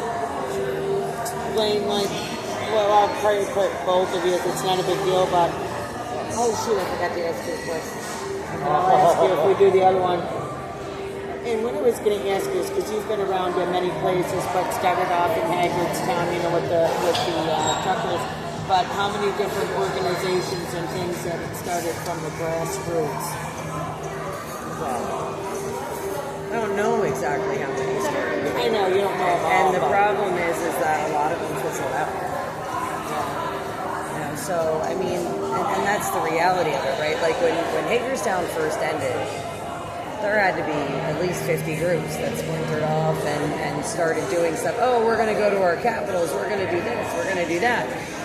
And the thing is that in the last 3 years, there's only a handful standing, and you're looking at 2 of them right here. We're still going in. We're still going into the capitals. I mean, there are some, but it's not, you know what I found? What I actually really found, and when it was really this last election cycle, people, they got all involved with the election part. Oh yeah, let's go out, support Trump, da-da-da-da-da. As soon as the election happened, the results were done and gone. You know what? It's a good thing you said that, because that was one of the things that upsets me. It's like everybody thinks because Trump's in office, we're done. We're not done. No, we're Trump's just getting in started. office. You have to understand, we need you more than ever to continue to allow, because he did it too big to break. But if people don't stay active, it's like, listen, you cannot backslide. Because he's in office, you don't get to go home. It's not even that. You know, okay, he only gets 4 years in office. What happens next? Right. Everybody's like, oh yeah, Trump. Okay, but who's going to replace him, guys? Yeah, and if we still have the machines, who's going to replace them? It won't be who we want. Exactly. They won't be too big for us. Right. I mean, it's really complacency that kills at this point. Okay, so who do I refer you to?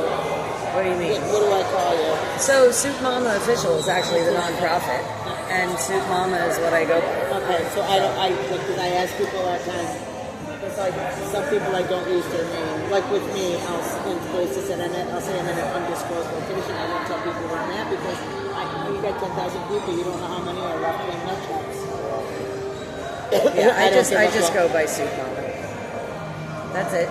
Okay, and then I was gonna ask you, kind of like I know it's got to be in a nutshell, but how's the ride been?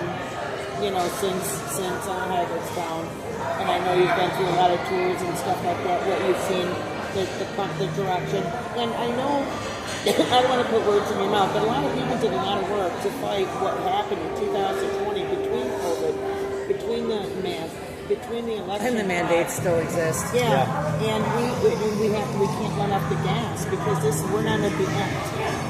We're at the beginning. Yeah. It took 5 years to get to this place. So anyhow, I just want to talk about, you know, this is Mama. A lot of people out there know her.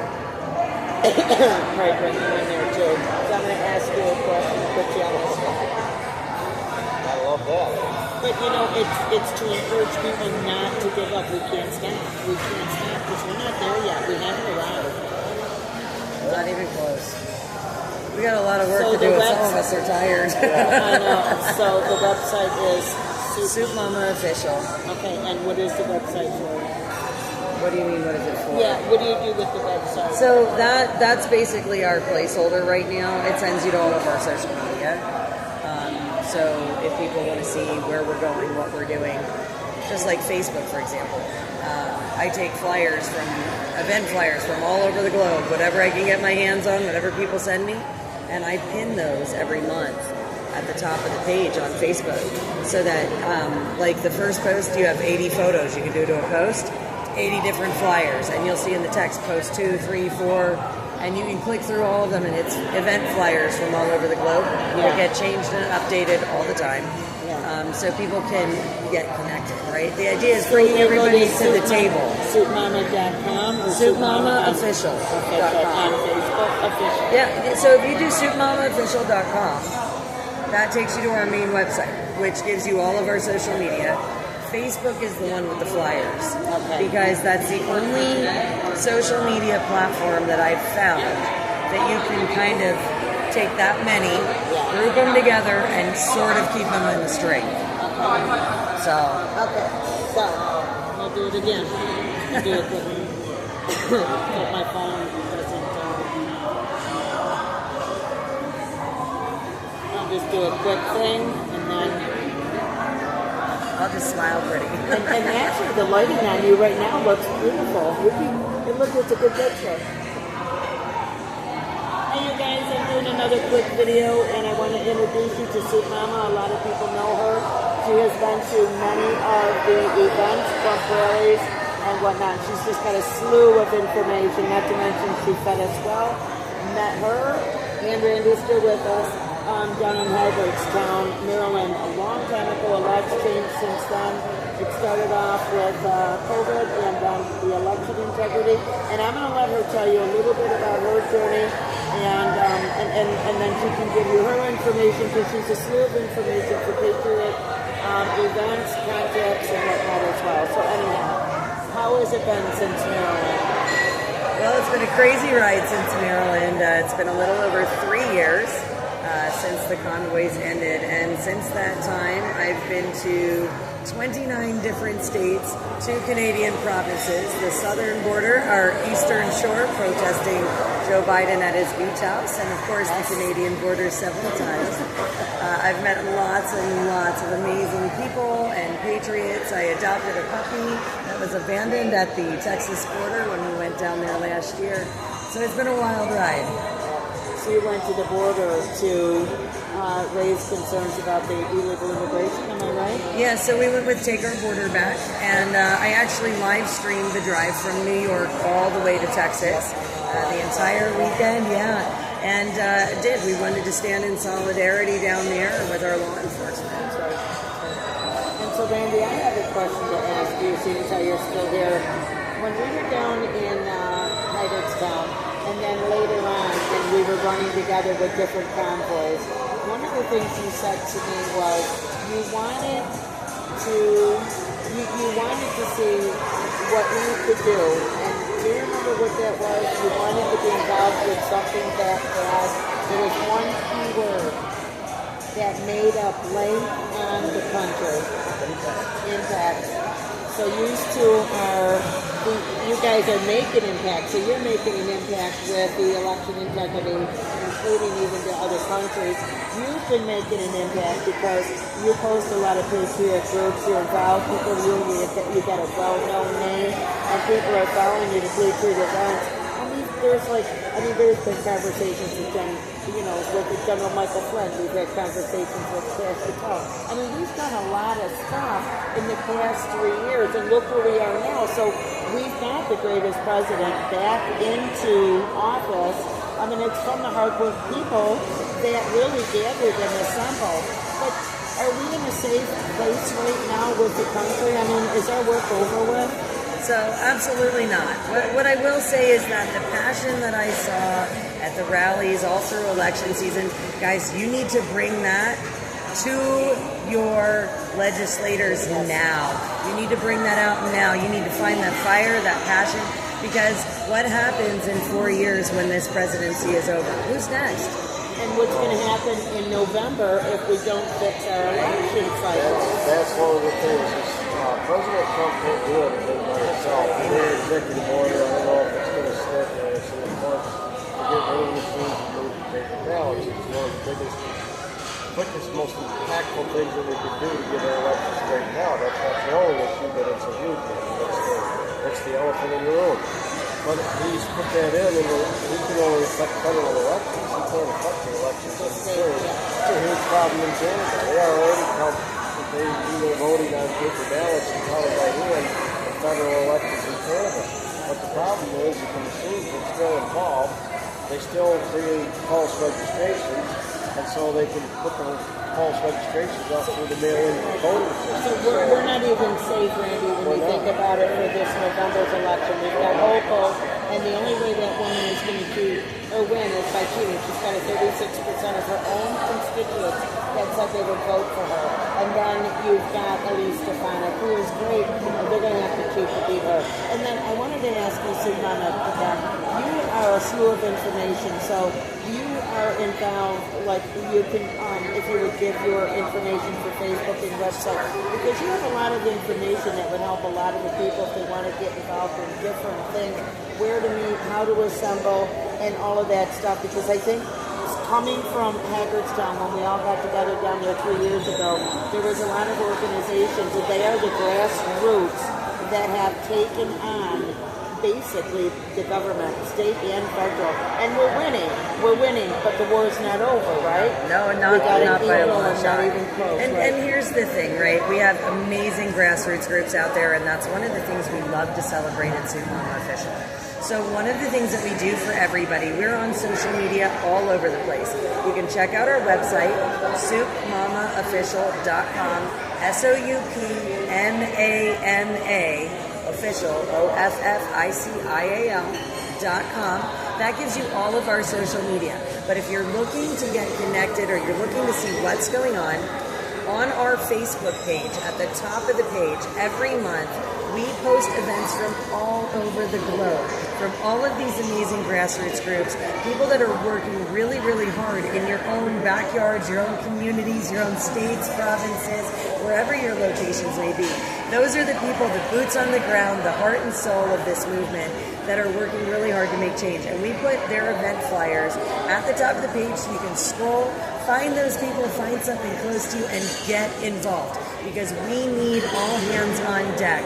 Right now, we are scrambling for the manpower because complacency kills, guys. The election is over for this last part, but we need to be looking for the future, or we're not going to have a future, and we're going to be in the same boat we were 5 years ago. So again, find those groups. You can send us an email, soupmamaofficial@gmail.com. We make it real easy. You just type in Soup Mama on Google, you'll find us. Get a hold of us. We'll get you in touch with the right people and the right groups. And Randy, I can't emphasize enough how important the election is for this year, especially for New Yorkers, because we're looking at, if we don't straighten this election out, we have a socialist radical Muslim running for mayor. And then we've got Hope, whose phone numbers are in the toilet. The only chance she stands is too cheap. And that's why it's important.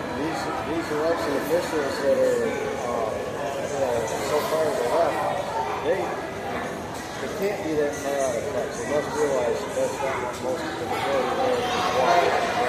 But they have no fear of getting thrown out of office or being, replaced in the election because they know the election's going to be rigged. So they don't care what we think. They're not serving our interest. They don't care. I'm going to ask you guys one last question, then we're going to close. But I know, can you just tell us what General Michael Flynn says when you talk to him? We've all talked to him. And who is going to save us? We're going to save us. Nobody's coming to save us. We have to save ourselves. And another thing that General Flynn always Wait. May I interject? Sure. We are our own cavalry, folks. We are our own cavalry. Nobody's coming to save us. That's it. But us, if we don't get activated. Now, a lot of us are in grassroots, and we've been activated. We've been all over the place. We've seen a lot. We've done a lot, and that's good. But at the same time, we need more. That's why we just need more people because we can't do it all. Randy, what were you saying? Another thing General Flynn says is very true is local action makes national impact. Yes. Get involved locally. It's important. It's not all about the presidential election. It's important. So is everything else. Corruption. So we have to get all of this straightened out. And we're not there yet. Corruption starts in our backyards. Yep. I asked Gaz Patel, I said, why are you pulling back for more? And he said, because the country's worth it. And look at, what they have all been through, right? So anyhow, if we, as United States citizens, don't fight as hard as they do, they can only fight as hard for us as we fight for ourselves. We cannot be complacent. We cannot give up. It is up to us to continue to fight. We need election integrity. We need people to gather and to group and to organize and to keep going forward and never let off the gas. It's our duty as citizens. We are charged as lesser magistrates, folks. And if you don't know what that means, you better look it up. Because if you are a United States citizen, you have an obligation per the Constitution to make sure you are holding these folks accountable. All right, you guys. Thank you. All right, you guys. Thanks. Bye-bye. It was okay. We still had 10 minutes though, but that's okay. We got the short version now. I think what's fun is with this one though, it's more than one person too, so it will Yeah, I think so too. But yeah, I wanted to make sure we threw the lesser magistrates in because, God damn it, people need to know it's their job. I'm not letting this slide. No, but I'm serious. Do you know how many people don't actually realize that as a United States citizen, it is their job to do this? They went to sleep, people, and look what happened while we were sleeping. But you know what I'm saying? It makes me angry because we're the ones that caused this to happen through our own complacency. And people should understand that is a job we're charged with. That's our responsibility. Benjamin Franklin said it's a great republic. Yep, if you can keep it. Yeah, we gave you a republic if you can keep it. Yeah. I forgot about that saying. I just heard that the other. Well, I get mad when people say we live in a democracy. I'm like, we're a constitutional republic. I pledge allegiance to the flag, the United States of America, and to the republic. Yes. Not just words, folks. Yeah, it does. To the republic for which it stands. One nation, not two, one.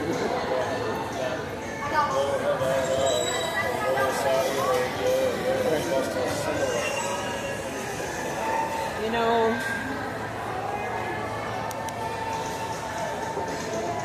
I have, my brother-in-law is from Nigeria, and he's been here 3 years.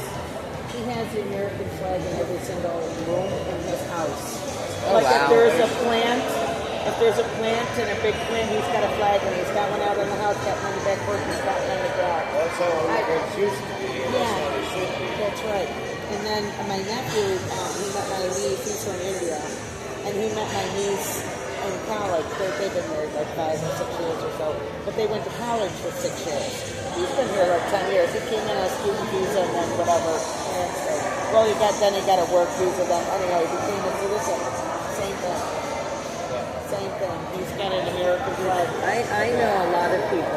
very, very hard to become American citizens.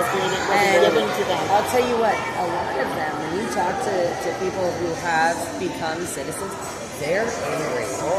They are angry at what's happening right now. Yes, I was going to say, and then I have a friend of mine that's a Muslim, but they're moderate Muslim, and they are angry, and they are so upset about that guy in New York City. Oh, yeah. They get upset, and they're like, and the other one that gets upset is, anyhow, they just get upset like the immigrants, like my brother-in-law, and they just like, these people come over here, they break into the country, they haven't had the blood, sweat, tears, They're burning and their cities and waving their flag. burning your flag, American flag flying around. Get out of here, my brother-in-law goes, what are they doing here? Why are they here? I told him, I said, do you remember, because he went through how to get here.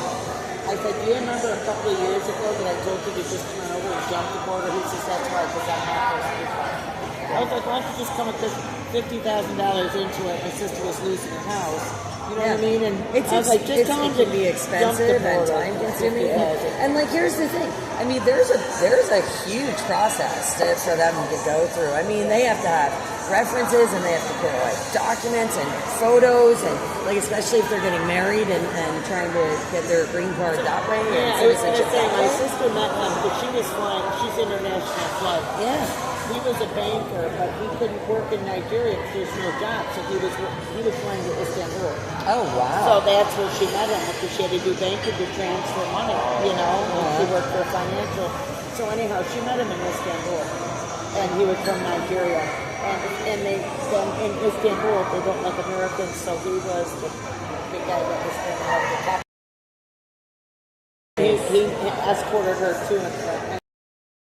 But getting him from Nigeria here, because Nigeria's government's corrupt, and then Nigeria has the Muslims that want to, you know, he's a Christian, but anyhow, he went through a lot. That's why it was so expensive, because he went and got vetted, like they vetted him, questioned him, threatened him over there because he made money. They didn't want him to leave. And then here, he went through a lot. But then you got these people that come across the border with MS-13. Yeah. I'm going to have to get going. I got to start figuring out what I'm going to do to that trailer roof. Is it going to rain out by you? I got to get a hold of you. Well, listen, I'm going to leave this here and go to the ladies' room really fast before I drive you back over the truck. Is that cool? I was going to say, I got to get a hold of Dave, because what I was saying, that she was saying that the farmers are filing bankruptcy. No. That's crazy. Yeah, I want Dave to have a I grew up on a farm. I know how it works. That's not how it works. Right.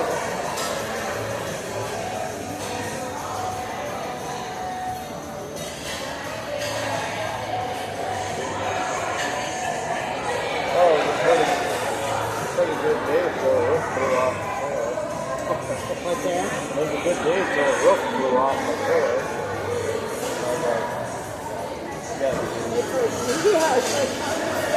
How bad does the trailer have to be for that to happen?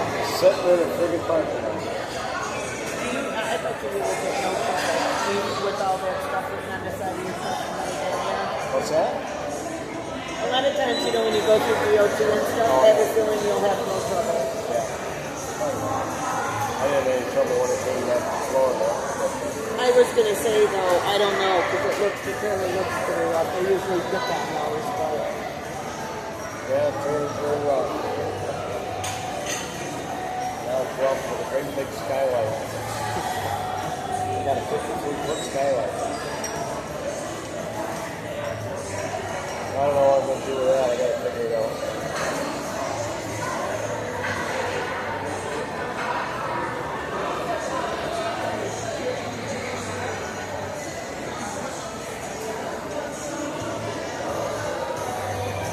You know, when we went up to Sackett's Harbor, you weren't there for that. Not this time, right? No. Were you there before? No, were you? How many people showed up? That was a TPC thing. Before Mike. Oh, Mike was there. Yeah. Oh, okay, but it wasn't, he didn't organize it, somebody else did. He was helping with it. Oh, okay. We got the Canadians up there at the bridge. Oh, okay. It was Pan Am Day. I wanted to ask you, is that your son? It's hard. And then, you know, and then it's just hard. I figured that. Thank you for telling me your story, by the way. Yeah, no problem. It's just so infuriating because here we are down in Hagerstown and all over fighting. And, you know, and then my son ends up dying from it. I remember the woman that was speaking down at the Speedway, and her mother and father were in the nursing home, the blonde-haired girl and her husband, I forget their name, and I was heartbroken. Absolutely, how could you do that? And it bothered me so bad that I just in general, that people couldn't go in there and see their family. And, you know, and then they just kept it, and we all laughed, you know, they had good lives. We organized, we all were doing our things, but they kept it going in New York State. Like Florida and everybody else was okay with the masks and the vaccines, and the vaccines weren't out yet. You know what I mean? And we all knew, he knew. But if he would have lost his job, he would have lost his insurance. His daughter was epilepsy, so at that time, you know, she was 8 years old. So.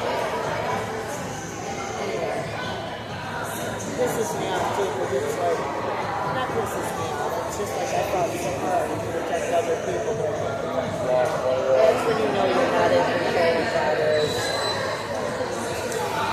You know what I mean? He has his timing. There's scripture that says, it says, not that everybody reads scripture, but I do an awful lot, and it says that, store your treasures up in heaven, where the mouse can't get it, the enemy can't steal it, and they cannot rust. And it says, for where you store your, when you store your treasures up, where your heart is, your treasures will be also. So wherever your heart is, it's like, my son's a treasure stored up in heaven. And I've read that scripture a lot. It didn't hit me until somebody said, you know, that's where your treasure is in heaven. I said, yes, it is. Because I know where it is. I don't ever question or doubt it. That I was a believer. Doesn't make it easier some days. It's paralyzing some days. I'm sure you guys know people who lost people. It's hard, especially a kid. It's the worst.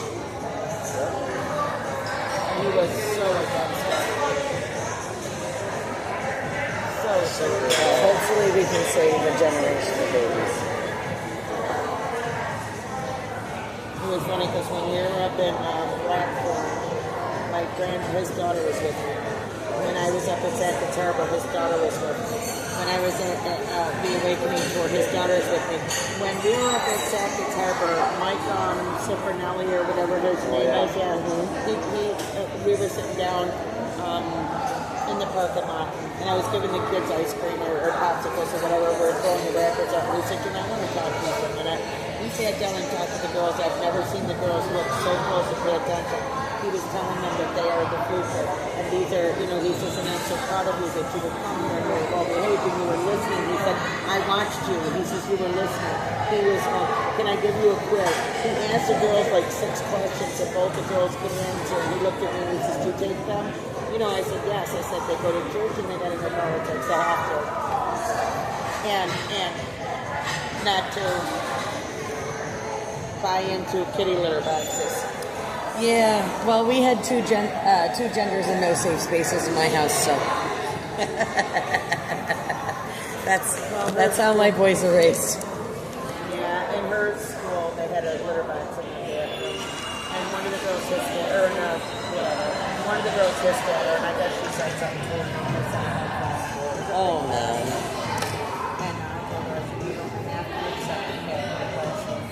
No, cats are not necessarily meant for higher education, so why are they in the education classroom? Listen, I posed a challenge on a live stream one night. I said, I want to know a job that's going to hire a cat. I want a job that's going to hire a cat for $50 an hour. $50 an hour. Oh, well, Google hires people that identify. Oh, no, friends. I said a cat. A cat licks itself, shits in a box, eats food, does this, walks around, plays around with yarn all day. I said, I want to, if I'm a cat, I want to be a cat, and I want to get paid for it. Not programming and stuff, because cats don't have opposable thumbs. So until you can tell me a company that's going to hire a cat that doesn't have to do anything but be a cat. If you're not teaching your child that they're a human child, right, then you are setting them up to fail. It's like, what are you going to do with your kids when you're not taking care of them?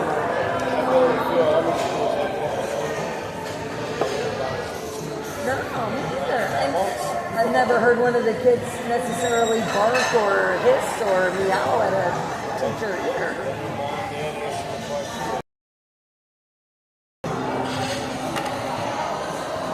You live in a really, your district is really, really cool. How are you making out on that federal case? Is it done and over with? Or?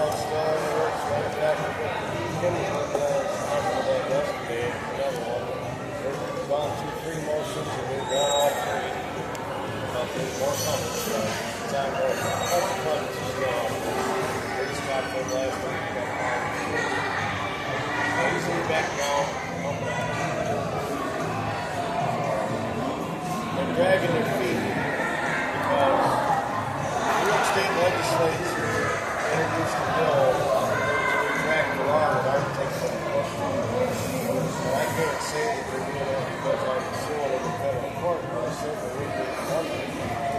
You know, I'm after them because I want to cash full record of the FOIL request for them, and they told us they were going to do it. That's the one that's FOIL requested the cash flow record, but you can see all the stuff that Dr. Frank's talking about, all the graphs and all the different age groups, identical, all that stuff, or whatever. You can see the votes don't match up with what they reported with what's in the machine. So, they want, New York State says, no, you can't have the cash flow records. Well, the National Institute Standards says that cash flow records are part of the auditable material that is available to the public at all times. So what the hell do you mean you can't have cash flow records? So, but the New York State passed a law, and you can't do this. It's contrary to federal law and federal election, and it's contrary to the Constitution. They can't do either one of those things. The New York State says, oh no, our county boards don't give you cash flow records. So when you go to the county who has them, tell them you want the cash flow records. Well, we can't. The state says we're not allowed to give it to you. We've got to file orders to look for it. I said, yeah, that's what Hitler's been used to do. Yeah, how that worked out was wrong. But whatever. So, see in court. So I filed in federal court for a declaratory judgment from the federal judge as to whether they have to give us cash flow records. Now, it's pretty clear. Kindergartners can understand it. It's simple. Federal law says you have to give it to them. That's one. Number two, federal law supersedes state law. Number three, state cannot pass the laws contrary to federal law. Pass the laws contrary to the Constitution. So those reasons we win. I mean, we should. We got a judge. Right. Judge. So we have won so far. Now New York State puts a bill introduced in the legislation, in the legislature, to repeal that state law that I'm saying you can't pass. That law is null and void. But wait a minute, it was at the time that you filed. So it was, yeah. They have to honor it at the time, the law at the time. They're trying to repeal the law before I can whip their ass in court, because if I get them in court before they repeal the law, that puts them around where I'm entitled to file a 1983 lawsuit, which is, I never intend to, but I would never tell them this, but I can go after the State Board of Elections, the County Board of Elections, for all the money that I've spent traveling and all the days I took off from work. I can go after them for money. I would. For the 1983 lawsuit. If I win that federal case, it won't be just me, it'll be other people. But what all of us have done. Go after them. Yeah, but I would if I were you. That's a small fortune, my friend. We've had to go out and do their freaking job for them. Because they refused to run the elections legally. We had to do all this to get them straightened out. So that's why they don't want it to be, they don't want us to win in court. They want to take it out of the knees of the state legislature. So they put it in there, and I'm like, that'll never get out of committee. Well, it did get out of committee. It got to the Senate floor, and it passed. And I was blown away that it passed. Didn't make it through the Assembly yet, and then they're not in session until fall now, so it's just sitting there. So the courts are sitting there dragging their feet, won't give us a hearing because they're waiting for the state legislature. So that's one of the subjects we're going to be talking about when I meet up with my state legislators Tuesday. Yeah. We're going to finish that law, or we're just going to sit there and do moldy, or what? Yeah, I know. I'm waiting on. I got to meet that lawyer. He's in Syracuse. I got to go out of the county. Yeah. Because you got to remember, there's an election going on in November. Yep. Nobody wants to file anything in the county because really it makes no sense because we're hoping that first of all the district attorney was not the worst lawyer. You know, so I'd have to go out, but if he doesn't win, then I could stay in my county. I should say that county, in my county, but because I trust the people in that county more than I trust the people in Buffalo. Oh, yeah. I could tour up there. Yeah. Because if I win, I want to do the same thing like you were saying. I want to see the same thing. And actually, they have those people I know that says if you were injured by vaccine or got those lawyers, they need to reimburse.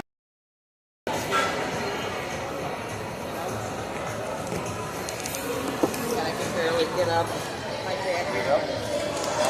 I'm just trying to make sure I got it all. Make sure you got what? Got it all.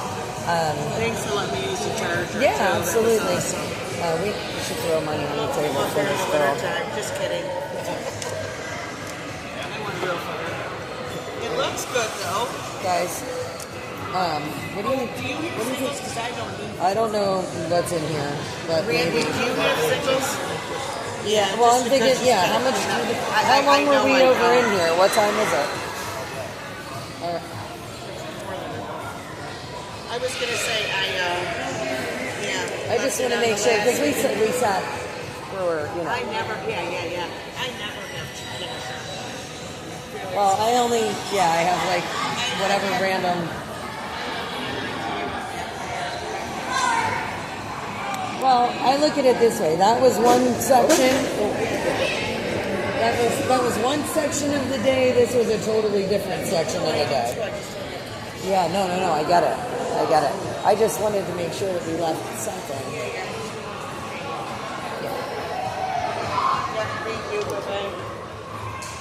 Just because, like I said, I know they, it's dinner time. Somebody lost the table in their section for a while.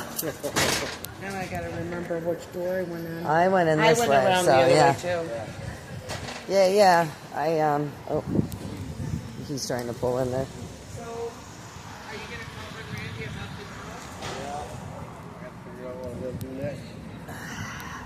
That's good. Like an hour and a half to get home.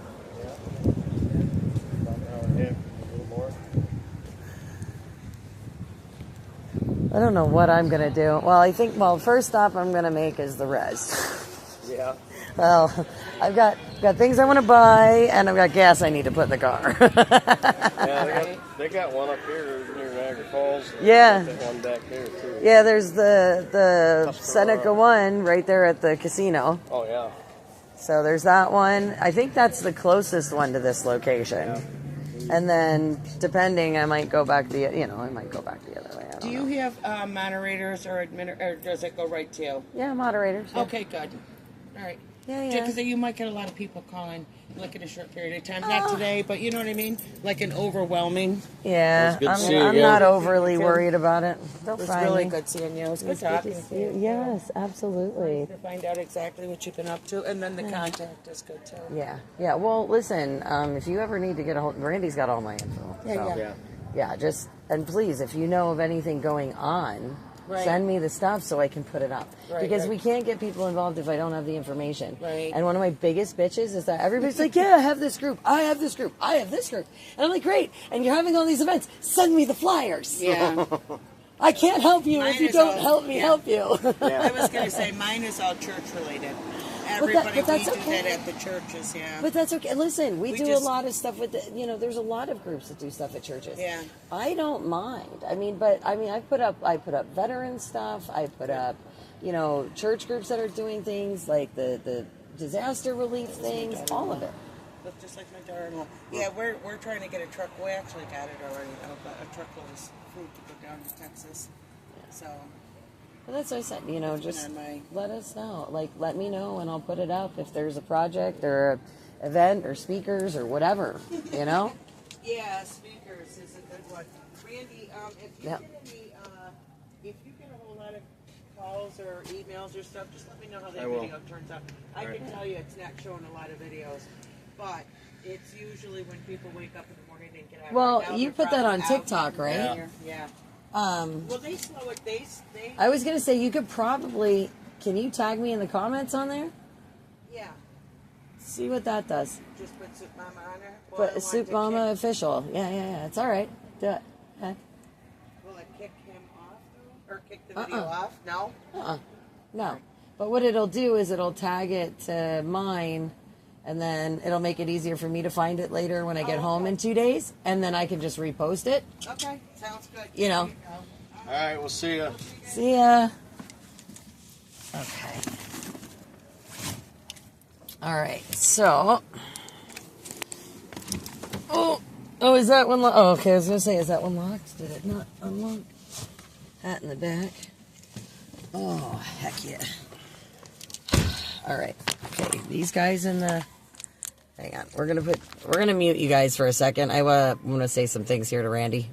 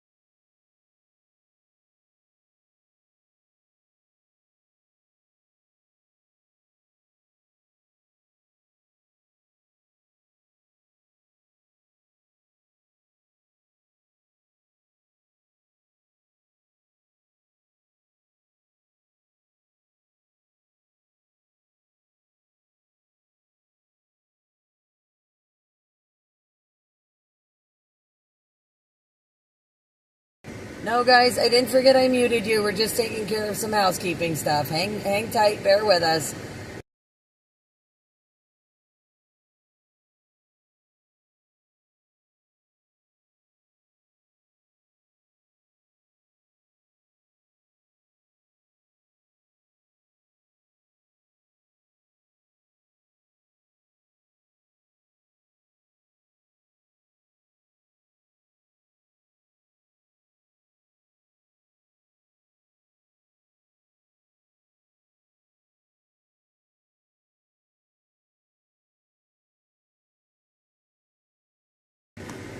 Hey guys, actually what I think I'm going to do is, because I'm going to have to make some phone calls and things, I think I'm going to end this live, just temporarily. Ed, I will give you a buzz on Signal. Well, I'll probably call in the mods chat just to check in with everybody. That is one of my phone calls that I have to make. But we have some stuff that we need to sort out, and then we'll go live again later if I get back on the road tonight, you know, depending on what the plan is. Because we're trying to work out some of the details right now to see if it's possible for me to make my way back up here maybe on Tuesday for this Freedom Rally. So, guys, I hope you enjoyed today. We had a lot of fun doing the convoy and the flag wave, and of course this big beautiful truck in front of us, and Mr. Randy Barber there, who's going to be that driver of that big beautiful truck with all of those amazing donations going down to Texas. So, guys, we're just going to try and work out some other things really, really quick. Hopefully I'll be back with you guys a little bit later, but if not, if I don't see you guys, please take care of each other until I see you again. Have a fabulous evening, and God bless, guys.